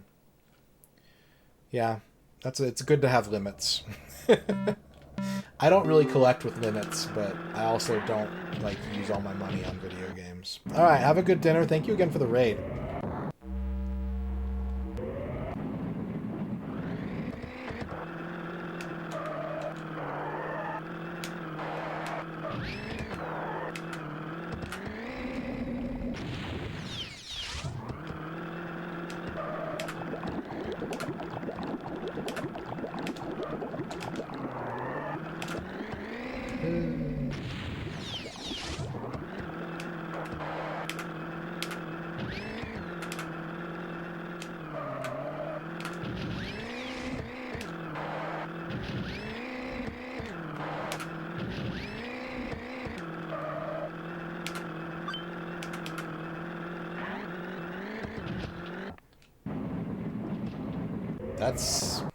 That's impressive, but like I imagine it's getting harder and harder to find anything.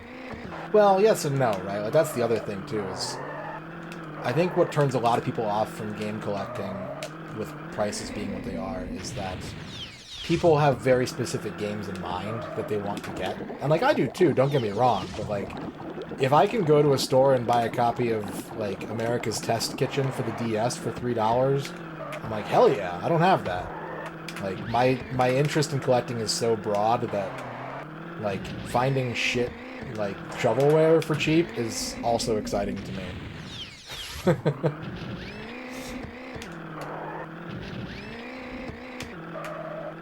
And then every once in a while I can treat myself to, like, okay, I really want this Super Nintendo RPG. It's $90 these days.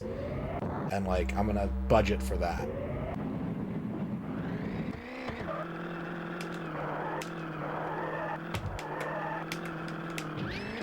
Do that once or twice a year, and like it's exciting. That makes those purchases really special.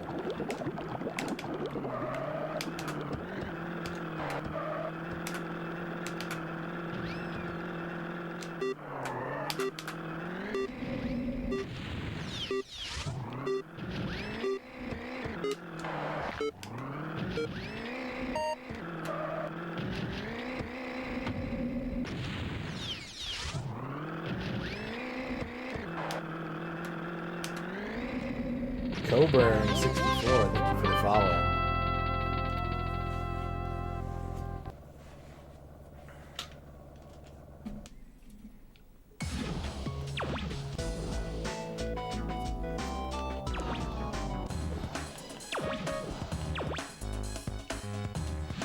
Yeah, I miss those days. I wish I had more money to go crazy on Sewer Gaia. I mean, I definitely went crazy like once or twice, but they did those promos for a while, and I just did not have the money to keep throwing at them. But there was a point. Early COVID, whoo! I had a lot of money on my hands.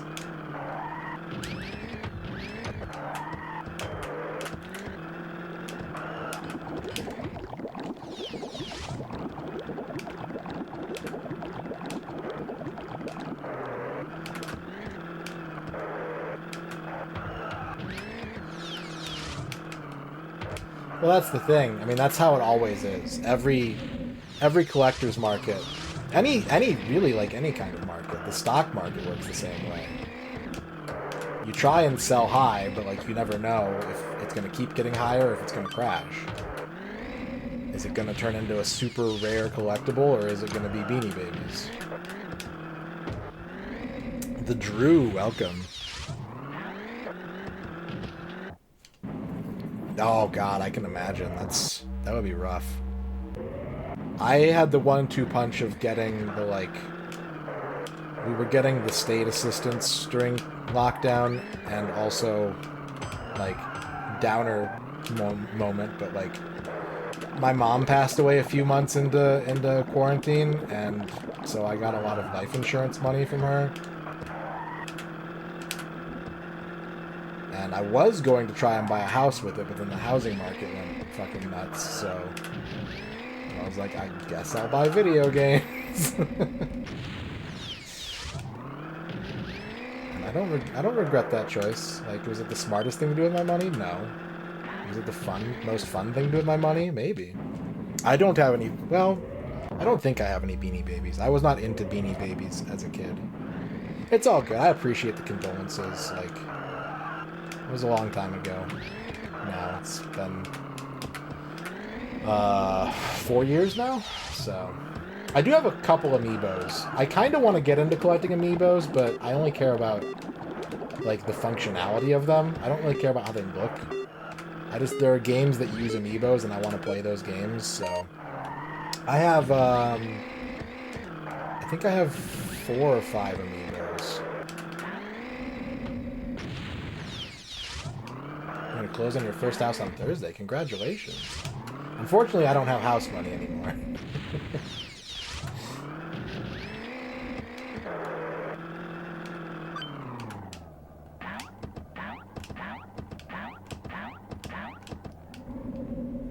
I bought the Link's Awakening Link amiibo a couple years back because I was playing the Switch version and I wanted the functions.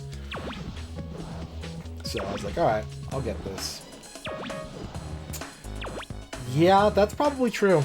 I think you're right. I've only been playing this game for 43 hours, but research seems to line up with what you're suggesting. I have a Ness and a Lucas amiibo that are still in the box because I haven't found a use for them yet. And I think I have one other one. I accidentally got Ern one of the more valuable ones. Just because I thought she would like it. I got her the Mega Yarn Yoshi amiibo. And then that shit ended up being pretty expensive.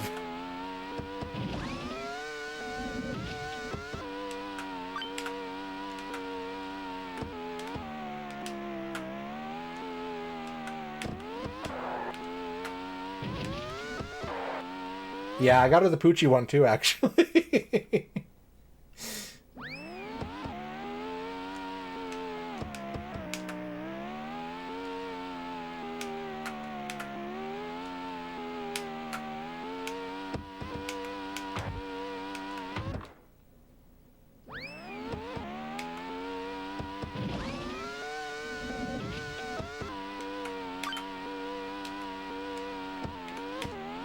When I want to buy amiibo, though, I usually get the Japanese ones because they're cheaper. Like, if I'm buying it for me to use in the aftermarket, like, I just get the Japanese ones. Shit. That was bad. Lost a lot of time there. But I think we're still, well, if I don't do anything stupid, I think we're on a decent time route right now.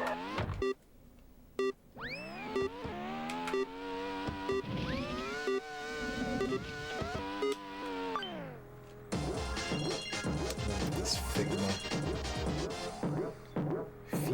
Access restriction notice. Due to high traffic on our website, the maximum number of simultaneous connections has been reached. Well, everyone in chat's clicking that link, so I can't see it, I guess.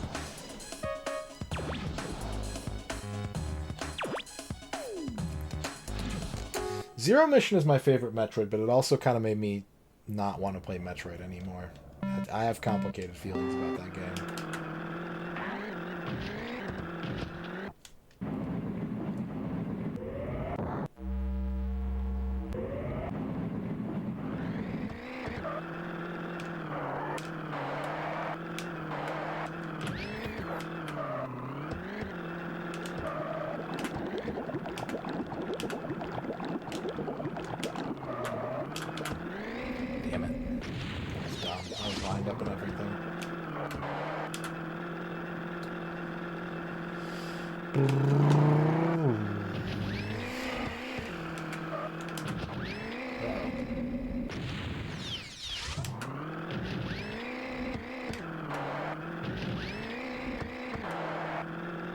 Okay. Not a good lap, but not terrible.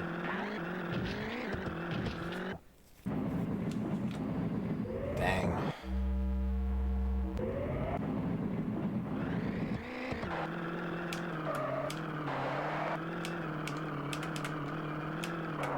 I wonder if I would like Gundam Wing if I rewatched it. I liked it as a kid. It's one of the only Gundam series I've actually watched, but I don't know if I would still like it.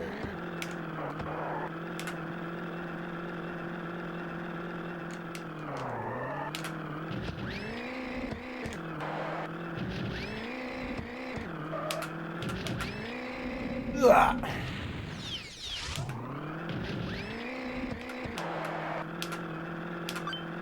Still a good lap. We're on pace right now, but we don't have much wiggle room. We gotta have another good lap to win this.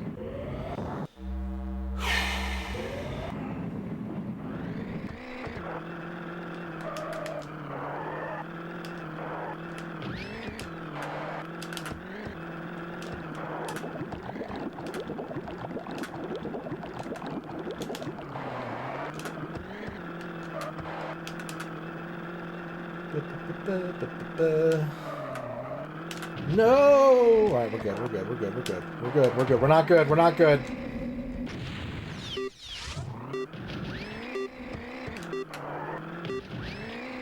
We're good. We're good.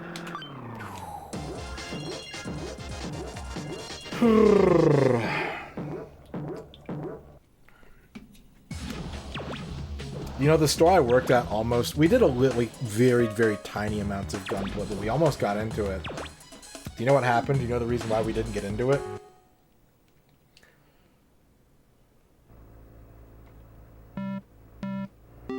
Remember when that boat sank? There was like a shipping boat that sank from like Singapore or something that had a shitload of gunpla on it? Yeah. Our first big order of it was on that boat.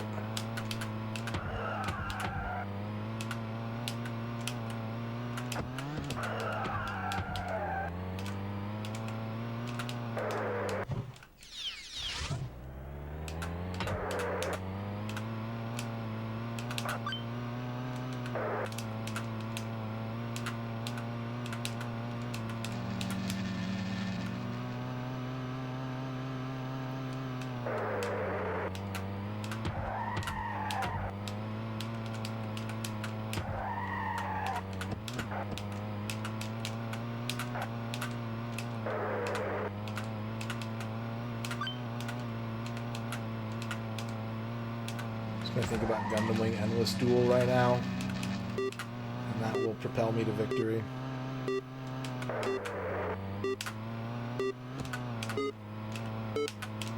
Not this time, though. Not this time. QM Tech Mr. Clones. I'm playing Front Mission 3 and Need for Speed High Stakes. Yeah. I also grew up a Nintendo kid. I didn't like, I wanted other systems, we just didn't have them. I started branching out, getting my first Sega console. Actually, my first non-Nintendo system was a 3DO. But then I started picking up some Sega systems in the late 90s, early 2000s, and yeah, it's fun. It's fun getting to play all the games you missed out on. I've been really thinking about getting into WonderSwan. Not to collect, but just to play on stream or something. But I think it's going to be important for me to be better at Japanese before I really try and pull that off.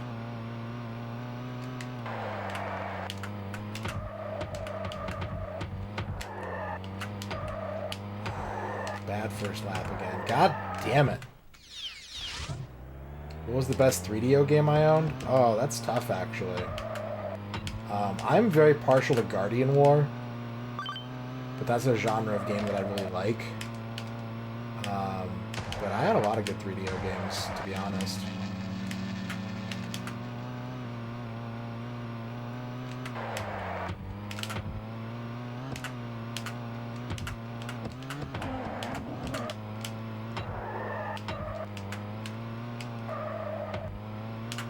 Unfortunately, Guardian War is like the only 3DO game that I'm lost. I don't know where it is, and I doubt I still have it.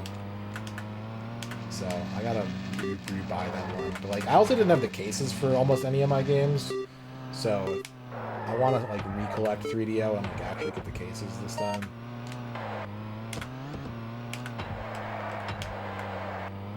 Road Rash on the 3DO is fun, but not if you try to beat it. Although apparently some people in chat have a much easier time with it than I do.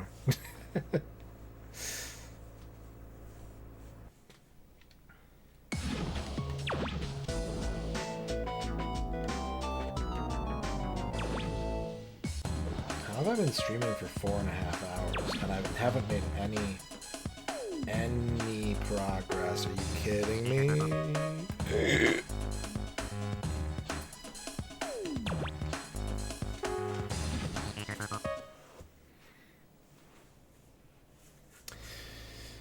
I would say generally there's not a lot of reason to play the 3DO version of something that's also available on PlayStation, but it depends on what you're interested in. If you're interested in the different performance levels of ports and stuff like that, then it's very fascinating. But if you just want to play the most optimal version of a game, you're almost always going to want to go with PlayStation on a multi-platform.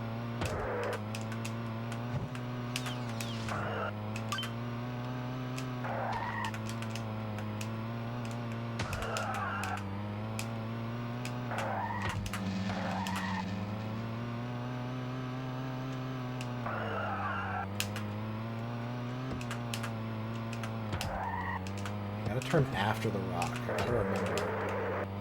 Turn after the rock.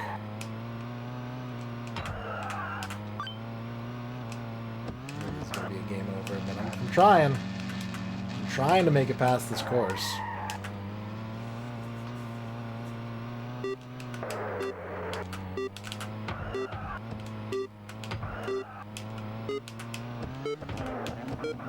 Just not working. Efforts are not yielding results.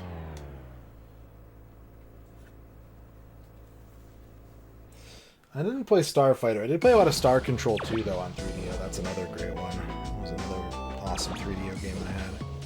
Would this be the first 40+ hour game I flushed if I were to flush it? Well, I'm not going to. I've already told myself I'm not allowed to, but yeah, I think so.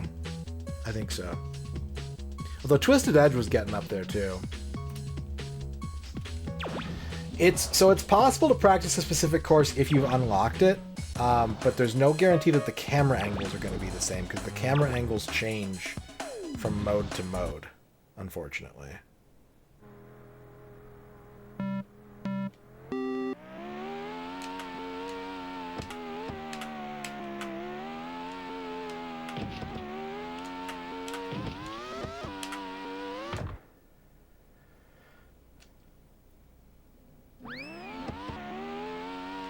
And honestly, I think I would do better if I just played it the way I've been playing it.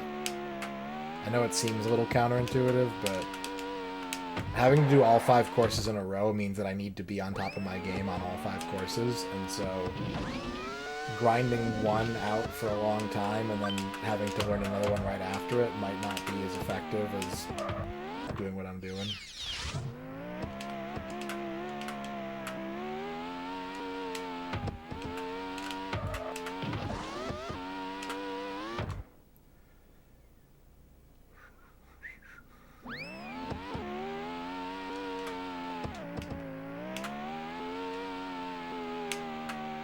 But I'm going to make a really concerted effort not to flush games for the 64 anymore. Now that we're 40% in, like, it doesn't make a lot of sense to, I think.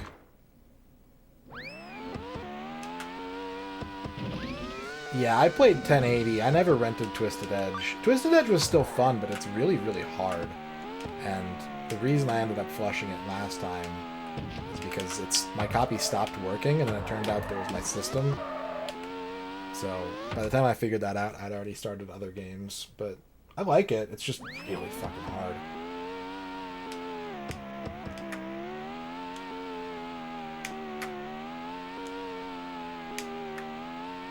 I need an easy game, man. Nope, wasn't the cart. It was the console. And I didn't realize it until I started playing Mischief Makers, and it was freezing like as soon as I kept starting it. And I don't know why the system is doing that. I haven't diagnosed the problem, but once I changed to one of my other N64s, it worked fine.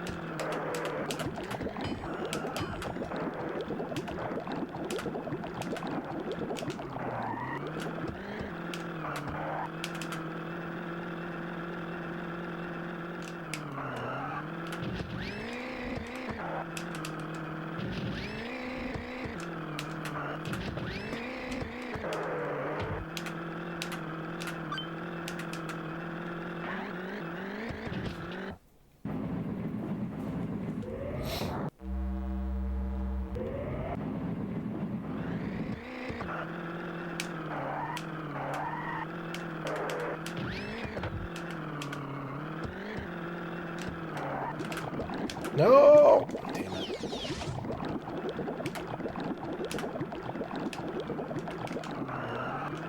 Oh, fuck. Oh, I saved it. Alright. Oh, yeah.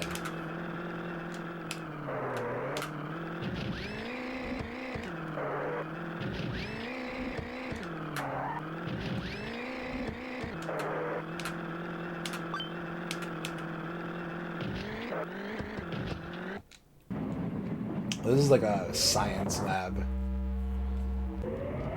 And the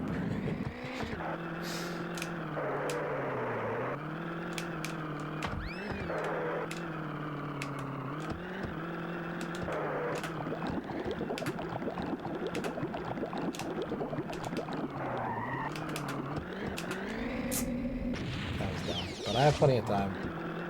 As long as I don't make like 3 mistakes in a row, I should be fine. He said, ominously foreshadowing events to come.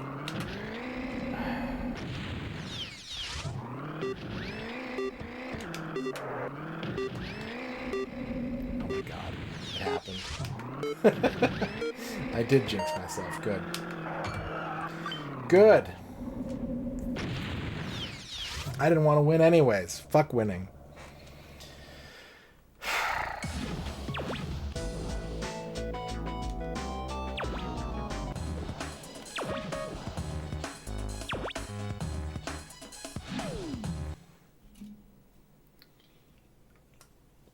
Yeah, what would you rather have? Me winning or stream content?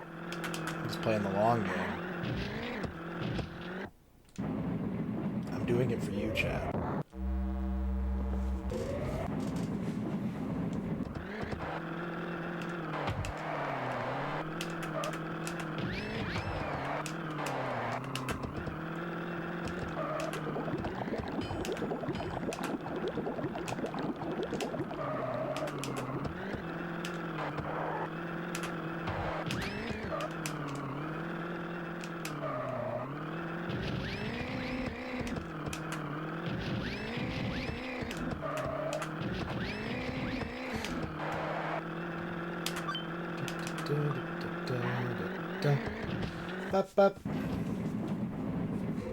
Good first lap.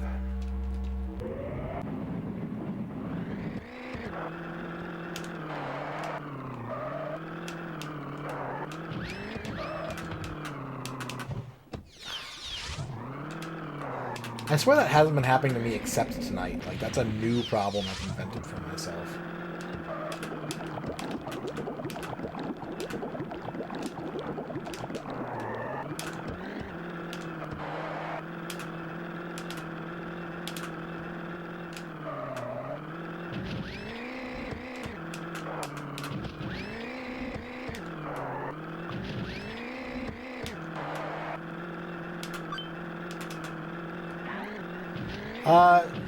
It's just vibes based.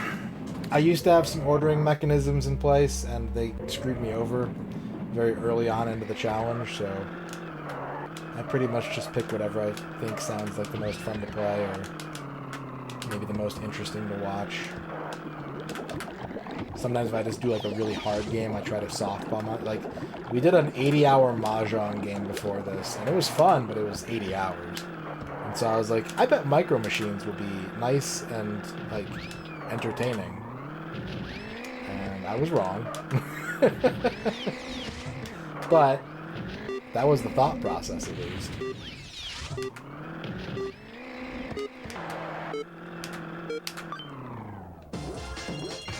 Yeah, we did Hybrid Heaven already. That was great. Hybrid Heaven was super good. One of my favorites.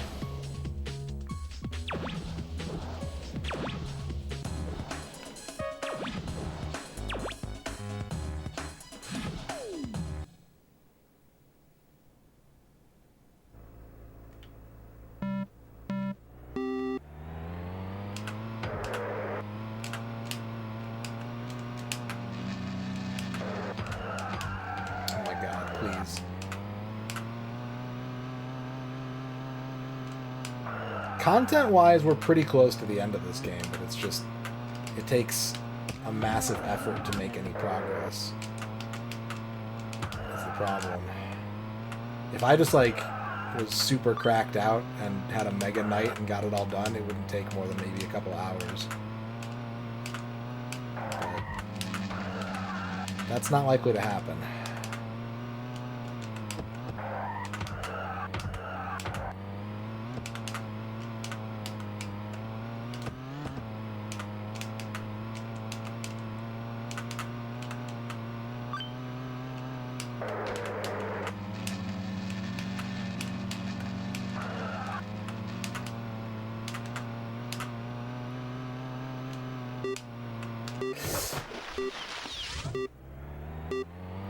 Penny Racers was kind of fun. I had some issues with it. The biggest issue I have with that game is that it does not support third-party N64 controllers.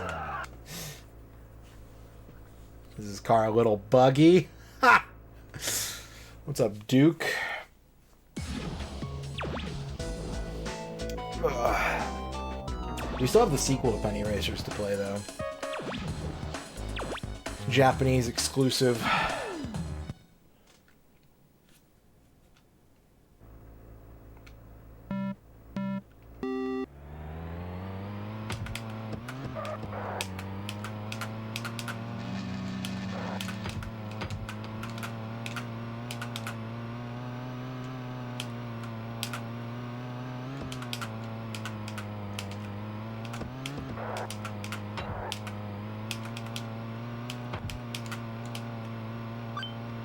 Good lap. I think I'm beginning to understand something about this course.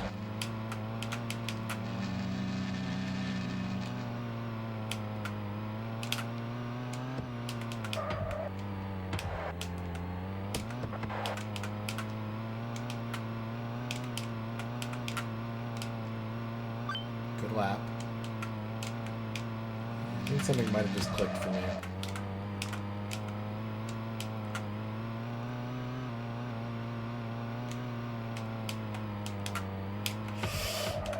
Good, but it wasn't bad either. Oh god, not the boops. Yeah! No!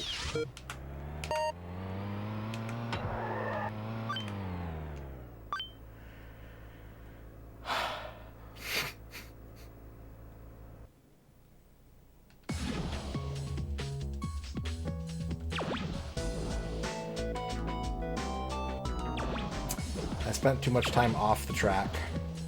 They punished me for that.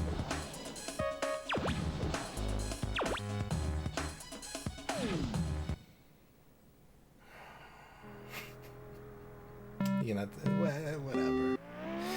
Whatever, man.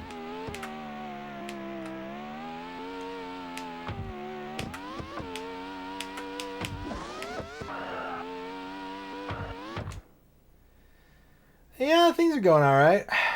Things are going alright. I've been a little, like, My sleep schedule is being weird at the moment. And I think it's because I've felt like I've had to do too much. I've had too much stuff to do. So my brain isn't really shutting off on time at night. But other than that, I mean, I can't really complain. Things are pretty good.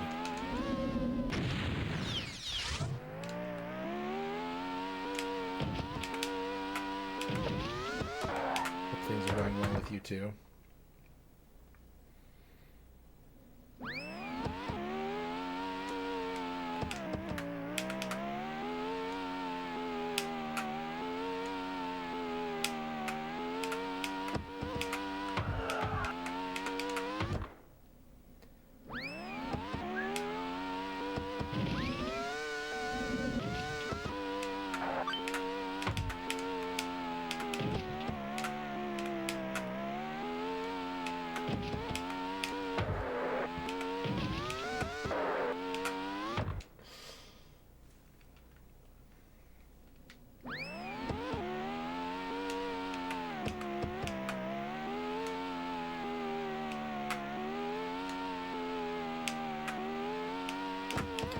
The graphics in this are pretty good, I'd say, for an N64 game, yeah.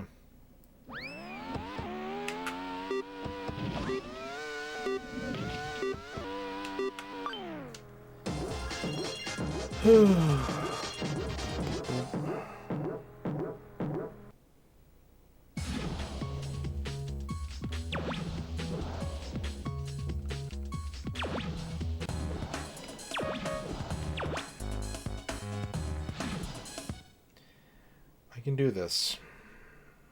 I can do this.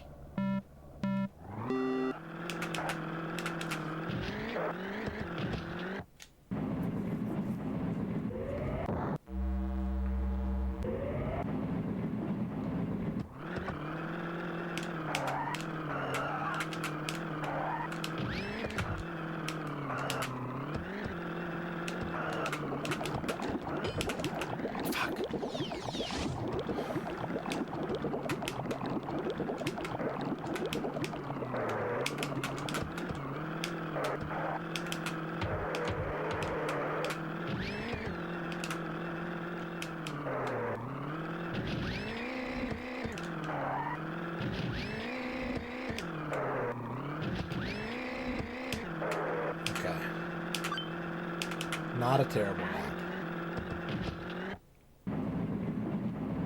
Just ban that dude, please. Nope.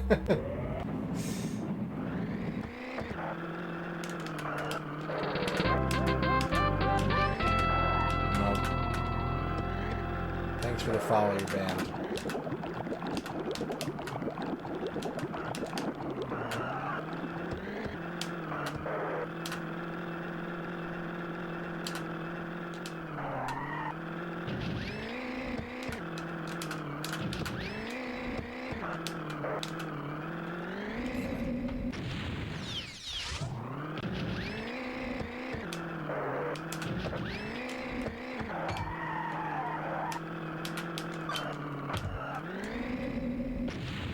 I think I just fucked this one up. I don't know if I can do this.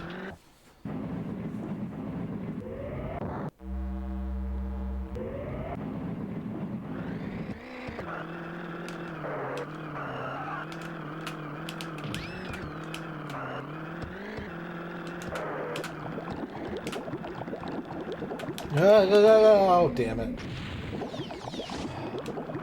Yeah, this life is toast.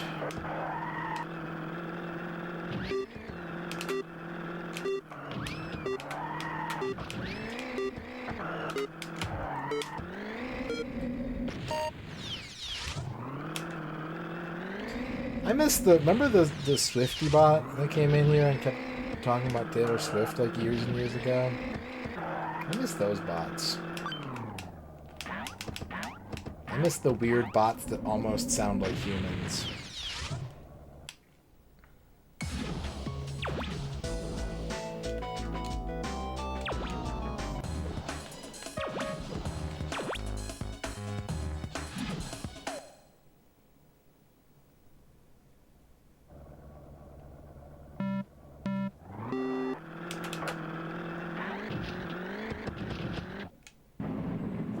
Oh, so you're just starting. Oh, dang. Well, enjoy the ride. It's a great game.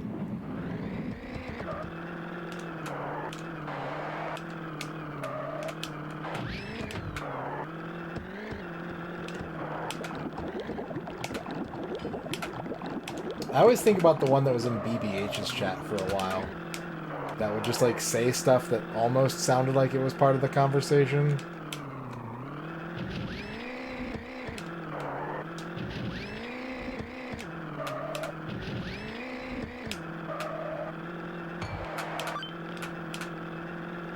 And I'm sure they were up to some kind of nefarious, no-good behavior, but...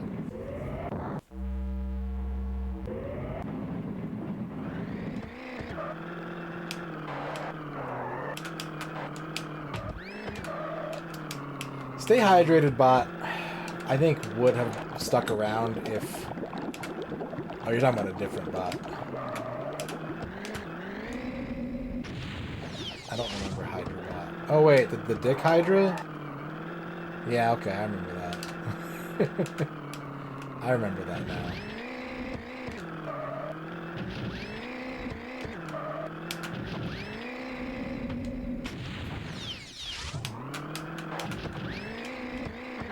There was a bot that would just post a big ASCII art of like a penis hydra in chat and then leave.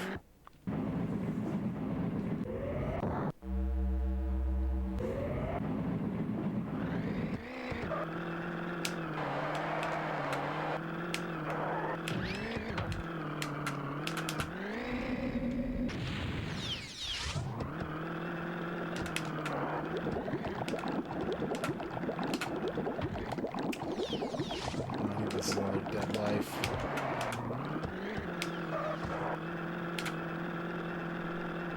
Yeah, Buttspot is still around. I know a streamer who has Buttspot.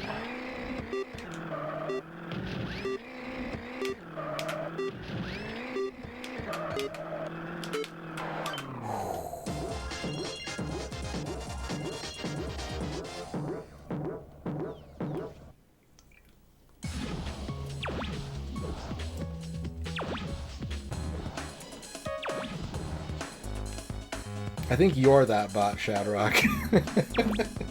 I think that's you.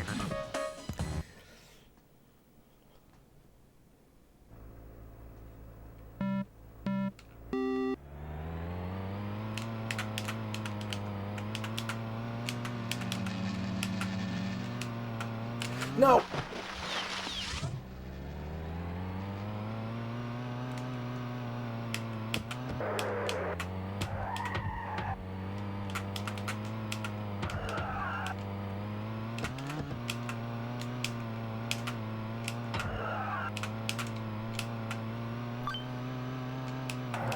This is still fixable, but it's going to require some damn good rate. Nope. Okay. Nope. Nope, I think we're dead.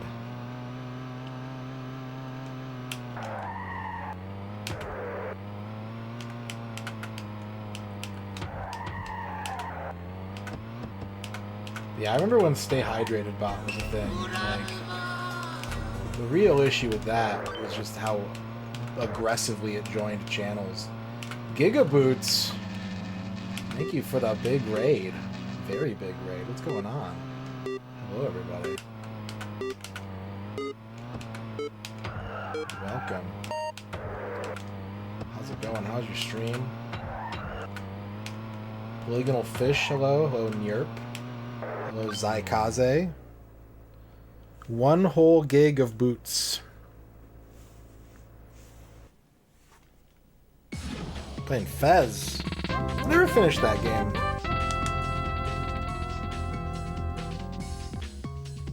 What's happening, Dan? Is the motion control doing random things?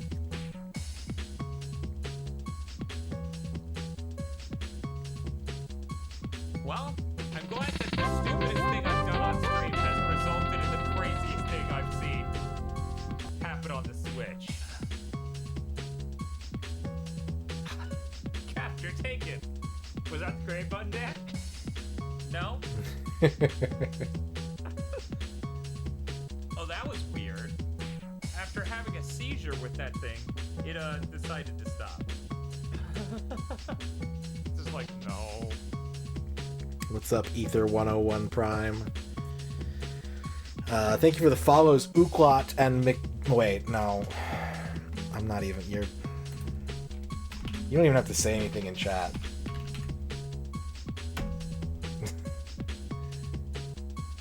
Wait, what do you mean the user I'm trying to ban doesn't exist? That doesn't make sense.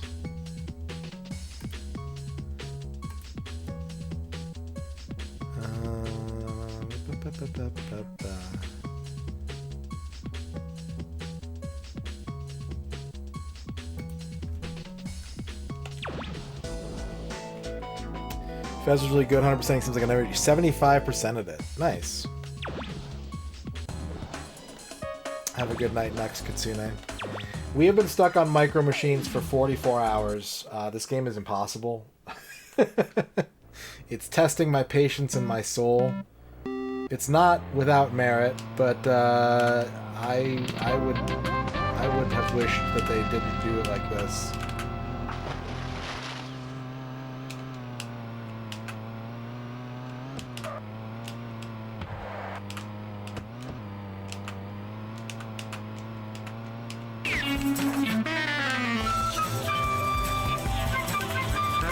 The parable of the swiftest tailor?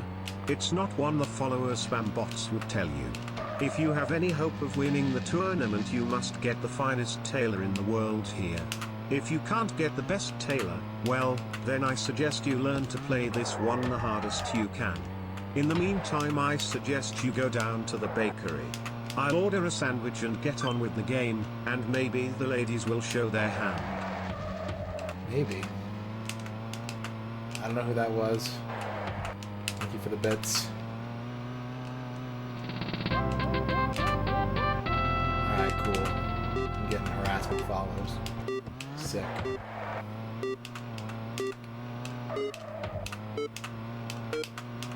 Oh, we got it!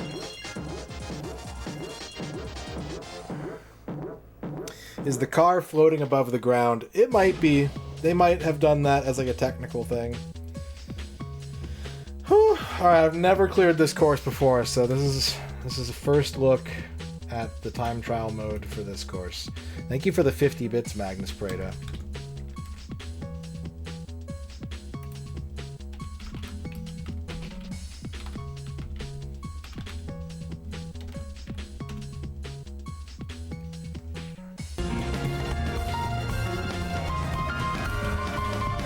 Tournament.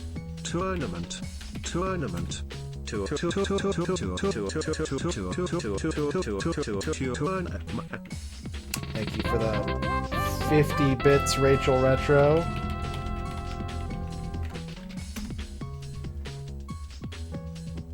Thank you for dabbing, Falcon.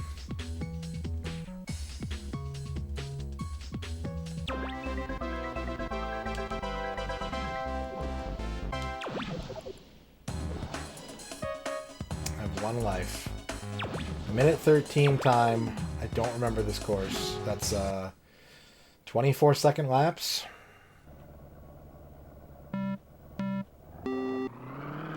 Oh, it's this one. Okay. I'm not gonna get this first try, but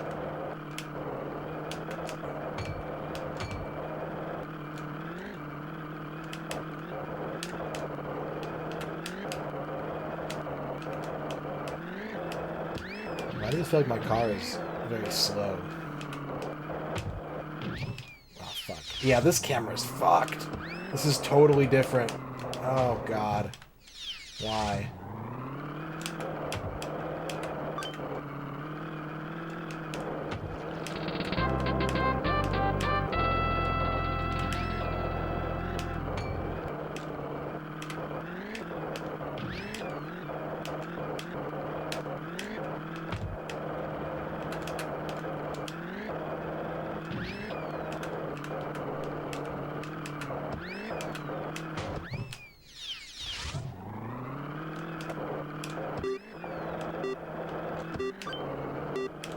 Game over.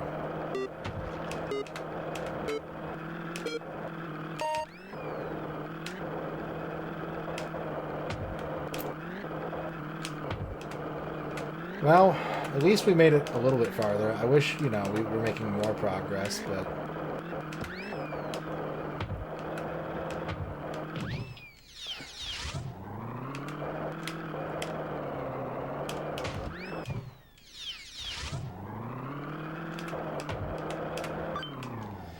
Zero Maru 2, welcome. It is. It's pretty difficult to control.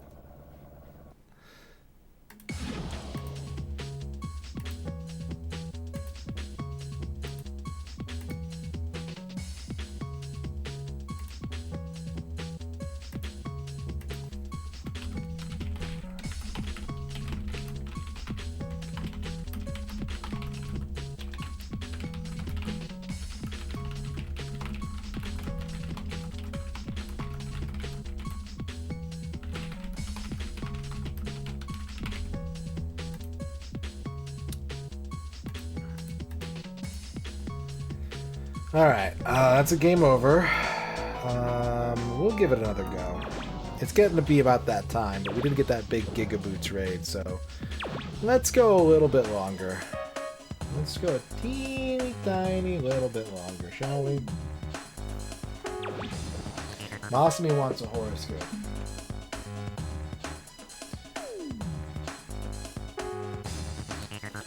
You got the Westmore Fire Station, Masumi. If you think you've got problems, don't look to the west. It's worse. Alright, this might be last run of the night. This might be the last attempt.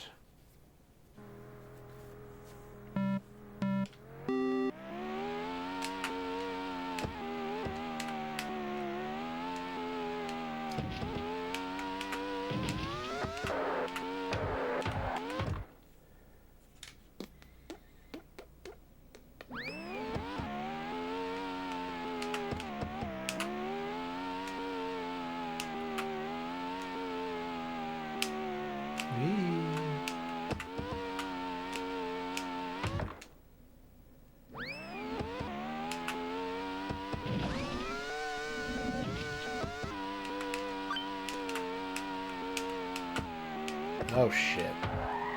That's bad. The only thing worse than your car exploding in this game is when you, like, miss a ramp. Because then your options are to try and turn around and, like, actually hit the ramp at the correct angle, which is almost impossible to do. Or to explode your car as quickly as you can, which also takes a shitload of time.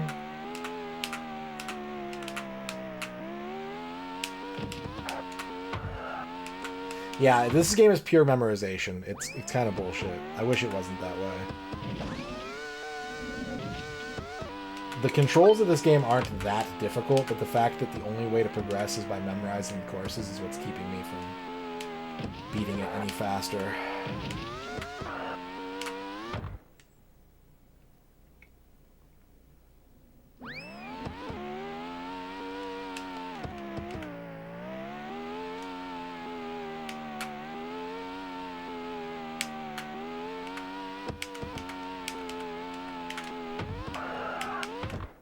I remember why I stopped playing Fez now.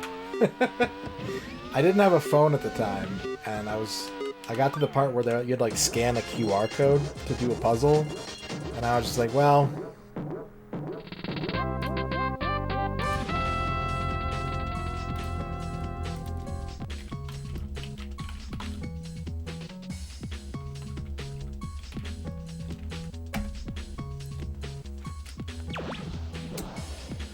Dan Highland wants a horoscope.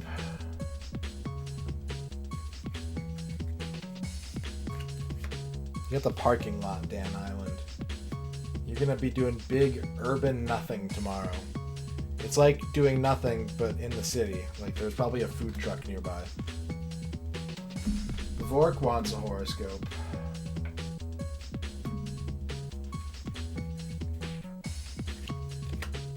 Get the marsh, Bevork. Make sure to stand up every once in a while so you don't get the swamp butt. And watch out for gators.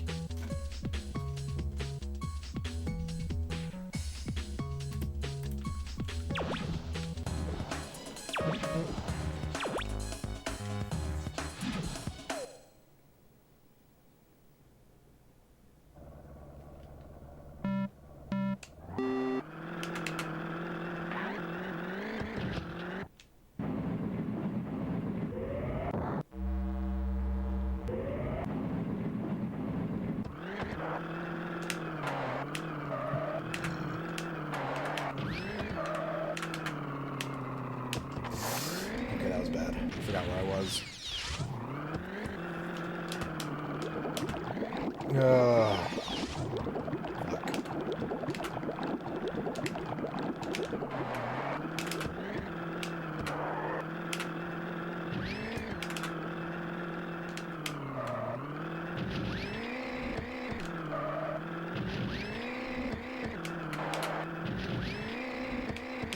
Okay. Not a terrible lap, somehow.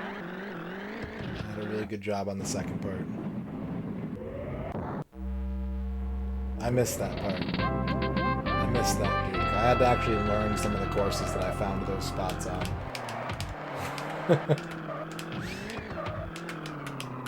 This was one of those courses, actually. I really struggled with this track because when I did it on head-to-head mode, I never learned it. I found a part where the computer couldn't handle it, and that's how I beat it.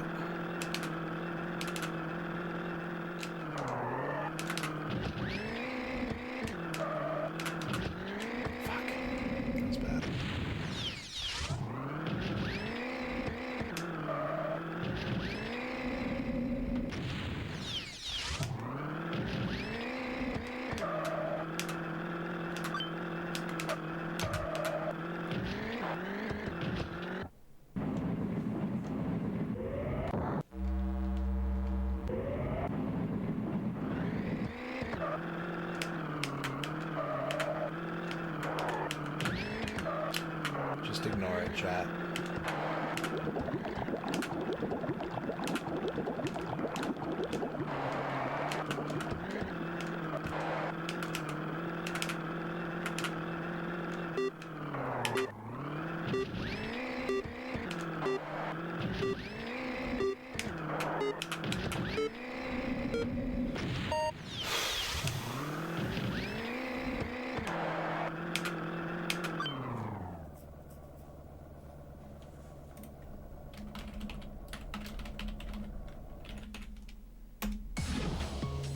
Yeah, it took me a long time to learn those jumps. Those jumps fucked me up.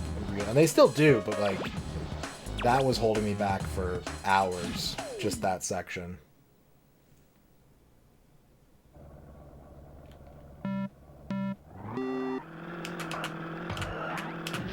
This is bad. This is bad. Oh. 29 courses in the game. We're on the last set of 5.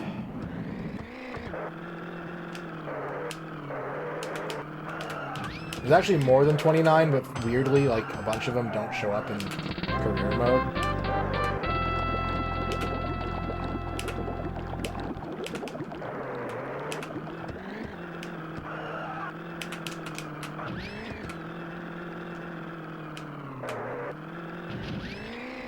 Yeah, no. If I had to do 29 on 3 lives, I think I would just be sobbing live on Twitch. I just get to watch Mental Breakdown Cam. That's true, the original games do function that way. Although you get, like, continues and stuff, but yeah. The original games are, like, all in one go.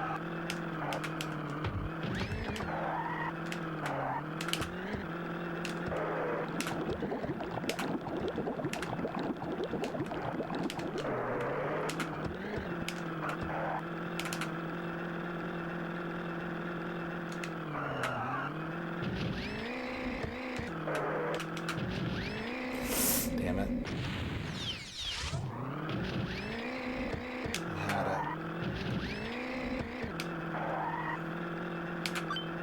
it. Still good. Still good.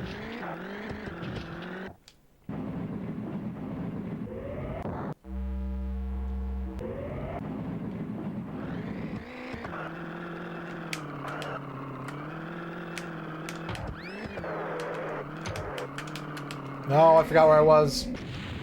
My brain farted. Fuck. Oh no. Did I just throw this away?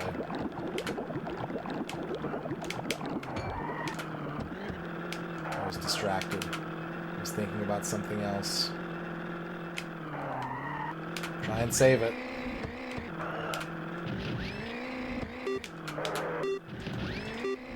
Yeah. Yeah, there we go.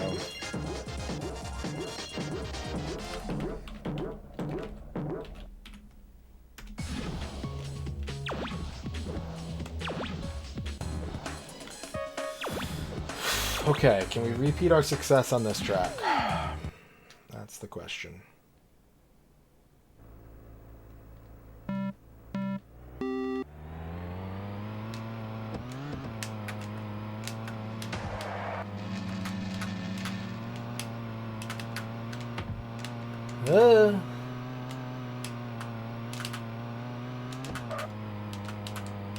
Rock.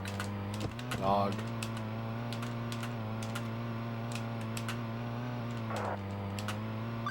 That's a good lap.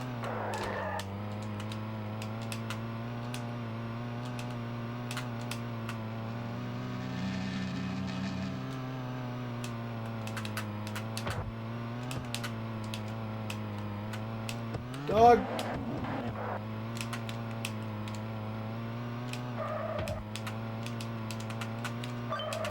That's a good lap.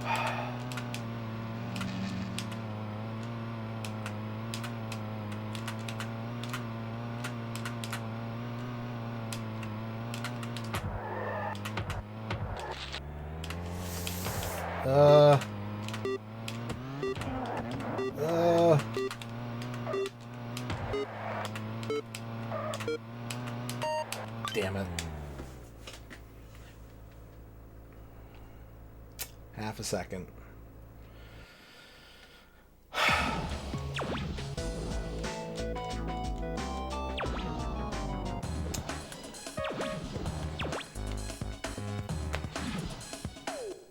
like held my breath that entire race.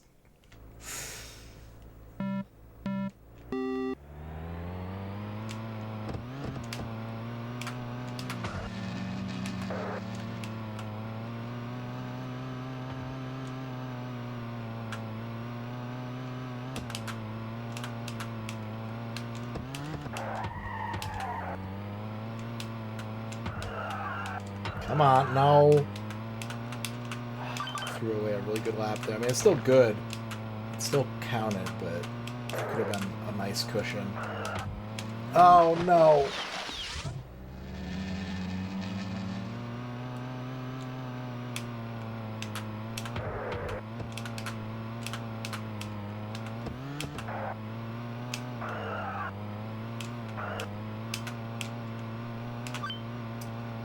Okay. One good lap, and I'll be fine. It's just one good lap. Just one good lap.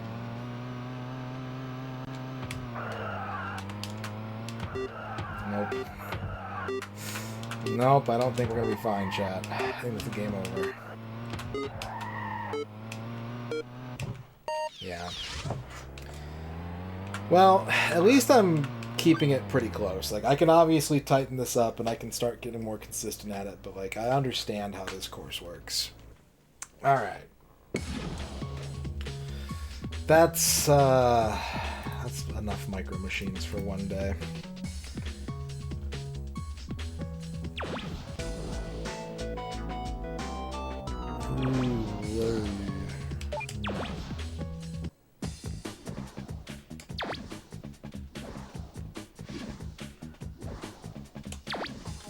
Save our game. Who knows? Maybe next time we'll actually finish a circuit. Lord knows it's been a long time coming. But not today. Today we did our best. We got a new PB, but we're not there yet. I will not be streaming tomorrow. I'm going to be taking tomorrow off. I've got a dentist appointment, and odds are pretty good that I will just be out of it tomorrow. So, I won't be here, but I should be back on Tuesday at some point during the day. Who knows when. We'll do another poll. Chat can tell me what they want me to play, and we'll play it. Thank you very much for the bits and the subs. Thank you for the big raids.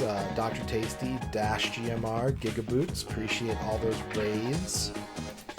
I do owe chat a shout out theater. We've got a lot of new people here tonight, so this could be a fun one.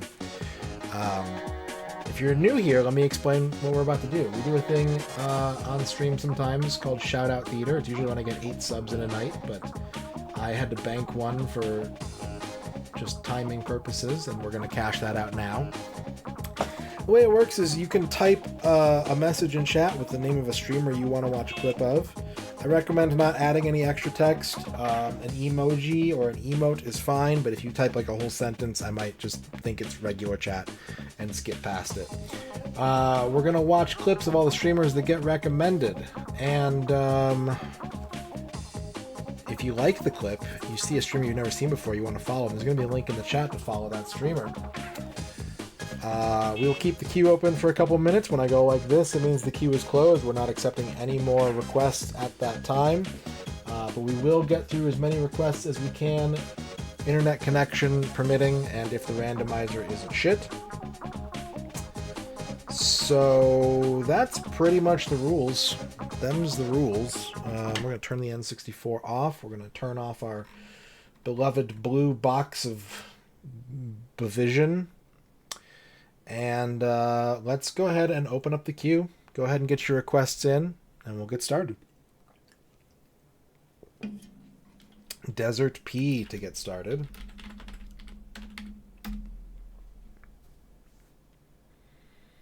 Yes, and you wrecked me on my stream. Oh, yeah, that's right. You did. Okay. Sniper! No! Fuck you! This is my victory! This is my victory! No! Oh, he punched me out of the internet!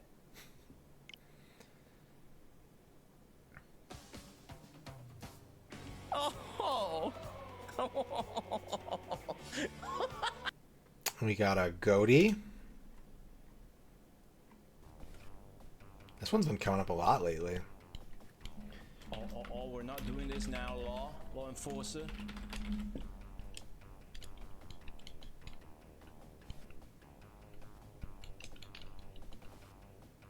That all you got? Palm Desert, I'm calling you out. Is all you got? Oh, one more. Get up! That's the end, right there. That is the end. I could go by foot. Get the fuck on. Get on the fucking bike. Get on the fucking. No! That did not happen. That did not fucking happen. That did not fucking. That did not. No, that did not fucking.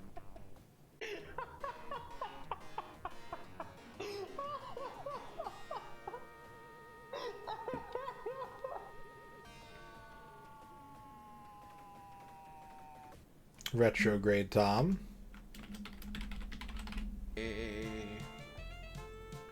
Ring ding ding, ting a ling a ting, ting a ling a ting, ting a ting a ting, dash amore. When the moon hits your eye like a big pizza by that amore.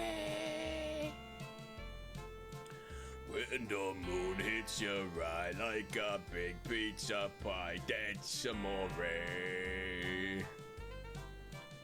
When the moon hits your eye like a big pizza pie, that's amore.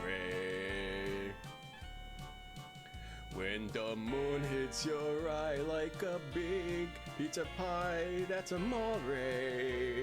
Yeah, Angela. When the moon hits your eye like a big pizza pie, that's amore. Oh, yeah. We're going to go ahead and close the queue now. We'll end on Cortilli for Zykaze. Thank you for all the requests. And up next we have a Voxandra.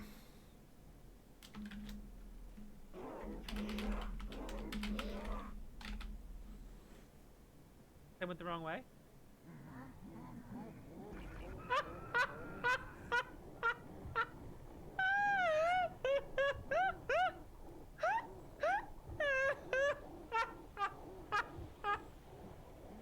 Yep, queue's closed, Shadrach. Spinning skeleton got me. I am the X-Slayer. He pushed me into the exit even though it was Chad. This is the best game ever. This is the best game ever. That's it. This rules. This is fucking kicking so much ass. Holy shit. I'm a fucking genius. Look at this. Wow, I'm the best. I am the X-Slayer. Pyronoid F. Which one are you in, you motherfucker?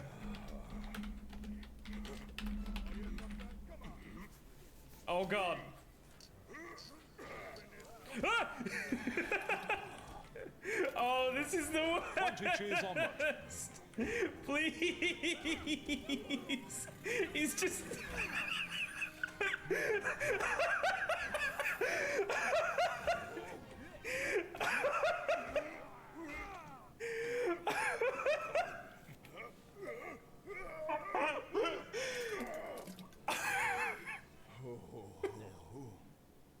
Dot level.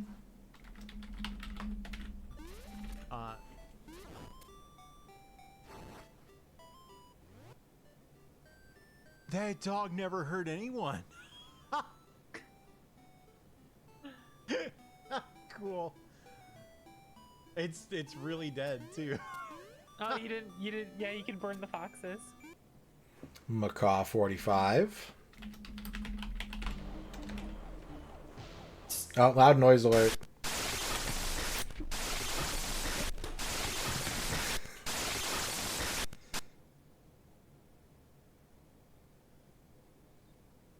And this clip always breaks the bot. It's the other funny part. Something about this clip is so cursed that it breaks the shout-out bot every time it comes up. So we have to refresh our source. One moment, please. I would love to know why. I want to know why. Why does the bot just go "Ugh," and die every time this clip comes up? Adam Admar. Or we can just be pulled in the water. That's fine.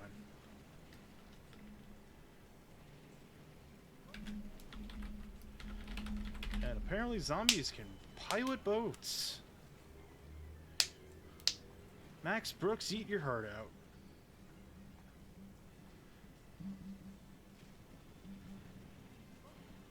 Zombies. Don't get me wrong, despite all my complaints, I love this game. Swirl drop. Yeah, but what if someone says, sigh, Tom? Because I think it's. They see a sigh in Earthbound and they're like, It's oh, not an sigh Earthbound rocking. reference? It's not an Earthbound reference, Now really? you're pissing me off! What? Yeah. What do you mean it's not an Earthbound reference? What is it referencing then? Yeah! What the fuck? We're gonna beat the shit out of you, buddy. What the hell? You should have just lied. You should have lied to us. Your life's fucking over, dude. Come on. Pokey Night? It's really funny. It's really funny. PK stands for Pokey Night? Pokey Night. We all thought it was an Earthbound You need reference to change it this so whole it's an time. Earthbound reference now. Yeah, you need to change the Earthbound reference. Voxandra. We're like, we drink Ritalin. Here's some food I want to eat. Precious love is always something else. My heart, bam.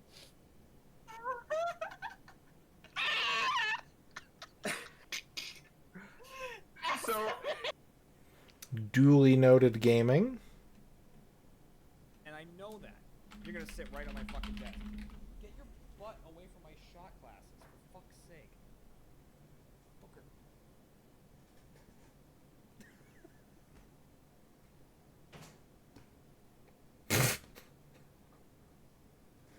Booker is the only cat in the history of the world that cannot stand on the back of a chair. RP Genius.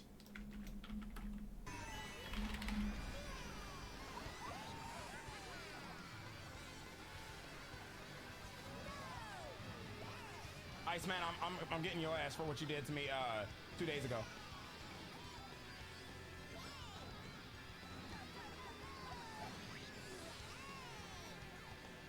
I'll take a second.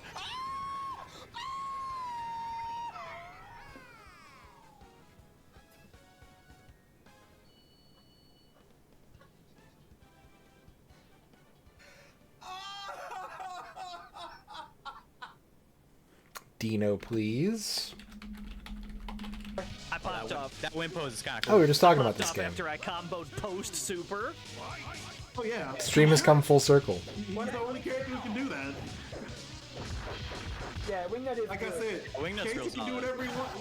Casey is too angry to follow the conventions of this game. He just doesn't care. I would say Wingnut is like he's less broken than he was in vanilla, but he has more things going on now. Like he's more well-rounded than he was. Okay. Look at this guy! Look how he popped off with you. How, can I ban the streamer from his own chat? Ex Mortis.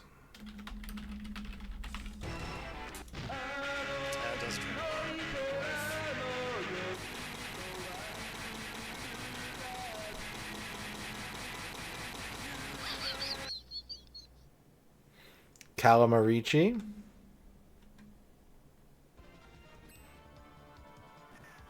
Come on.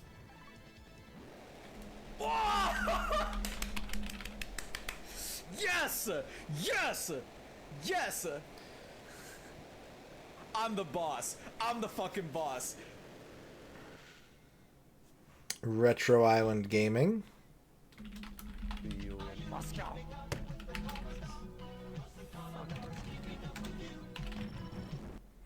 Dick Debonair. Sure.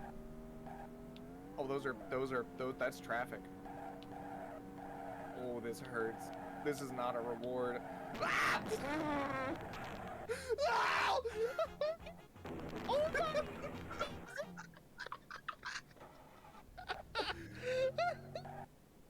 Tarathiel.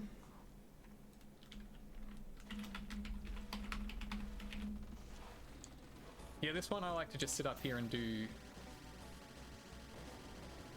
that. Usually my quick kills don't go that well.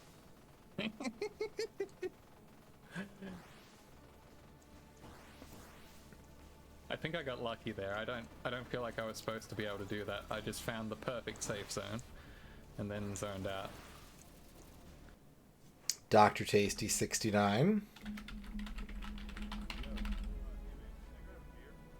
Yeah, sure. Yeah. My fridge. Here. Yeah, no problem. Alright, later, man. Overboard Gaming.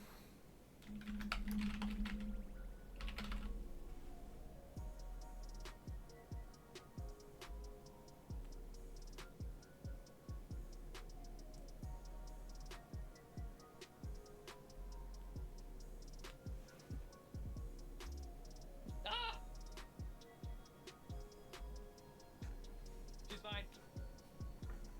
She's fine.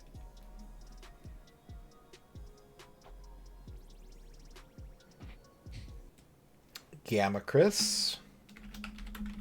Cool, you know. It's important that a game set boundaries with you and tell you, no, you'll still take damage. Fuck! Bluto.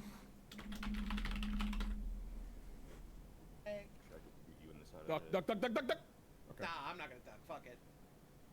Just kidding. I know you felt that. You felt the wind on that one. Heck maybe. What if it was Kirby's epic barn and there were literally 0 animals? Well, it wouldn't be very Barns epic, don't have would to it? have animals. Mine doesn't. It has other things.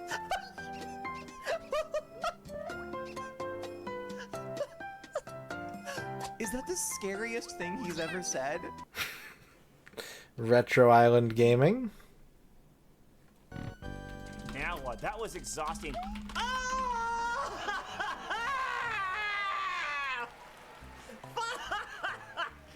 What? What? Oh my god. Fuck! Fuck! I'm taking a break. I'll be right back. I'll be right back. I'll use your intermission. Good grief. Unbelievable, dude. Lucky Bun. When you're up late, I'm up all night to get lucky. I'm up all night for some fun. I'm up all... Caliph?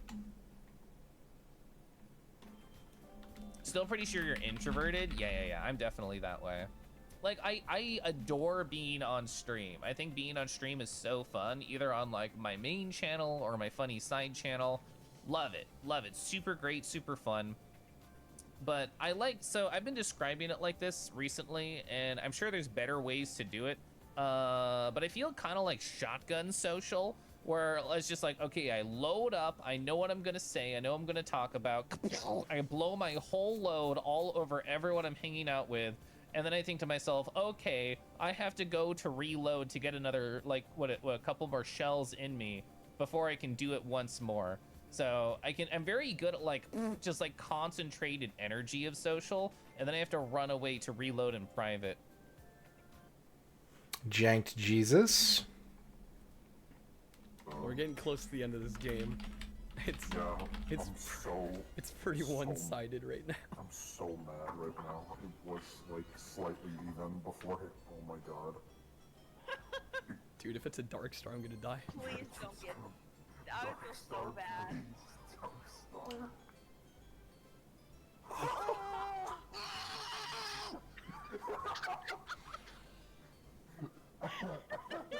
Oh my god. That's what you get for picking Waluigi, frankly. Retrograde Tom. Who's this?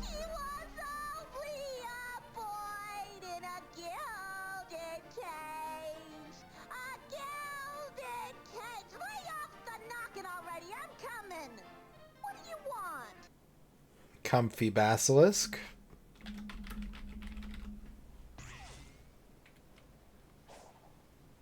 Okay.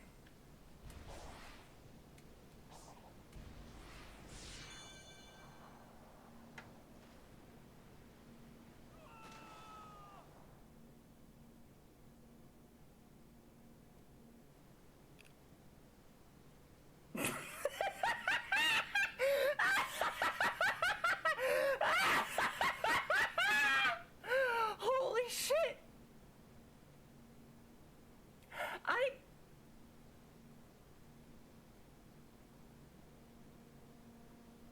This is the best game I've ever played!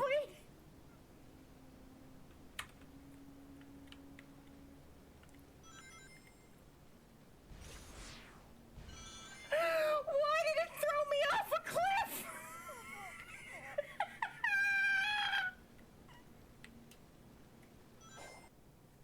Goaty.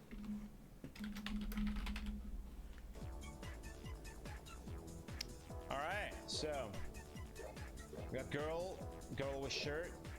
We got girl with glasses, but the fuck is going on here? I got a cover girl. She is literally the cover girl, so I might just pick her. Her name is Lisa. Alright, she's got a sweater. We got a fucking nurse.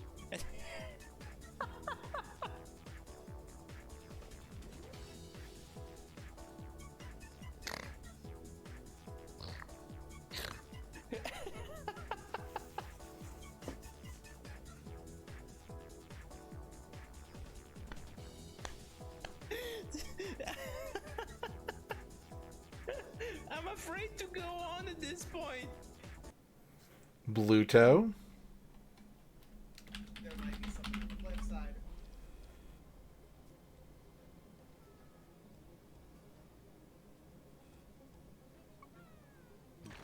Huh?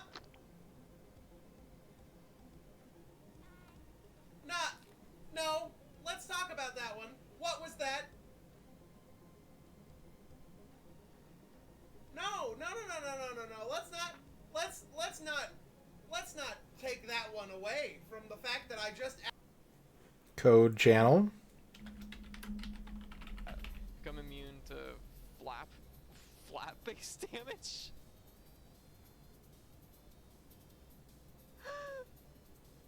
Flat base damage. No flaps. Gonna make sure I prevent that flap-based damage. I've never had anything that prevents flap-based damage. Well, that's just wonderful. Yeah, you can't be flapped. You're unflappable. It's in the name. Yeah. Oh my god. Okay, I can afford one thing. I almost want to buy this because I'm just like, never know when you're gonna need to be immune to flat-based damage. Oh my god, we're actually fighting a bat. It would make so much sense. Shit. Lucy. Me ask you, subscribers, what was y'all one removed? Fuck! No, I said yo! I said yo! I said yo! Then my I believe thou said you chat is. How many times is gonna play the sub? The Last Seahorse. I've also got a POB. I know it's dirty. I've used it for a long time. Mouse pad. All the nice ergonomics of the Booba pad, but POBs and say so. A platypus.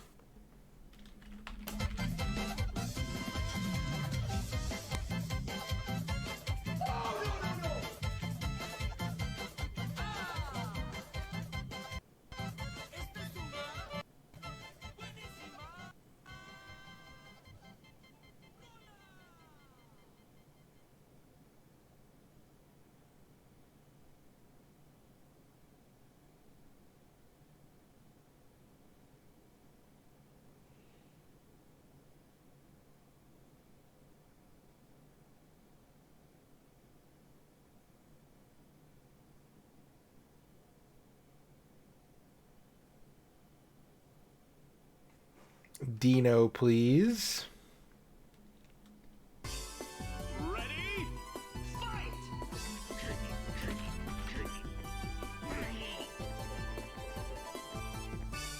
Look at him. He's scared. He's scared.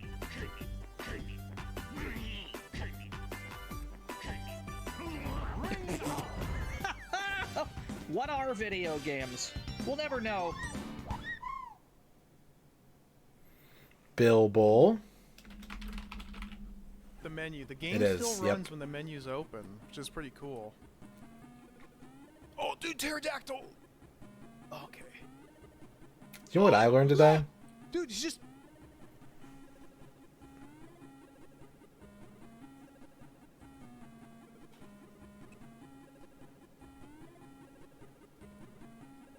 I just lost 2 of my party members right off the bat. Switch.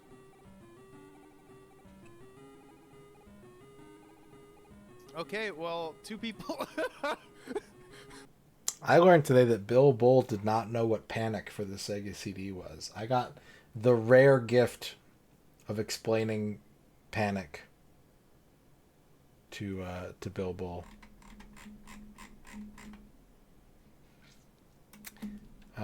Jiggy. Yep, interaction. Oh shit. What? Pepsi Man. All right, okay. Do I shoot him? Retro Pals. I want to go on the train. Well, Do you like trains, Danny? I've never been on one. What? Liz Star.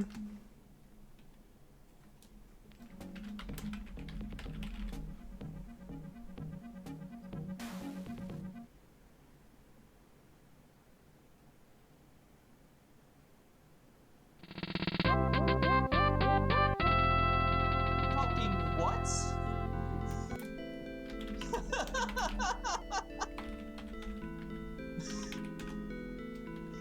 Fucking what? Brosentia. Nothing's come. They got him. They put this file in my hand. The vaccine file, right? Can you get a hold of some scuba gear and a spear gun for me? I don't know. Even if I could, it's dangerous to be moving around right now.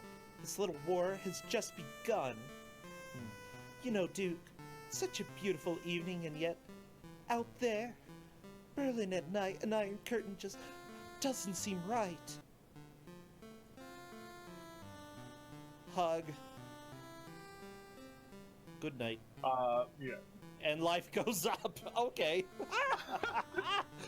Like, the life going up, that's all you need. That's all you need to know about what's going on. They hugged really tight. Now you need to go back to the. Now you need to go back to the river. Bardic Broadcasts. Demon is gone. Now, sorcerer, we duel.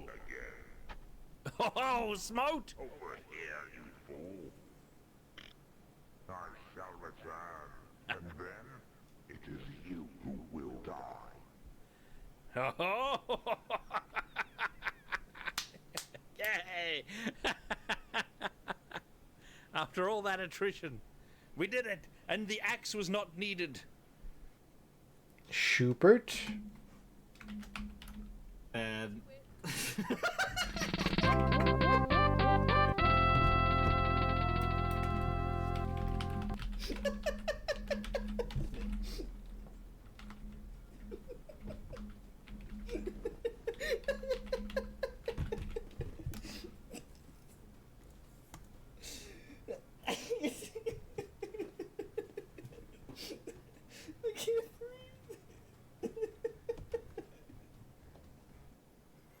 And Cortily. I'm blackmailed. I can't reveal pertinent information, but that's crazy. Rap god. And he was Jester, right?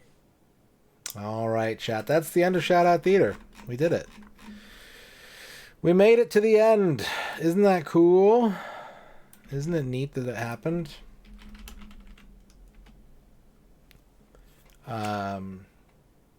So yeah, I'm out of here. Like I said, no stream tomorrow. We'll be back on Tuesday at some point during the Tuesday 24-hour zone. And yeah, I hope you come back. Hope to see you there. We have one more shout out to give, and that goes to our raid target, who is Kleben Splurknurch, who is partner pushing right now. We're trying to help Kleben get to partner, so if you want to help someone hit their Twitch goals, Kleben is currently playing Dragon Quest 1 and 2 for the Super Famicom. So that's the plan. Oh!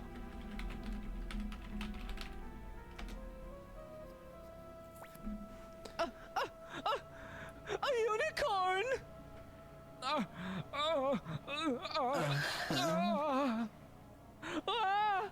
It's the unicorn! We'll be eaten! Oh no! There you go. Go say what's up to Kleben. Hang out. Have a good time. I will see you all in a couple of days. Until then, don't think about Crazy Frog. And we'll see you next time. Here are your lizards. Have a good night, everybody. Bye-bye.